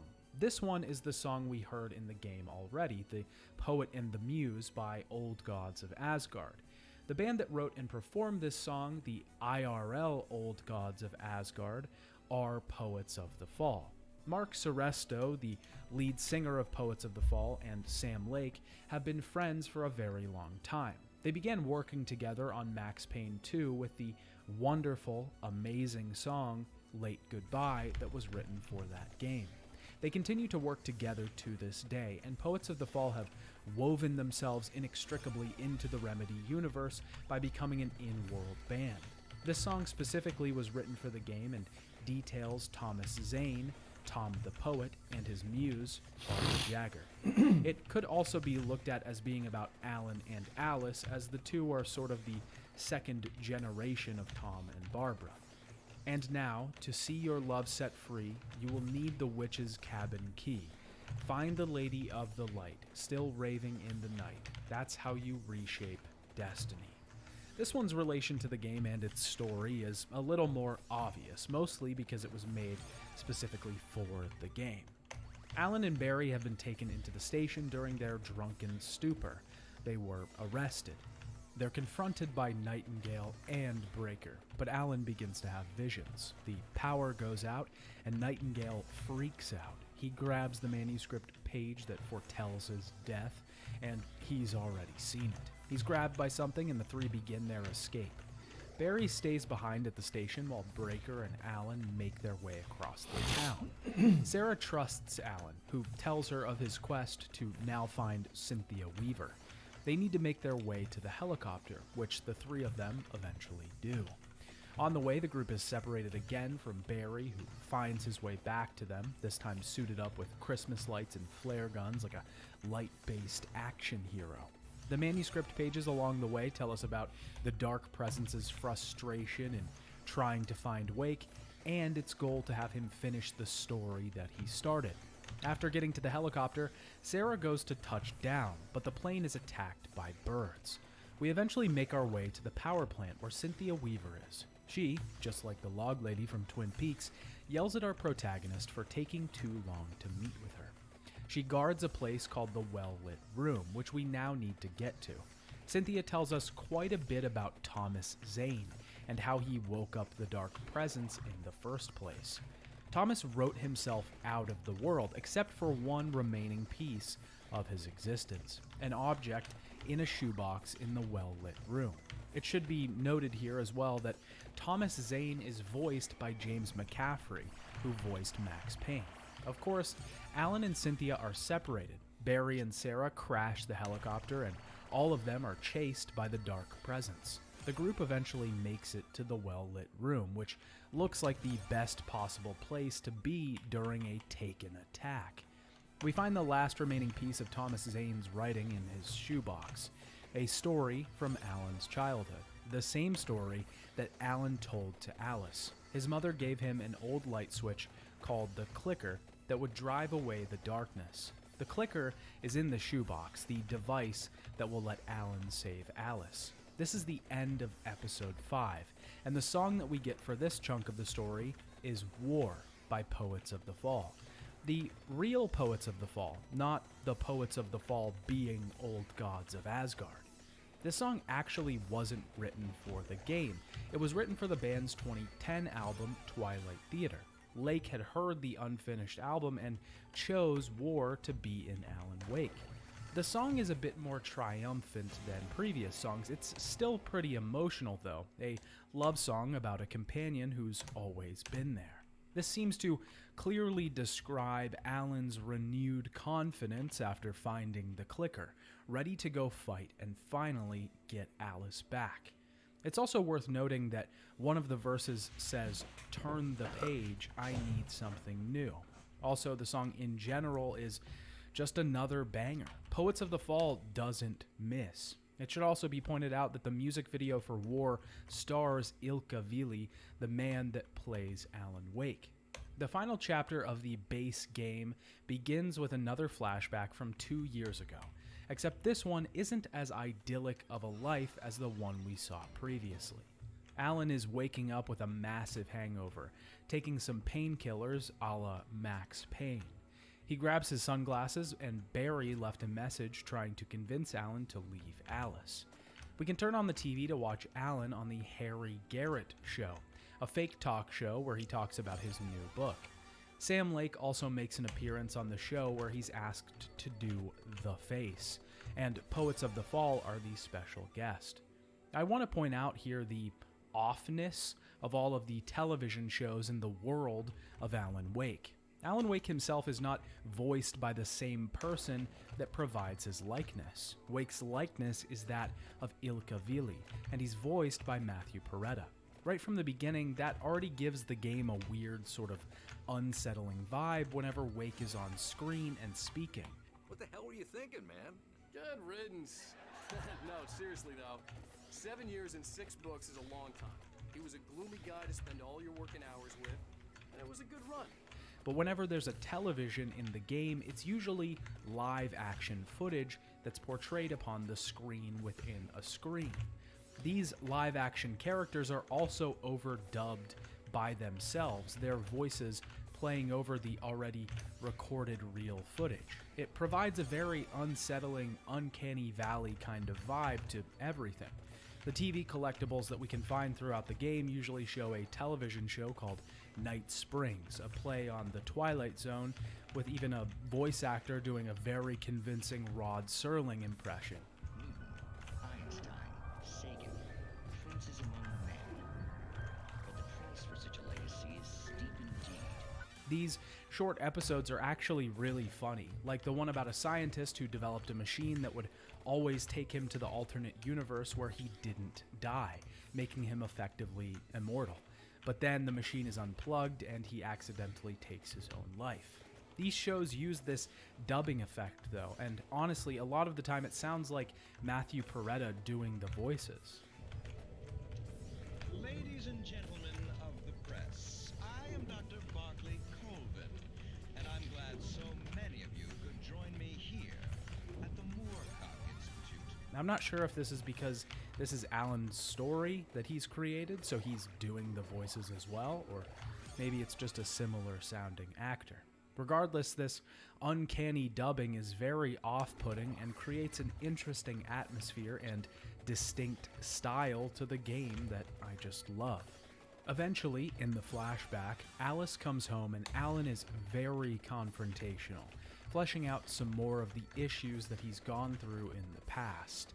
The two plan to go on a vacation soon after this. We jump back to present day, and Alan needs to head back to the cabin so he can finish writing the story. Once he does, he'll be able to fix all of this.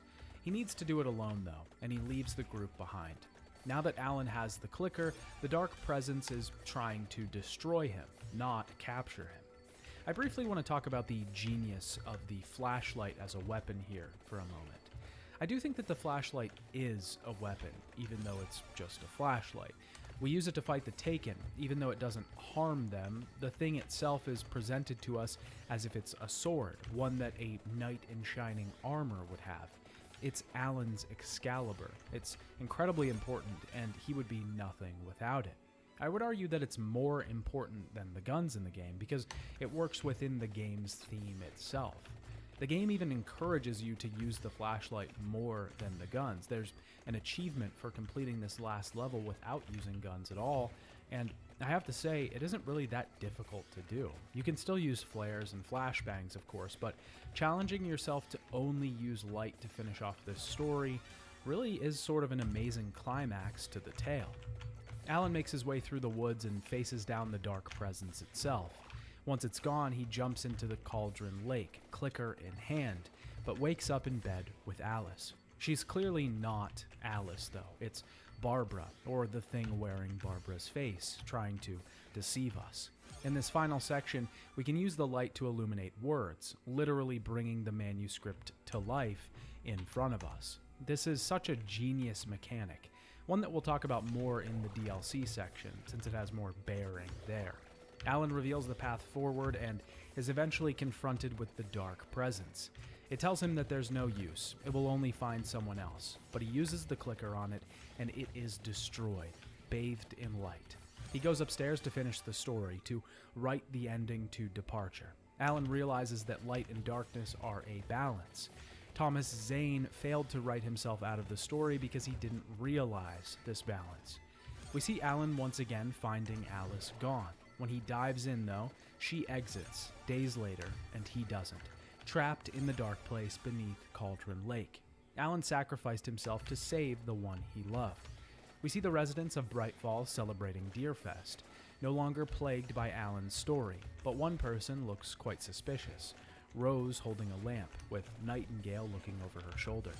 We jump back to Alan finishing the story, and the game ends on a poignant 70 note. BG. Welcome to my channel.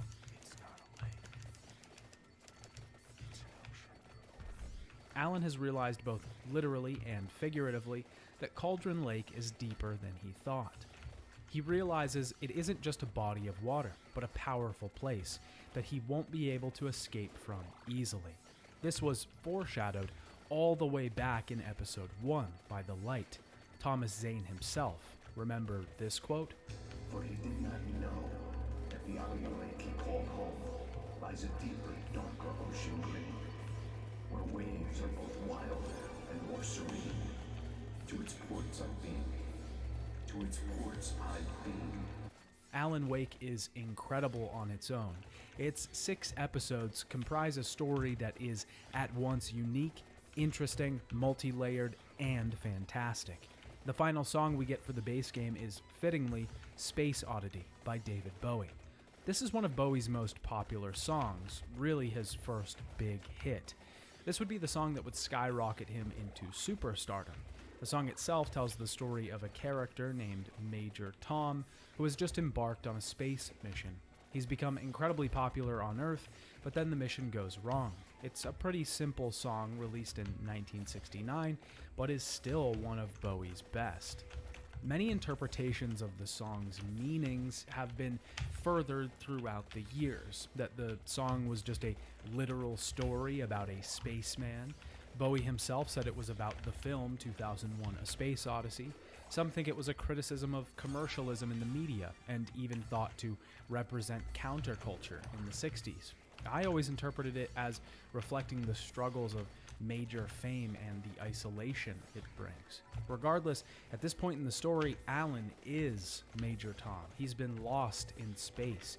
He's alone, floating away from home, as the Earth gets smaller and smaller. He's achieved his goal, but at what cost? But Alan Wake's story did not end there, and before we can wrap up talk on this game, we have to talk about a few other things first.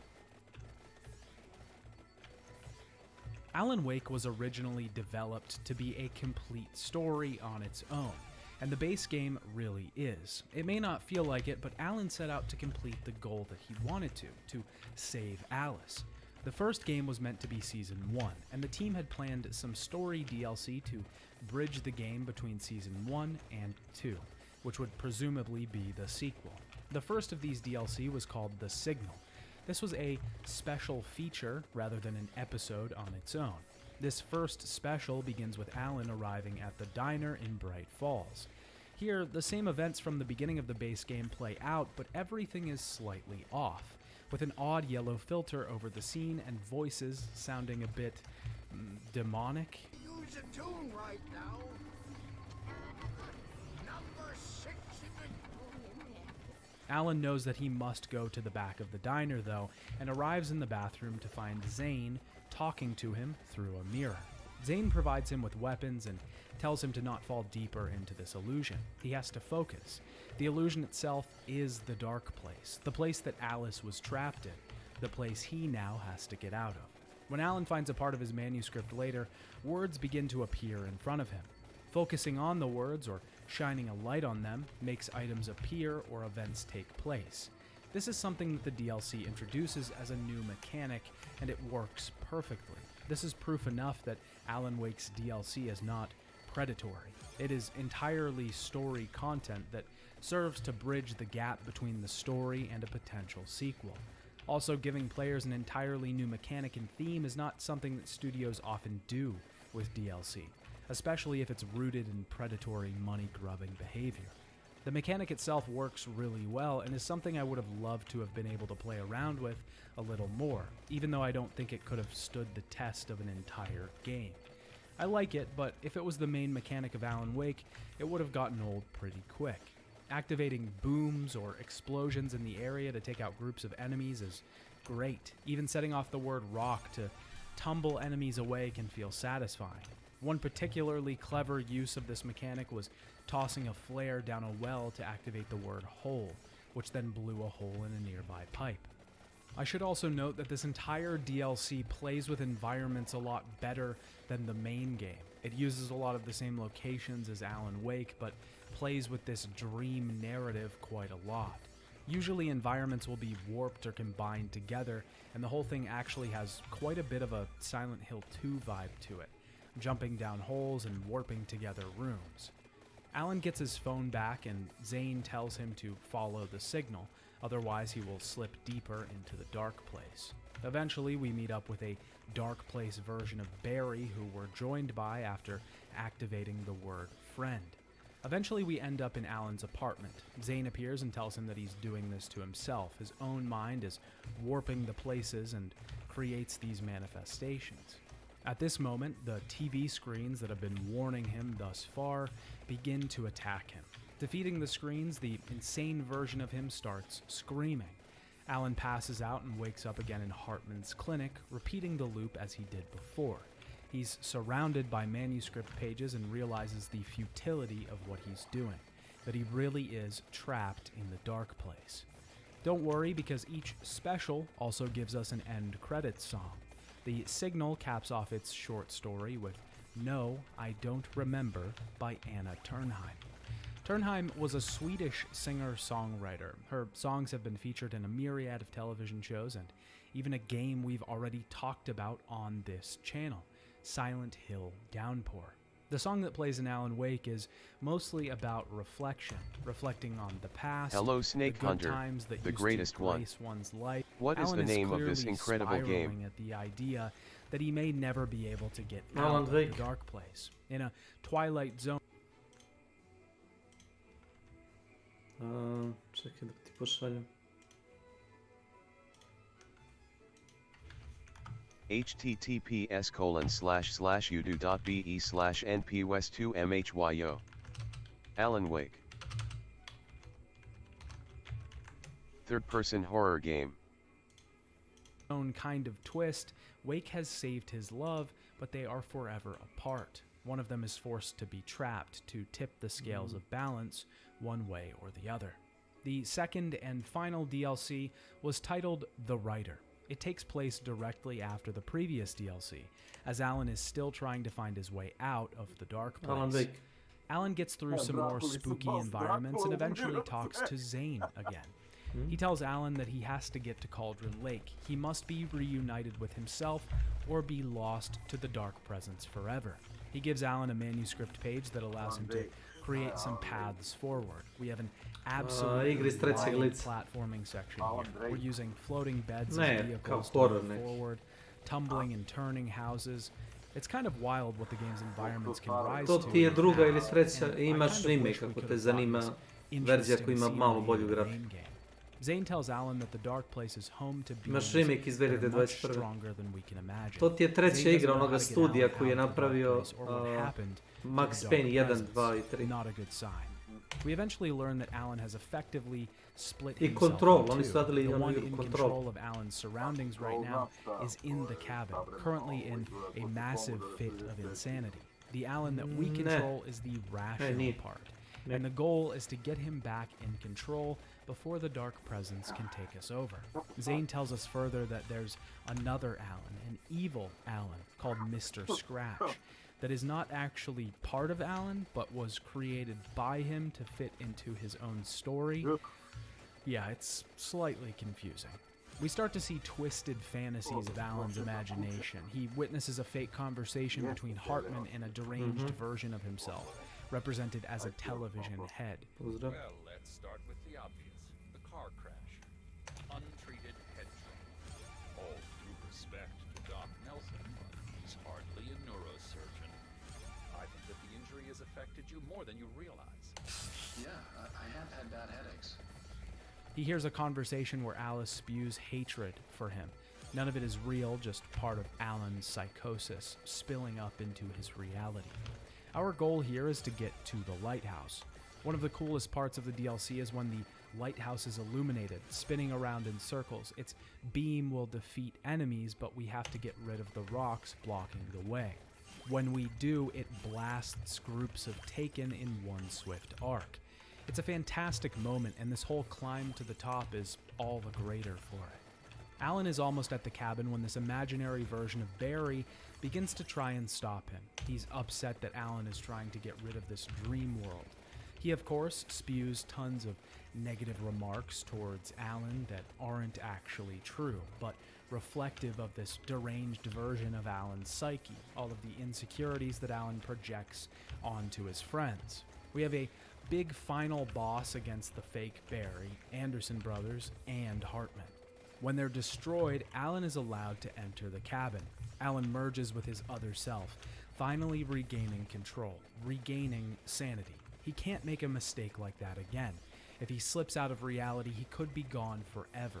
He finally has a new clarity, a new goal looking forward. Alan starts a new manuscript, a second book, titled Return by Alan Wake. This episode is capped off with one final song, The Darkest Star by Depeche Mode. At this moment, Alan is filled with determination. He has a plan moving forward. He's writing a new manuscript, ready to change things once again. But this time, he'll do it right.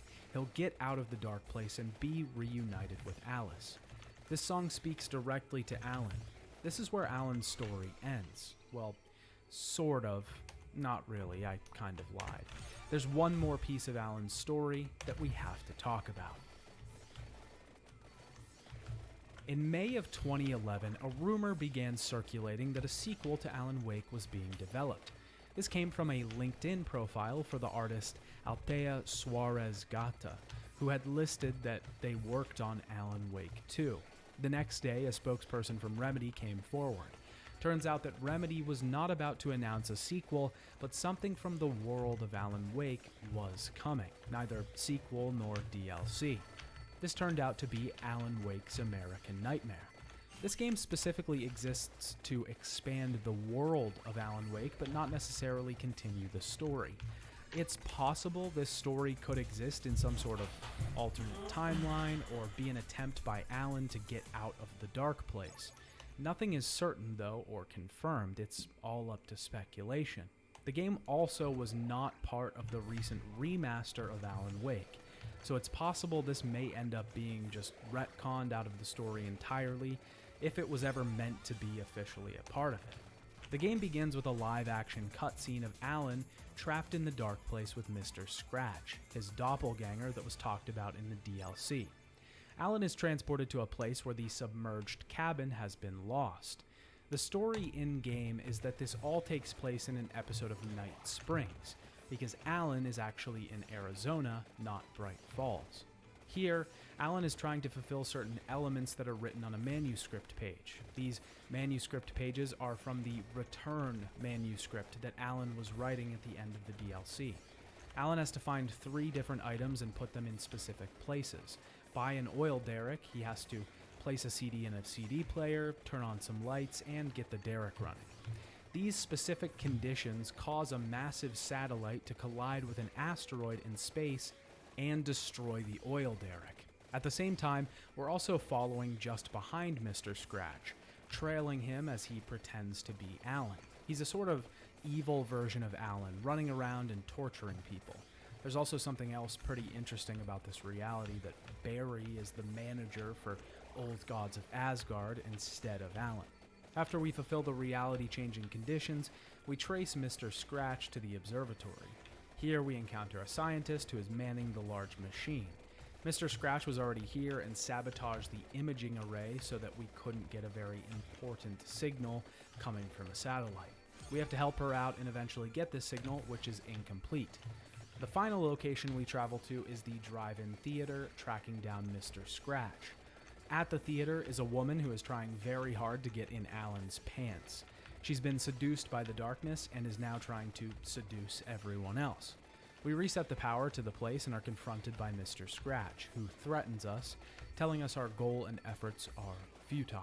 When we return to the girl, she gives us the access code to the projector room. We have to take down some Taken to get inside, and we have to use the signal that we found before to match the room to the details on the page. These can be things like movie posters in a specific spot, or the calendar on the wall.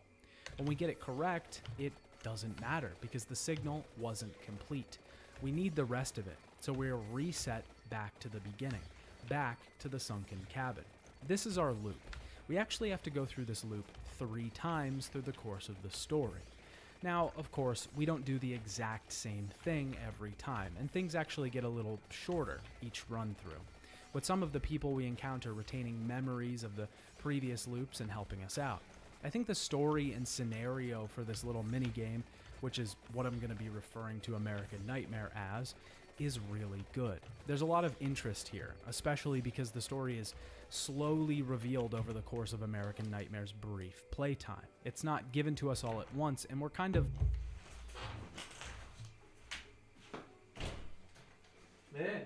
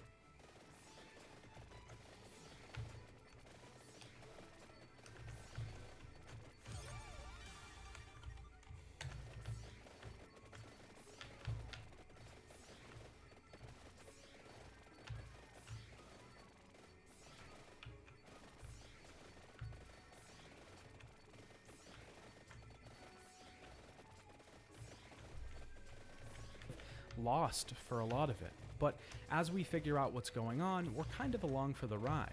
There's also been a big change in gameplay in this entry. The light and dark mechanics are still there, but this game is much more action-focused than the base Alan Wake game. We have a larger variety of weapons, different shotguns, types of pistols, and even an assault rifle. We can unlock certain weapons by collecting more manuscript pages. These weapons get more powerful and useful. We also get more enemy varieties in this entry, even some guys in vests that hurl shadow grenades at us. The combat is really fun in this entry, so fun that they've even added an arcade mode where you can challenge yourself to battle the Taken to your heart's content.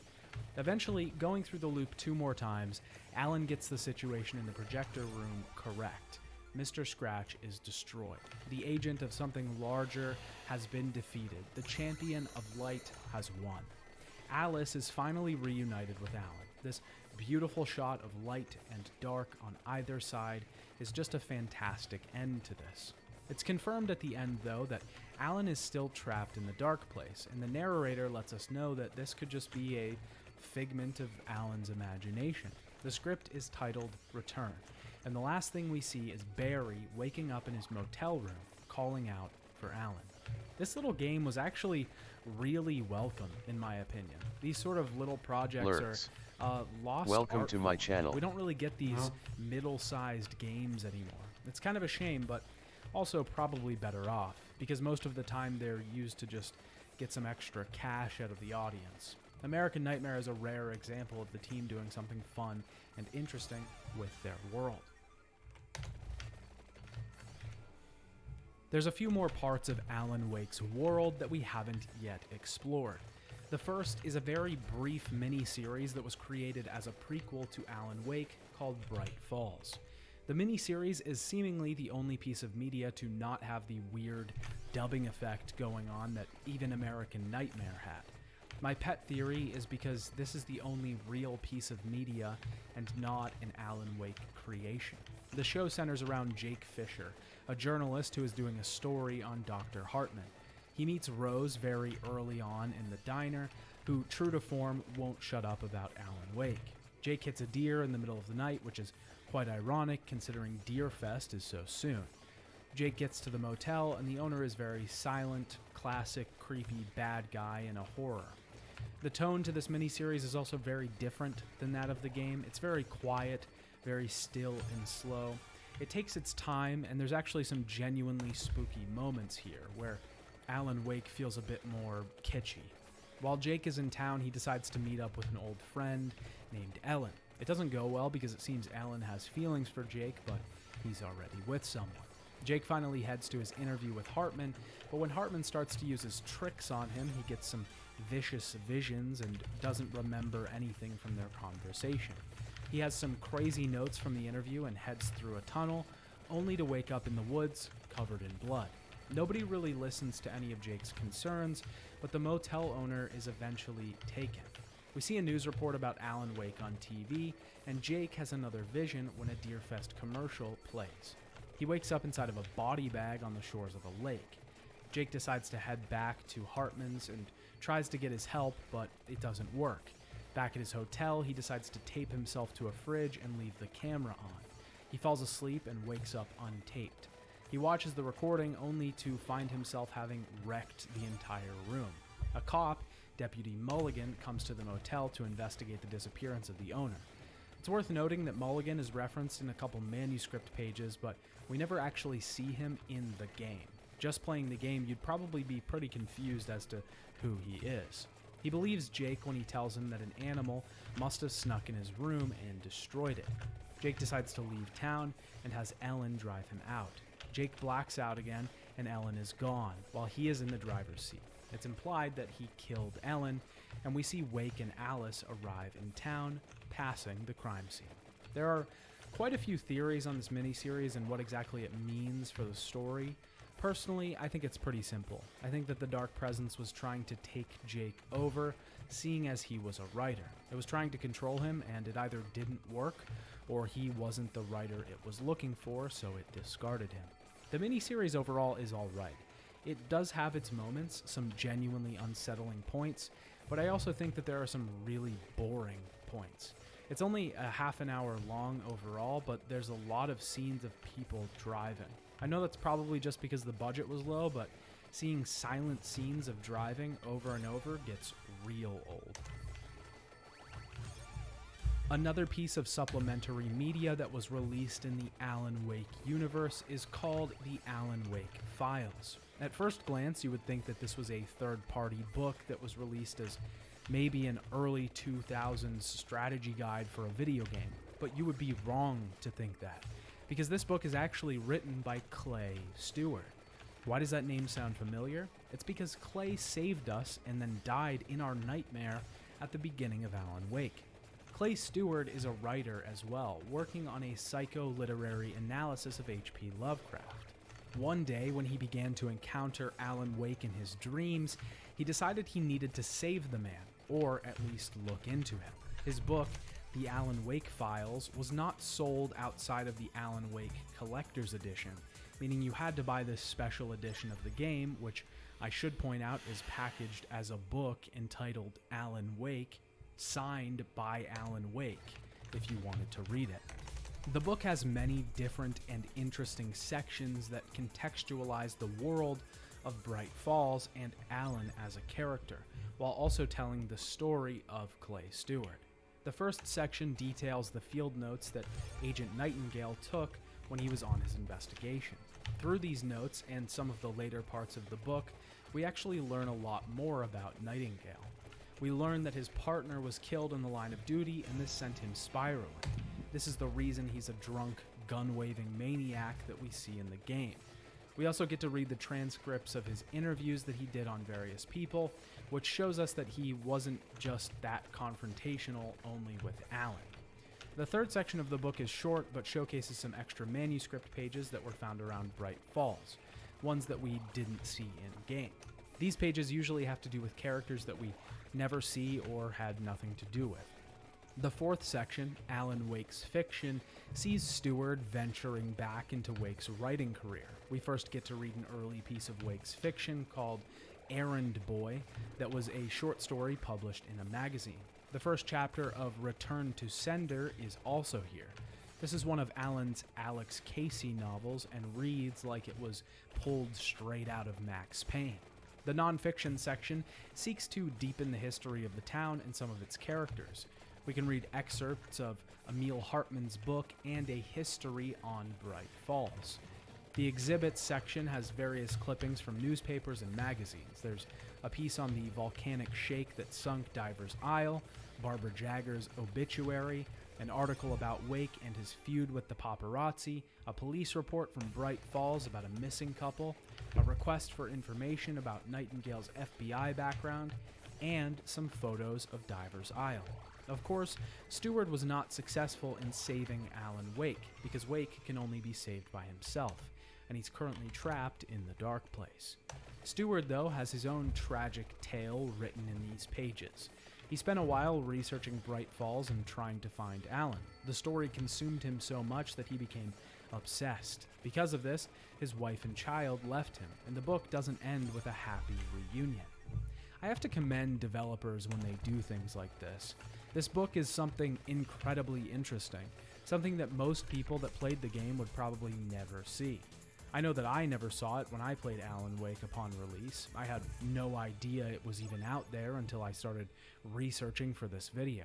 But to the fans that did find it, it's an extra piece of information. It adds more context to the world, more meat to the story. For something like Alan Wake, where we're constantly digging for more information, that meat is always welcome. There were 2 comics released in the Alan Wake universe. The first is called Night Springs. This comic actually takes place during the game, specifically Episode 5. It follows Detective Frank Breaker, the father of Sheriff Sarah Breaker. He's no longer on the force, retired and now a simple apple farmer. Sarah has Barry call her father and give him the message, Night Springs. This mobilizes the sheriff into heading across town and wrangling people up to get them ready for something. It's kind of funny because their little group reminds me quite a lot of the Bookhouse Boys from Twin Peaks. Their little gang of mostly policemen and then a radio host is just great. Frank tries to make his way to the power plant to find and help Sarah. He fights off a ton of Taken on the way and single-handedly defends himself. Jagger tries to stop him, but he makes it just barely and is reunited with his daughter. The second comic is called Psycho Thriller. It follows Emil Hartman at his lodge, one day after the events of episode 4 in the game.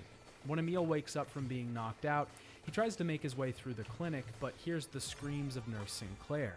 She's being attacked by Mott, whose Taken form is coming back to get revenge. Hartman eventually sacrifices one of his patients to distract Mott so he can get away. He then gets 2 officers to help him take Mott down when he lures him out.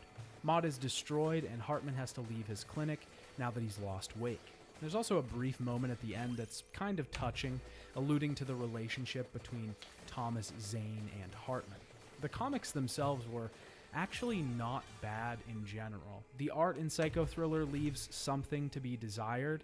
There's some weird things happening with perspective and shading here, but overall the stories aren't that bad. Sam Lake helped write these, so I can see how they actually became competent. And I have to say, overall, this is one of the series with the best supplementary material that I've seen in a while. If there's a series out there with extra content actually worth looking into, it's probably this one. Don't get me wrong, the miniseries has its flaws. There's some unnecessary stuff in the book, and the comics themselves aren't the greatest thing ever written. But it's nice to actually see a series that has some content that's meant for human consumption. Most of the time, Community tie-in novels, _18K movies, and __ spin-off games members. can just be literal Welcome hot to my trash. channel. But here, it's Be actually latted one. not bad. Not only Welcome is to the my quality channel. a bit higher, but it all actually ties into the story of the game. It's actually necessary, not just a cash grab. Alan Wake is truly something special. It would be the first in a new vein of games for Remedy. They were blending their previous goals, linear... Otkud ti je ovako rano? Vi jeste još uvijek na godišnjem odmoru. Jesam, nego znaš šta, ja sam radio sam... Da?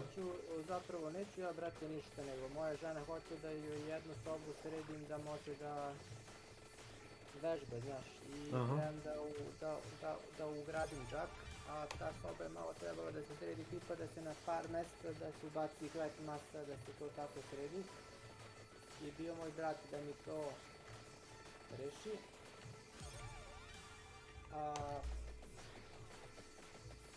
A ja ću još da joj zakačim taj džak i to će da otprilike bude to.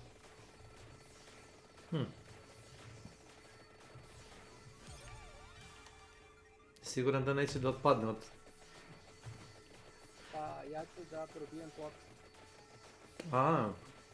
Okej, pošteno. Dobro. Nisam znao da si oženjen. Oženjen sa kickbokserom. Pa zapravo nije kickbokser, moja žena počela da trenira boks, znaš?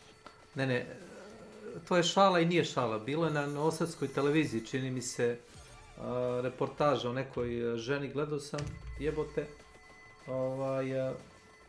Ona je kao među prvih paru, čini mi se, u Evropi. Da li boks ili kickboks.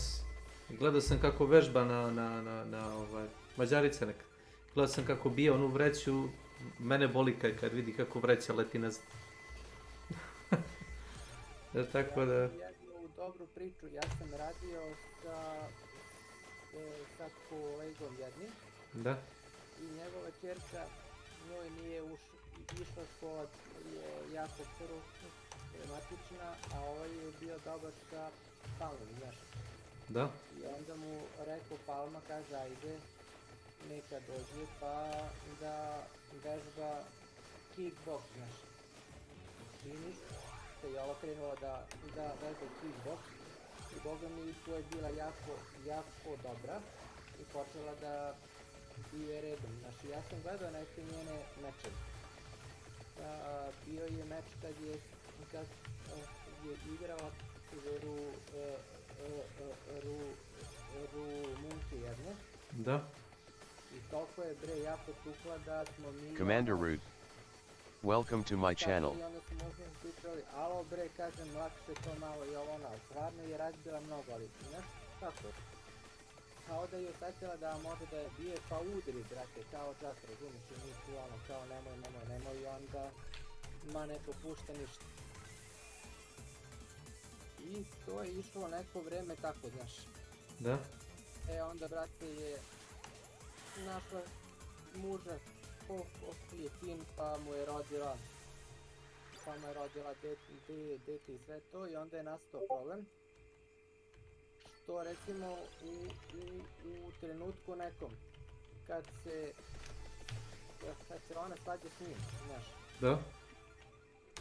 Kad ne može da se izbori recimo rečima, njega uzme pa ga razbije ga kao pičku, znaš. I ovaj njen otac i ovaj njen muž, znaš. Da. Njen muž je išao kod ovo njenog otac, kaže, kaže, pa, kaže, mene bije ne čoveč. I to je trajalo valjda jedan put ili dva, znaš.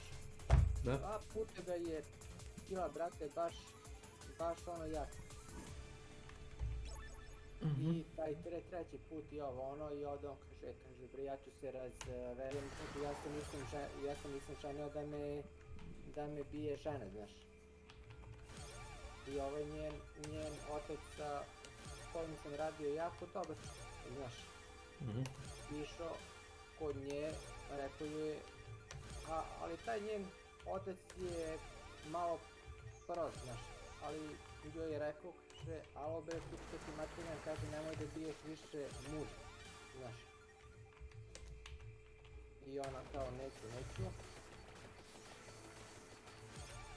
I počelo da se to komplikuje, znaš. Znači, nije mogla da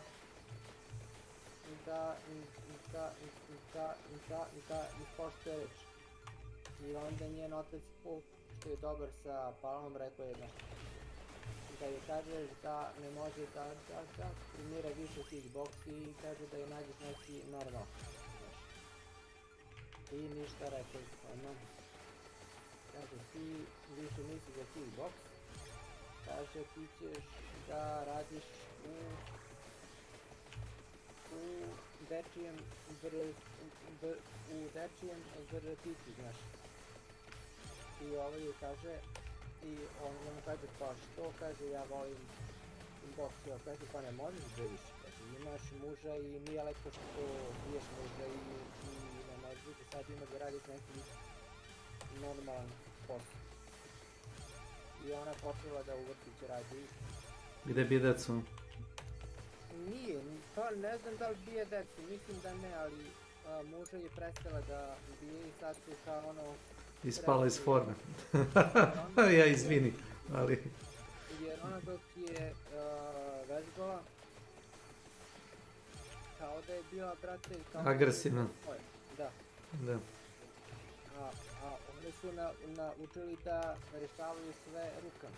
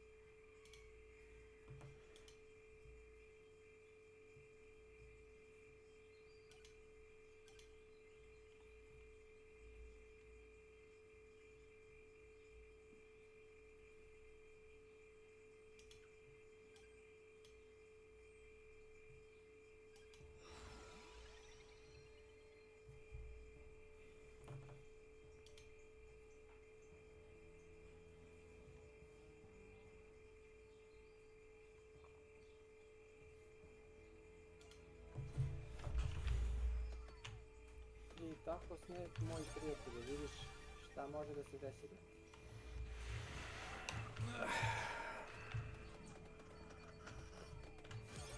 Može svašta nešto. Može ti da padne i moje žene na pamet da me bije, ali ja to neću da dopustim. Kakve bi ja muškarac bio da me bije žena. Da, ne bi bio pravi Srbin. Ne bi bio. Ako smo poznati po nečemu, to je po nasilju prema porodici. Pa ne znam, nismo mi poznati da... Nisam sam sebe prozvao, samo kažem sarkastično. Ja.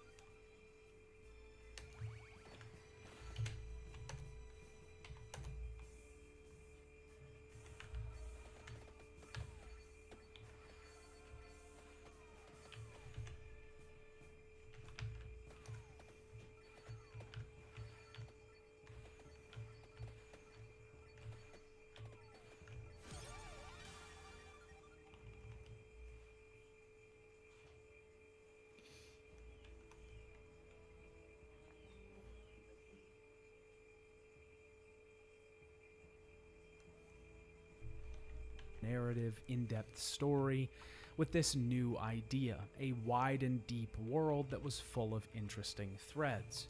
The game's story itself has so much to say, enough to fill a book with. It's at once a commentary on writer's block, and not just writer's block, but the pain that comes from it, the defeating nature of the beast on the page, the monumental task of writing and the doubt associated with it. Because writer's block isn't just running out of ideas, it's being terrified to come up with a bad idea. The game's shadows represent this concept, spitting insults as if they come from your very own mind. But the game also comments on the player themselves, how the player deals with being connected to a video game, how when we pick up that controller or use that keyboard, we are connected with the game. We are both at once the game, the player, and something new, something both at the same time. This also comments on how the creator of the game interacts with it as well. They create the game, but a piece of them is still inside it, still interacting with it long after it's been put into someone else's hands. It's something inescapable, a constant forever. Alan Wake as a video game is also a wildly unique design. Especially for the time, it was interesting to see an action/horror game that forced you to fight darkness with light. Rather than being the action hero running and gunning through the streets of New York, we're wandering the forests, picking up pages and using a flashlight to push away monsters in the dark. But I think one of the most interesting things that Remedy does is incorporate media into their games. Not only the media that they love, but the other media they create. They somehow manage to blend every piece into one cohesive world, where it constantly feels like we need to move outside of it to piece together the story. This fulfills the goal that games like Silent Hill set out to do back in the 90s and the early 2000s. It forces you to piece the story together to figure out what's going on, while also telling you that figuring out the mystery isn't necessarily the point. Alan Wake was a massively wonderful project. It's incredibly unique, different, a shining light in the darkness. It's a game that won't soon be forgotten by me or anyone else that's had the pleasure of enjoying its world. Alan Wake got decent reviews upon release. The Xbox 360 version has an 83 on Metacritic as of today. Some critics loved the game, The Independent in particular giving it a 5 out of 5 and praising the game's pacing. Other outlets like Wired weren't as keen on it, giving it a 6 out of 10 and citing the untapped potential of the game as its main weakness. The game did go on to win its fair share of awards. It was given IGN's Best Horror Game Award of 2010, nominated for Best Xbox 360 Game of 2010 at the Spike Video Game Awards, and even won Game of the Year for Time magazine. The game wasn't a huge blockbuster on the sales charts, though.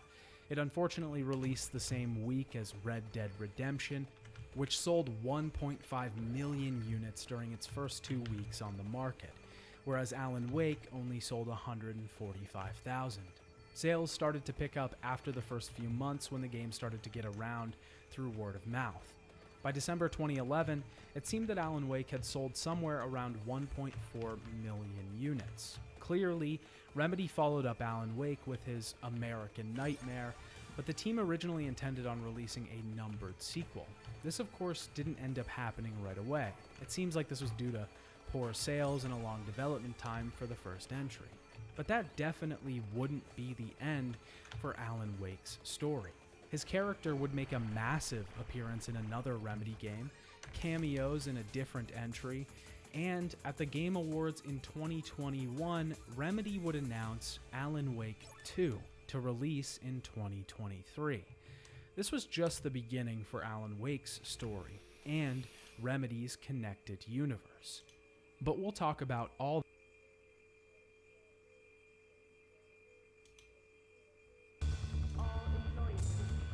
The bolt thrower in RE4 Remake is probably the most interesting and utility-focused weapon in the game, yet a lot of people dismiss it early on.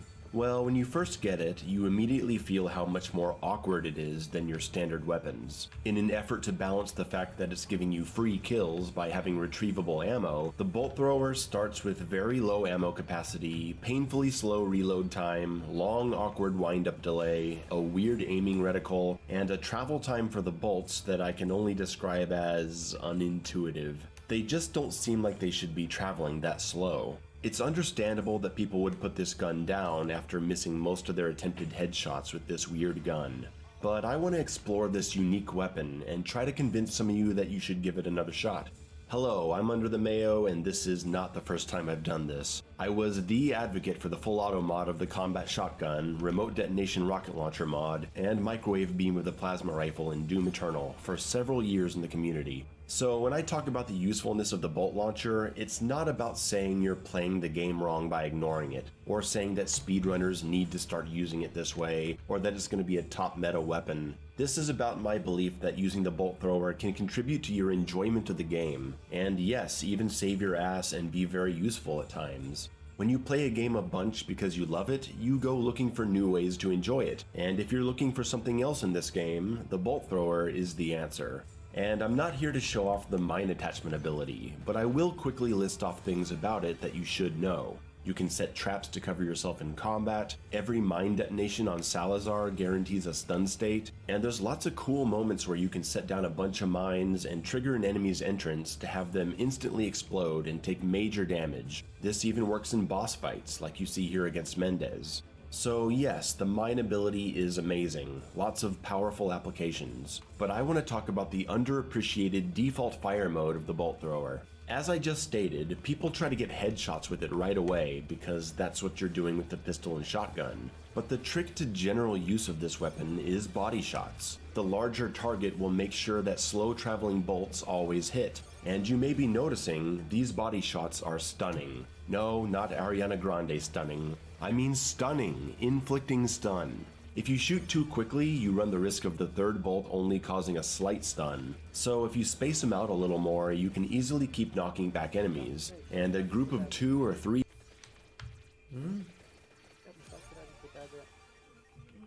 Gledam na drugom ekranu neki YouTube klip i igram 2D Vampire Survivors. Imam jedno sat i pol vremena pre nego što odem na posao i eto.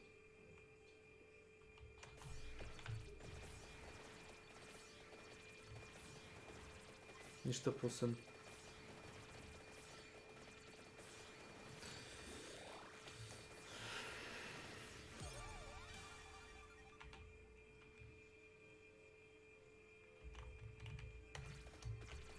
Enemies can just be stunned in a series over and over once your capacity is increased.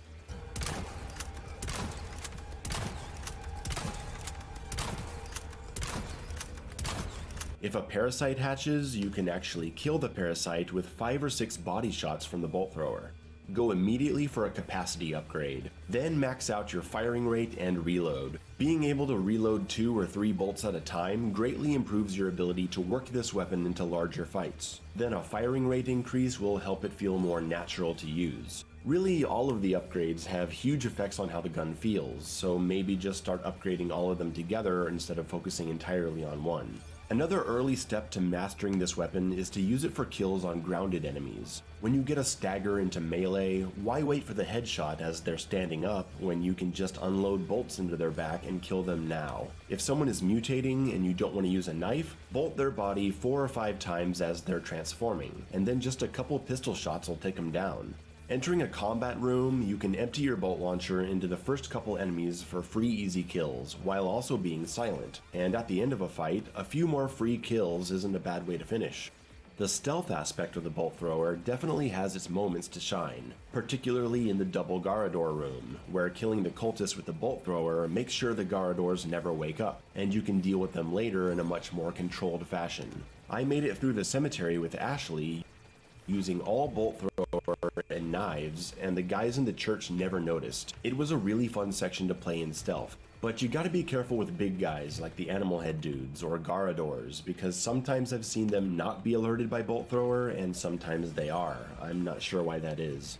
Once you're comfortable enough with this weapon and you understand the bolt travel time, you can start going for headshots, and boy are they something else. After upgrading to level 3 power, there's a very high chance of a headshot causing a stagger, but a bolt shot stagger actually causes them to turn around instead of stumbling. Jako je dobar, bro. Svakog dana ja popijem 1 do 2. Pričamo o nekom pivu ili? Ne, o turskim čaju. Turski čaj? Da. To još nisam vidio. Rekao mi za njega nešto, znaš.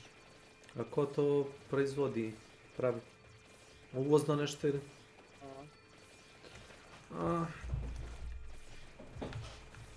Turci, to je čaj kao kockaš.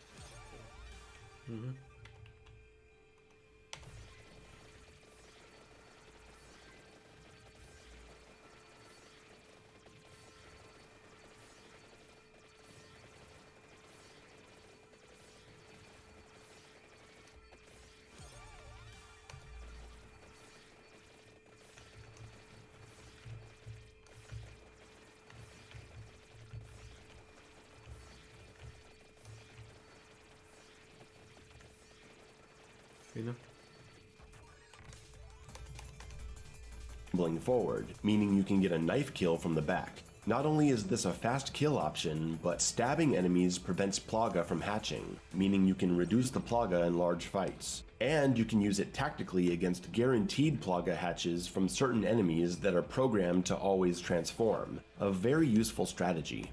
This is why you want to upgrade the bolt damage, not so much for killing potential, but for headshot staggers. And since headshots are kinda tricky and you might end up needing 2 shots, there's a really easy setup to get this stagger. Shoot 1 bolt into the body of a common enemy to get the guaranteed stun, and then you'll have a good amount of time to get the headshot, and they will spin around. Combine this with upgraded durability on your combat knife, and you can start taking down lots of enemies this way and dealing with few mutations.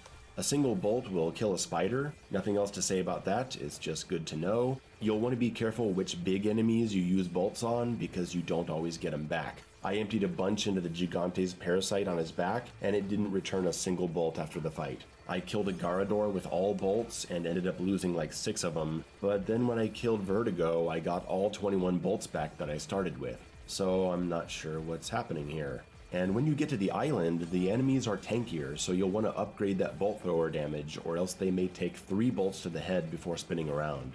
So that's what I found in my time researching the bolt thrower. I'm sure there's some more cool stuff out there. If you know of any other interesting features about this weapon, let me know. The more I play RE4 Remake, the more I love focusing on this weapon as much as I can, because it's so much more than just a point and shoot to kill weapon like everything else. I'm particularly fond of the spin around stun feature for a knife kill. I'm using that all the time. Like and subscribe and all that stuff, and thank you. See you later.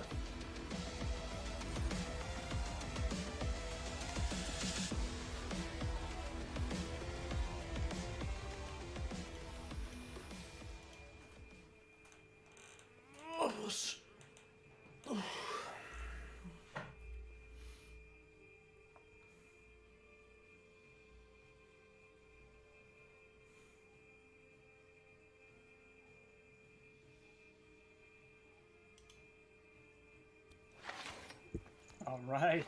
I will take that. Hey, let's go! Wait. Am I blocking you? Wait, you loaded in? I'm still loading. Yeah. Wait, you're not there? Oh no. This is a great start. Oh no. It's okay, it's okay. I can touch his face. Oh. Watch out for the skeletons, it's very bony. Yeah, I tried the controls earlier, but I didn't really play all that much, but I got a feel for at least like how the game actually plays to not look like a complete moron. Huh. Okay, either I'm going to load in now or I'm going to touch. Okay, I load in now. Insane. Ooh, look at you! Okay. My sensitivity is to the roof. I'm gonna lower it. And spooky. For those wondering who want to play this game, it's free right now. All you have to do is join. Just Google Google Twitter Dark and Darker, and then from their Twitter page, you join their Discord. And from their Discord, you can download the torrent link for the game. And I use DS4 Windows to play with the controller with this. What are my abilities? You can run and you can heal. It is basically those two were the best abilities that we had earlier, and I think it's still the Skeleton. Trusty skeleton. You mean I feel like... Okay, is there friendly fire? Yes. Okay. I'll be well, careful Steel then. is now currently having a moment.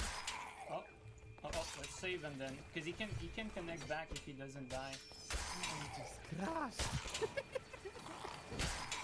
Come on. Die, skeleton. He'll be able to join back. That's one of the cool things about this game, though. Well, I'm hoping that's free, but it might be a little... it's a little unstable at the moment. Ow.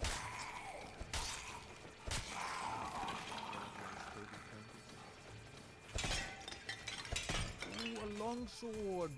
Baby! I always wanted one! Look at me, I got a longsword! It looks kind of cool. It plays like shit, though. I grabbed one earlier. Wait, I'm almost fucking dead! Oh, yeah, well, you were getting attacked while, you know... I can drop you, the one...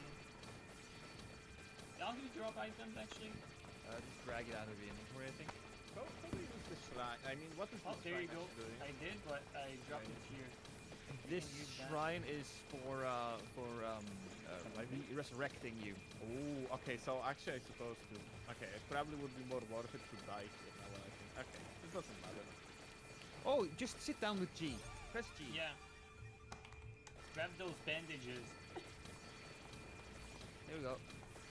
Push G. Come on. Yeah, right. And now it's gonna heal me. They changed the bar, yeah? Like the HP bar. It's looking differently now, I think, huh? Yeah, a little bit. You have two different types of damage. You have soft damage and hard damage. And you can heal the soft damage. That's what you're doing right now from sitting down. If you stand up again, you will... I think you will lose all of that soft damage and you won't be able to do anything. So, okay. Epic gameplay from you, Steel. Just sit there, don't do anything. Okay. That sounds great. You guys keep on crawling. I'm just going to chill here.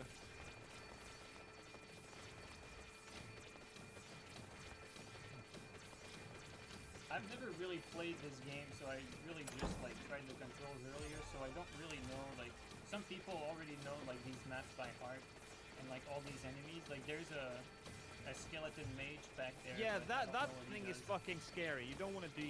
Oh, but there's an healing statue though, still, if you want the... that's not a healing statue, that is damage. Green is healing, red is damage. Okay, let me...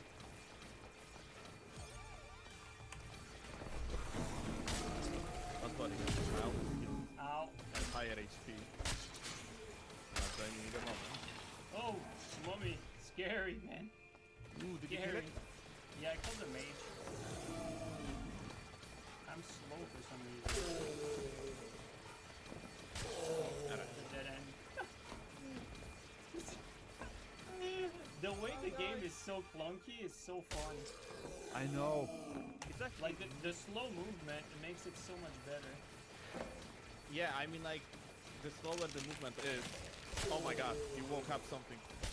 Oh, my bad. Okay. You walked on the track though. Good stuff, guys. A beautiful crossbowing here. I'm gonna sit down to regain some health a little bit. Things are dark. And things are darker. Yeah, by the way, guys, if you see that the game is dark, the game is legitimately dark on my screen as well. Like, it's really made to be like that. Like, you just cannot see shit unless you have a torch, really. So you can hide in the shadows. Yeah. Anybody wants a crossbow? Wait, can we use the crossbow? We are all fighters, it seems like. Yeah, I can yank it, I guess. I wouldn't know how to use it anyway. Well, you aim at something and you shoot. Oh, that's too Very complicated. true. Goddamn Canadian. But yeah, about what you said that the game is like by default is clunky. It is always the case. Like games like that always have so much of high skills ceiling. Yeah, like you just. Do you have a rogue? No, it's not rogue. No. We're all fighters. Let's go further. You're so speedy. Yeah. Maybe HD kicks in. Maybe HD.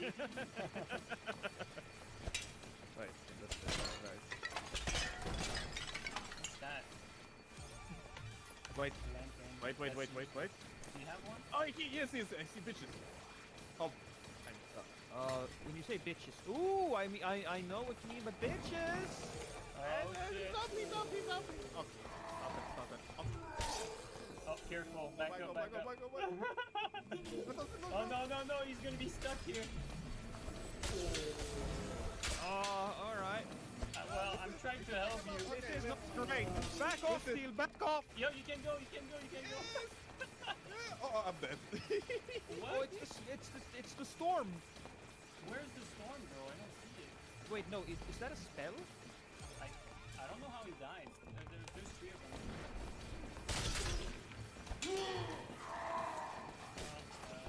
It's been great knowing you guys. Oh man. We just got bummed up. Alright. How much health did they have? The guy, the barbarian, didn't have that much health left. We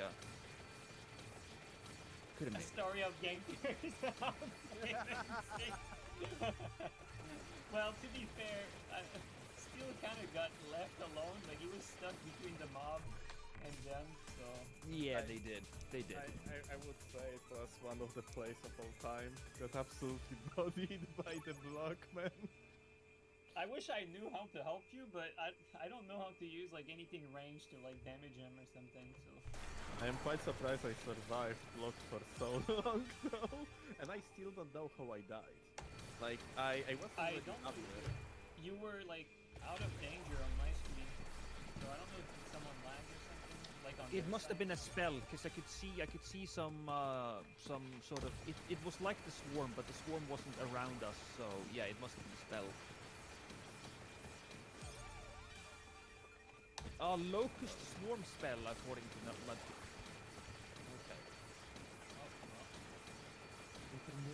Bodied by fucking mage, obviously the homing spells classic. Not gonna lie, I think this game is super fun, and I haven't even tried most of it. Dude, like, so you're far, gonna... this is so much fun. You're gonna so fucking love it. And yeah, like, we are all fucking scraps here, kids. Hey, Yeah, hey, Negdje su how sada na about... tenkovi i nove samohodne haubice Da. da su počeli da kače armiranu žicu. Znaš, Sad su počeli da kače armiranu žicu da. na tenkove. Da, ali to je rešetkasta, znaš. Jer ako ih zapuca neki dron, znaš. Nije isto kad udari u oklop, a nije isto kad te lupi u žicu pa imaš ono metar 1, 2 da silina na udarca lupi oklop.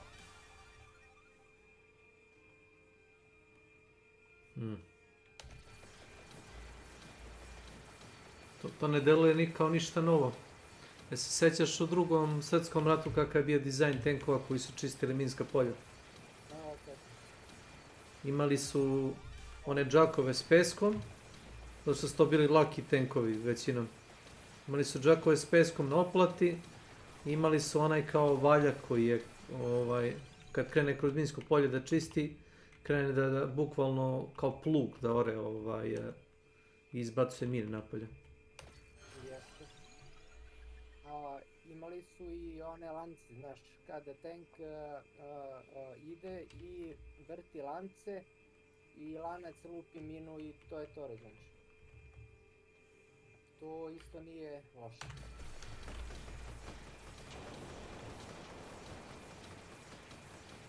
Da.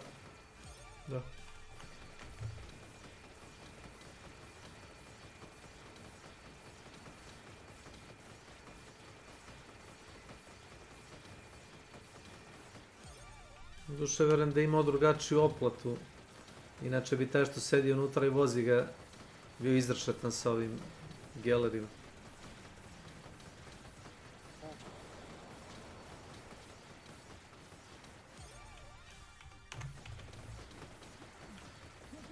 Darker. Huh? How about that? Yeah, I'll give it a shot. I did a to play a good game for 2. I know you guys don't help me. What we have here? Shrine of Hell. Just that shit. Yeah. That's gonna give you health. Yeah, but it would be a good idea if you are going to meet someone just to remember this location.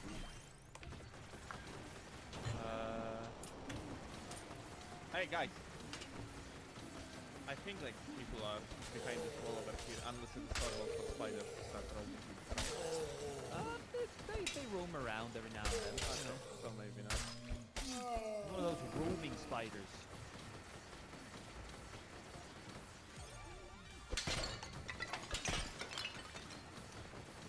I got 1 cent. $1 Canadian. Yay!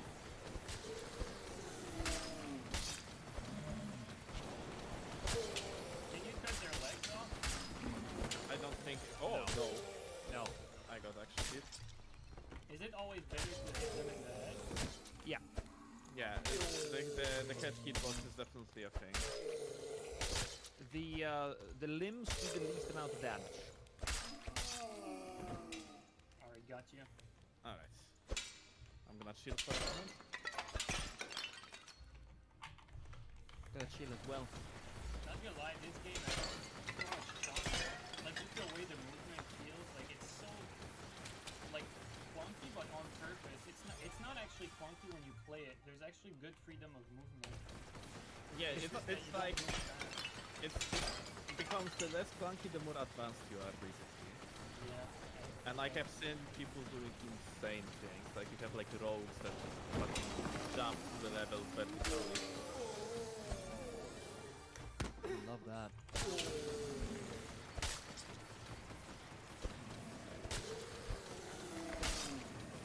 I wonder how good the bard is.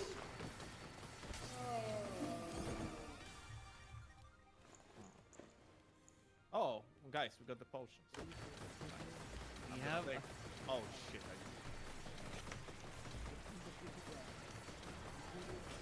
Okay. Come on, just rest a little bit. G, no, just take the green health. It will respawn. Oh. It takes a while, but. There is the invisibility potion next to us, by the way. Oh, I think the green health is. Here you go. But still, I'm so handsome. I want to be seen. Okay. That makes sense. Thank you. Thank you for agreeing with me. I am handsome. Oh, got a potion. Don't know what it does, but it's a potion. Is it green? It's blue. weapon. Yeah. You move more slowly, but it creates a shield that blocks 25 physical. Someone definitely supposed to take this potion, or I am taking it? Oh, yeah. It's fine, whatever. I'll be the sneaky, hidey person. There's a hole here, though. What's this? Oh. It's a manhole. It's perfect for Oh, you. watch out! Watch out! Oh, the buster! Be careful! You gotta be What? careful. I think we need to go actually. Yep. I agree. Somebody open the doors. Let's go. As Who they did? say in Mario. Oh my god! Okay.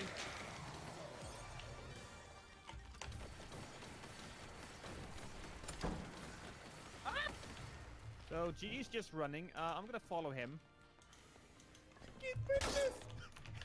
Oh, there's a player up there.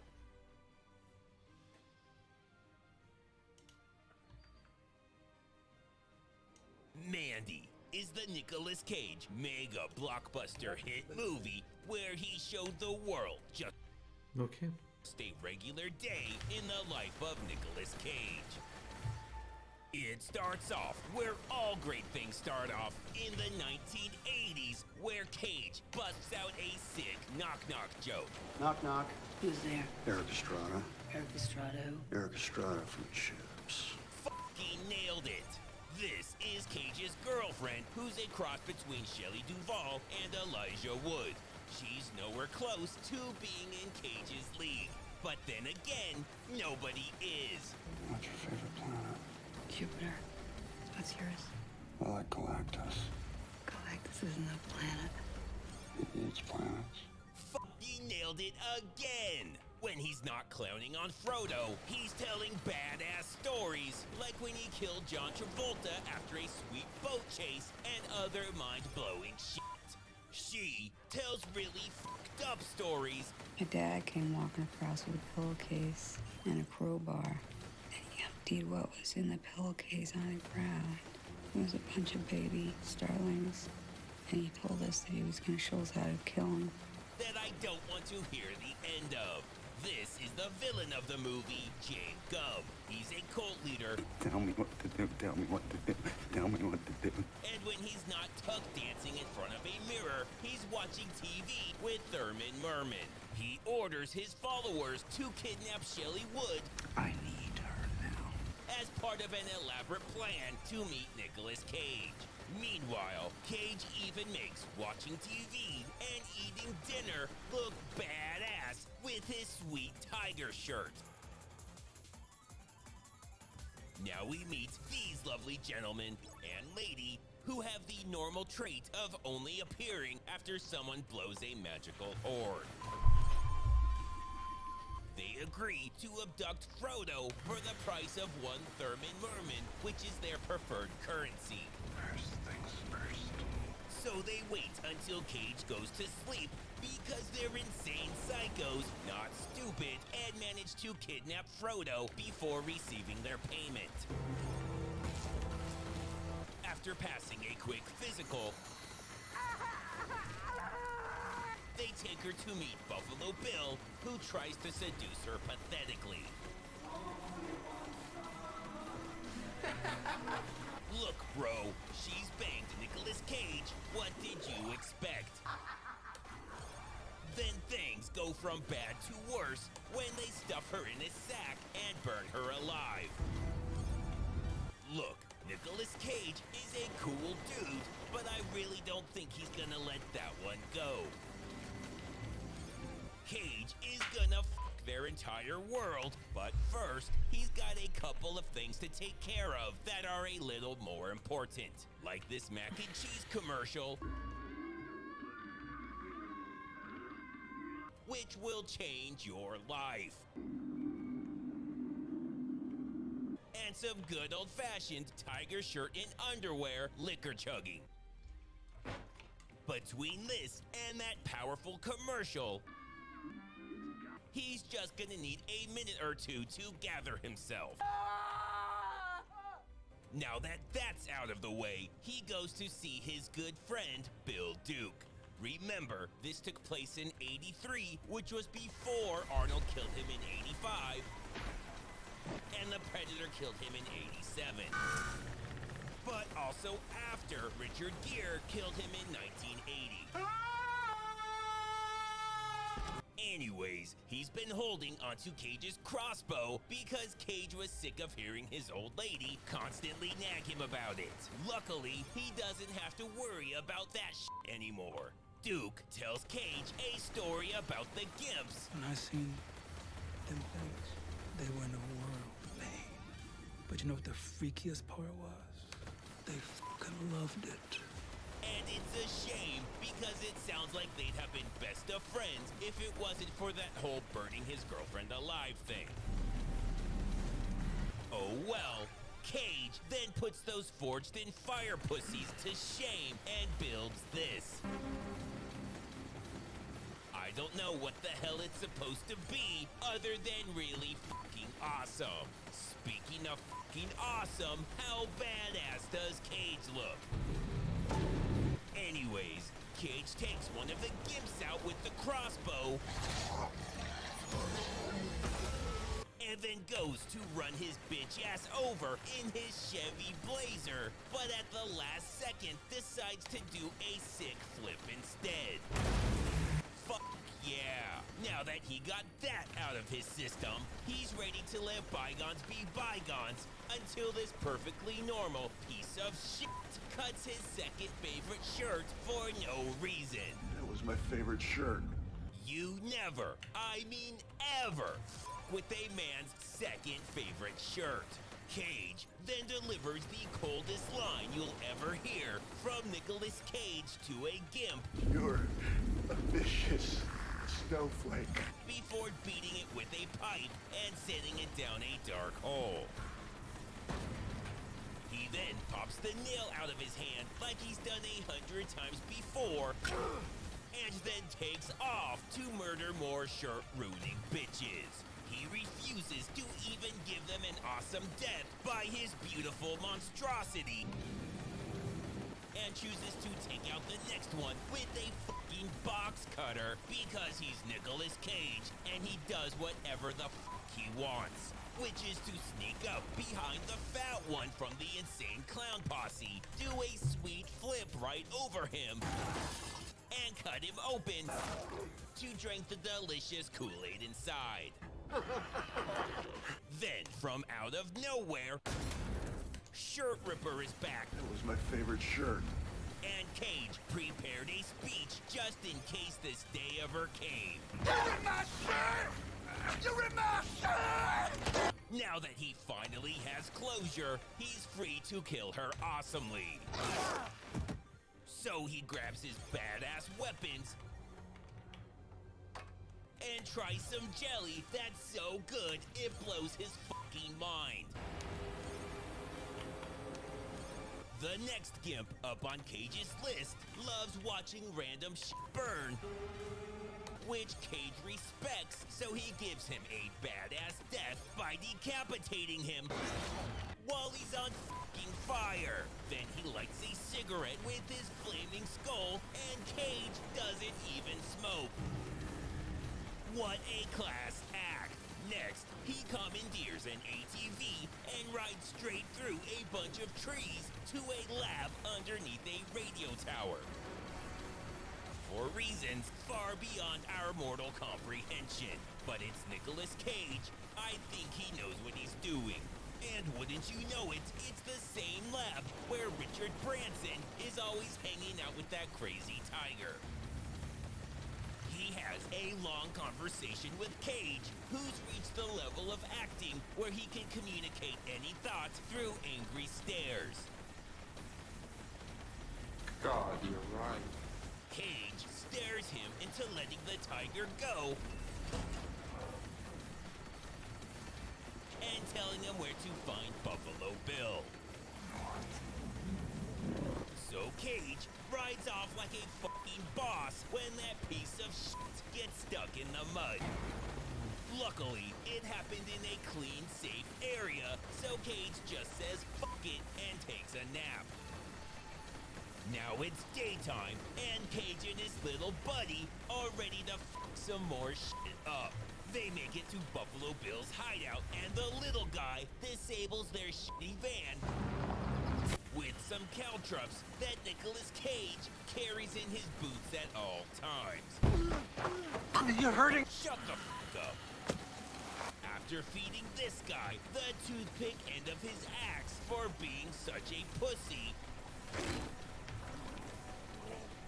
Cage decides to let her go so the sequel has something to work with.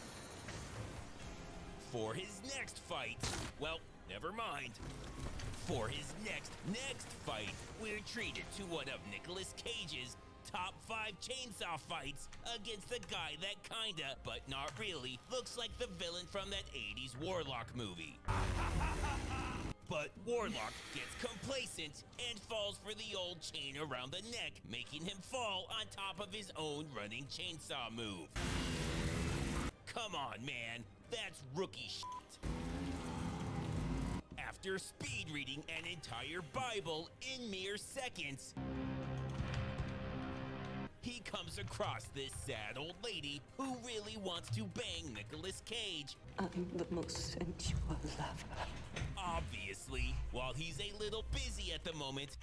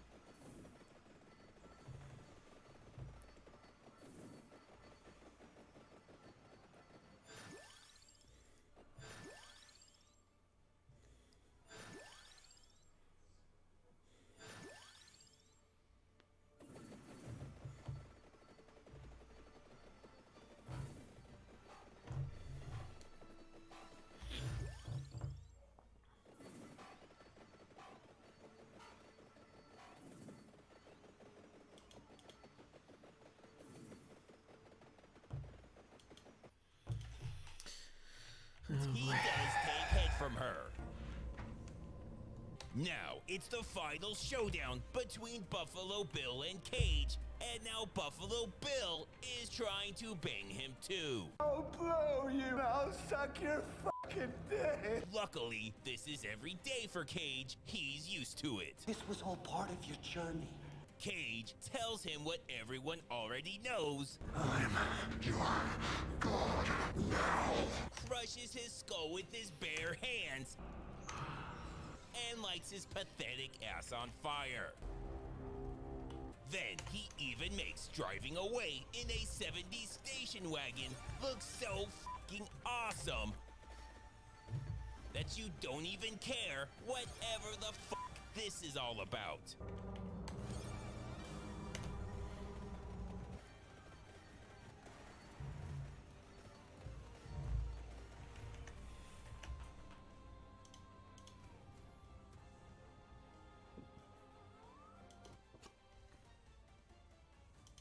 Season.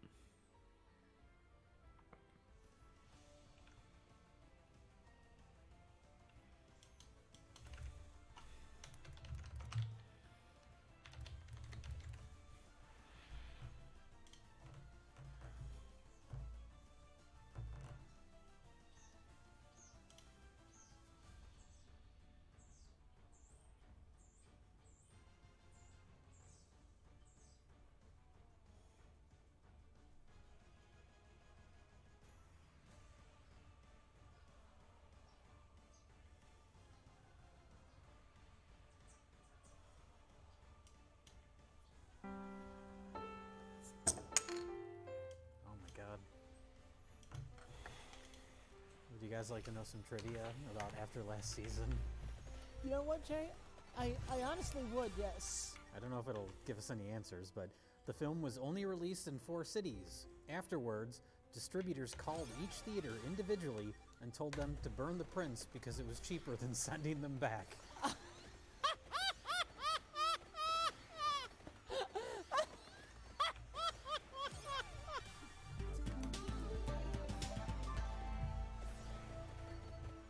I worry sometimes that we've run out of ammunition. That we've seen everything there is, every kind of bad there is, and then whenever I think that something like after last season comes around, I don't understand what this is. It is worthy of a spotlight episode of Best of the Worst. I'll tell you that much. Like a lot of bad movies, even though they make no sense, like I can it's like the Rorschach. I can see what they were trying to do because they've seen other movies and like things they're kind of trying to emulate and failing. I don't even know what this is trying to do. Well, what's the story?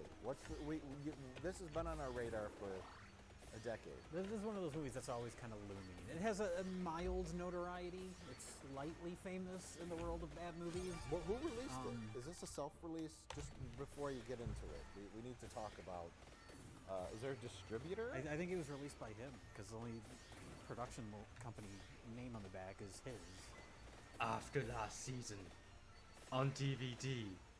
Order it from afterlastseason.com.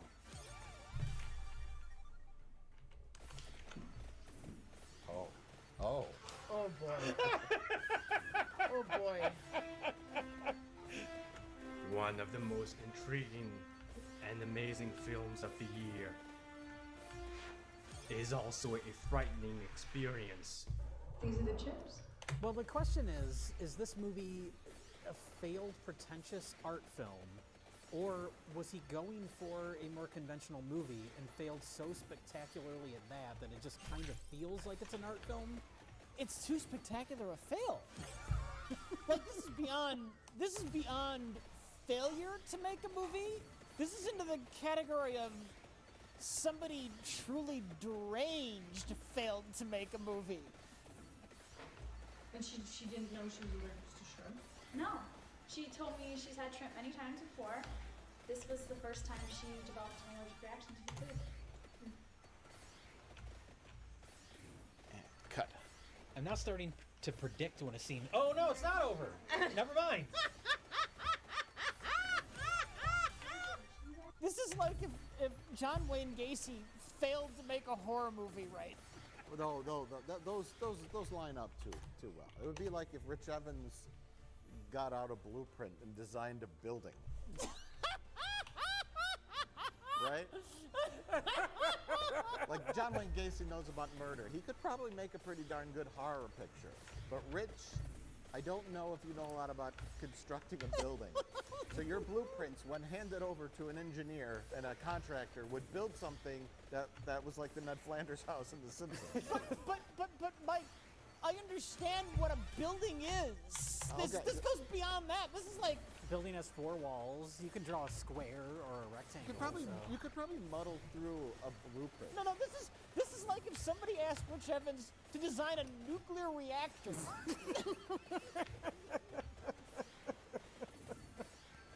or Rich Evans is a fashion designer. How about that? You've just given a bunch of material, like just all these different kinds of materials in a sewing machine, and said, make fashionable outfits for all these women to walk down the runway, women and men to walk down the runway. Design clothes, make pants, and have them zip up and button and shirts, and see what happens. A sewing machine and a ream of paper. Okay, sure. Breathe normally. The real star of the film? Yeah. Pieces of paper. So what is after last season? I don't know! No one knows. I don't fucking know what this is! Well, halfway through the movie, it started to feel like a plot was being introduced, and that goes on for about 20 minutes, and then it turns out that's a dream. Matt. You okay? And then it goes back to nothing. You're jumping to the end. Let's start off at the beginning. Sure. Because this is a spotlight. You know, we have all the time in the world to talk about this. We open in Grandma's MRI machine. Grandma's MRI machine, which is in her guest bedroom, where they cleared out the furniture. The walls are pink or blue, I can't remember. They're pink. And the MRI machine is made out of cardboard and tissue paper. You will need to remain still for the images to be sharp. Oh, that's an MRI. That's an MRI machine made out of paper. It's like cardboard covered wax paper? Is that what that is? While you're inside the MRI scanner, you'll be able to talk through the two-way channel. They made their best 6th grade effort to build their own MRI machine. But along the top of the set, the room, not the set, they covered up the grandma wallpaper border with pieces of white paper, as we've done here, to honor the film. We got out 8.5 by 11 sheets of white paper, which the movie used to no expense. Spared no expense. So they covered up the border with just white paper. Sponsored by Dunder Mifflin. Sponsored by Dunder Mifflin. I'm going to take one cross section. I'm going to take one photo of cross section.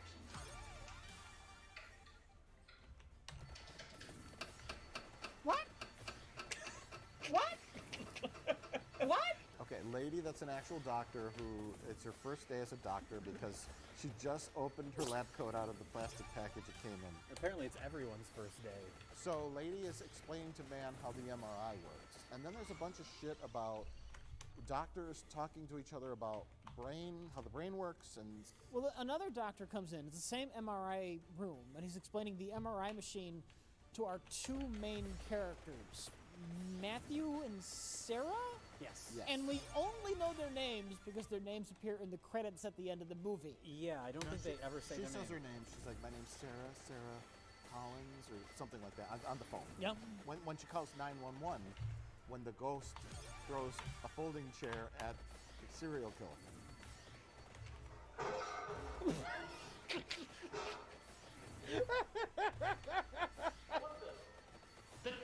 The chair, it knocked him out. The chair knocked him out?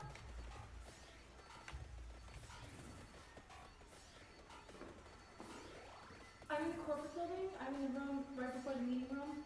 Someone's been stabbed. The murderer's still in the building. No, I'm fine. Sarah. Austin. When that first scene happened in the hospital, did you expect a ghost to show up at any point in the film?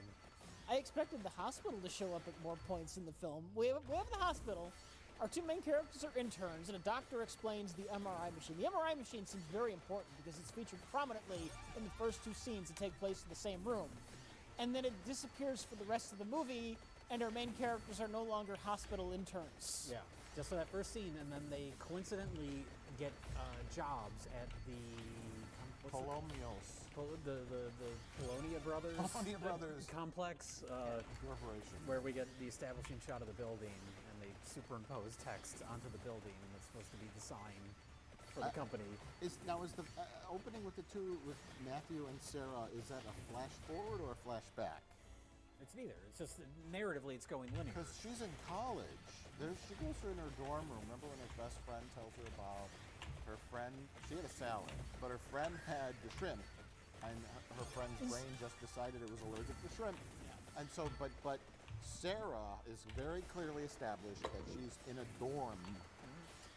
Wow, you did some nice radio clock. Where did you get it? You have a nice radio clock? Oh. What? What? What? They had a radio and they had a clock, and so they just put one in front of the other. They taped them together. I often compliment someone's radio clock. What is the Look at that.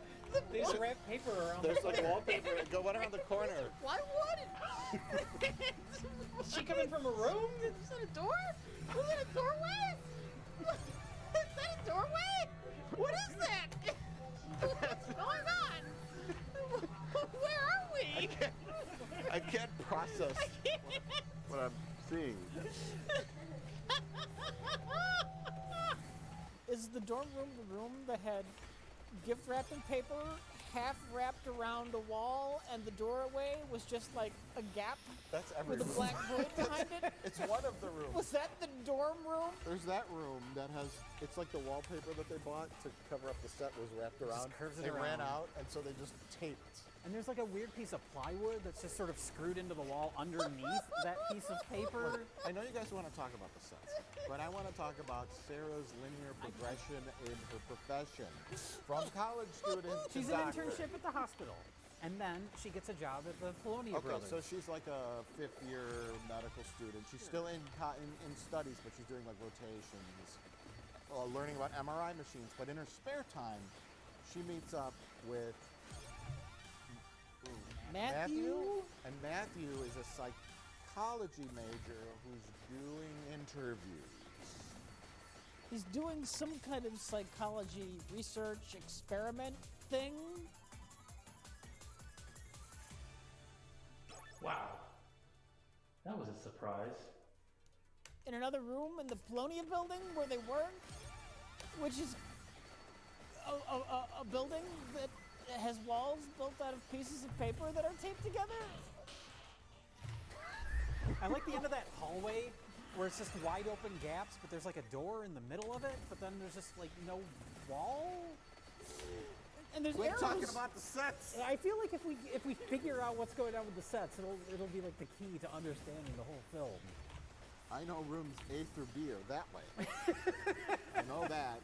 Well, okay, so the guy who made this movie, he spent $5 million making it, allegedly. According to IMDb. Yeah, we don't know if that's true or not, but I mean, clearly he spent something on it because it's shot on film. But our old studio was in like a gutted warehouse arts building, right? And it appears that he went through the pointless trouble to recreate what is in real life. Like, if you want to make a science fiction epic, you build sets inside of a warehouse. If you want to shoot in an apartment hallway, you can shoot in an apartment hallway because there's plenty of them. You don't have to build one with plywood and duct tape. But they have all that paper, Mike. they have so much paper and bright orange arrows. What are you gonna do with that? It could be like a Tommy Wiseau situation, when they're like, why don't we film in the alley right across from the studio? And you're like, well, because this is a Hollywood movie. You got to shoot on the set. He has to control. You shoot on the set so you can control the environment. You can control the lighting. and that's very important to this film. Sound. Huh. That's some dreamy bad. I can tell you that later. Let's finish the exercise. And see. It is the worst sound.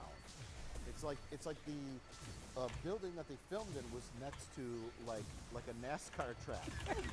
And they tried to filter it, maybe? That's the weird thing is they're talking and it has that. Yeah. If you know anything about audio, when you like super filter audio down, you get that weird digital like gross sound. Warbly. Yeah. It sounds like you're underwater. It's hard to explain, but like where it's like all the like the thickness of the audio gets pulled out, it becomes like the like tinny kind of sounding, and you could tell when a car's passing by because it sounds like a demon EVP is like yelling. Yeah, there are two chairs by the sink, and one of them seems to have a piece of paper on it. Why is there a demon growling in the background constantly? Mike, they filmed this inside a fish tank. Okay. Like, this movie was dying on life support. He had to hook it up to an aquarium. It's a deep cut there, Rich. It's a deep cut. When you want to end the thought transmission, either open your eyes or just remove the chip from your temple.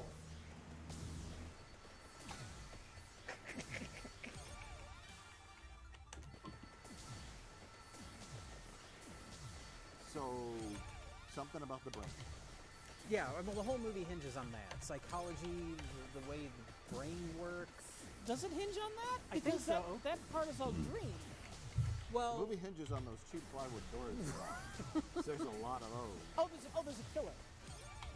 Yes, which is established early on.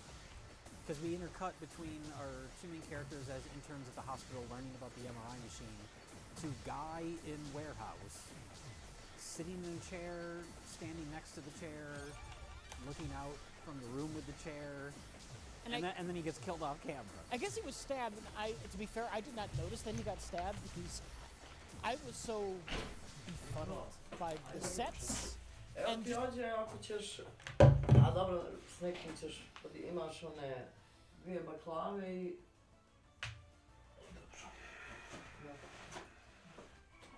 Imaš one 4 žele kocke.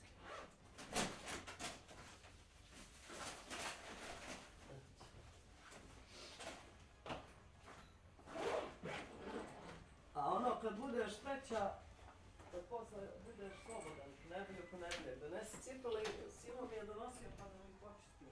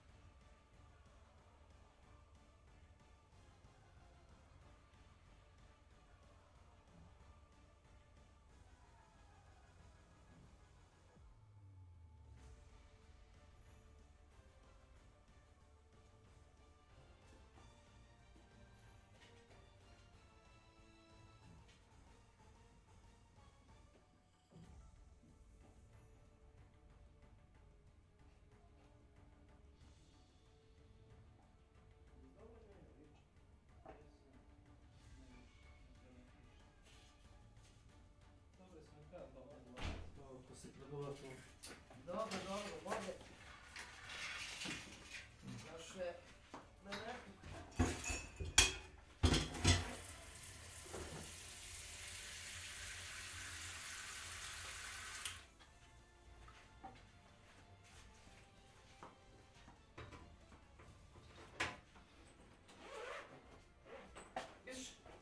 Još na to. A opet, kako ti ovo jaje izgleda? To je od pre 2 godine, čini se. Prije 2 Uskrsa.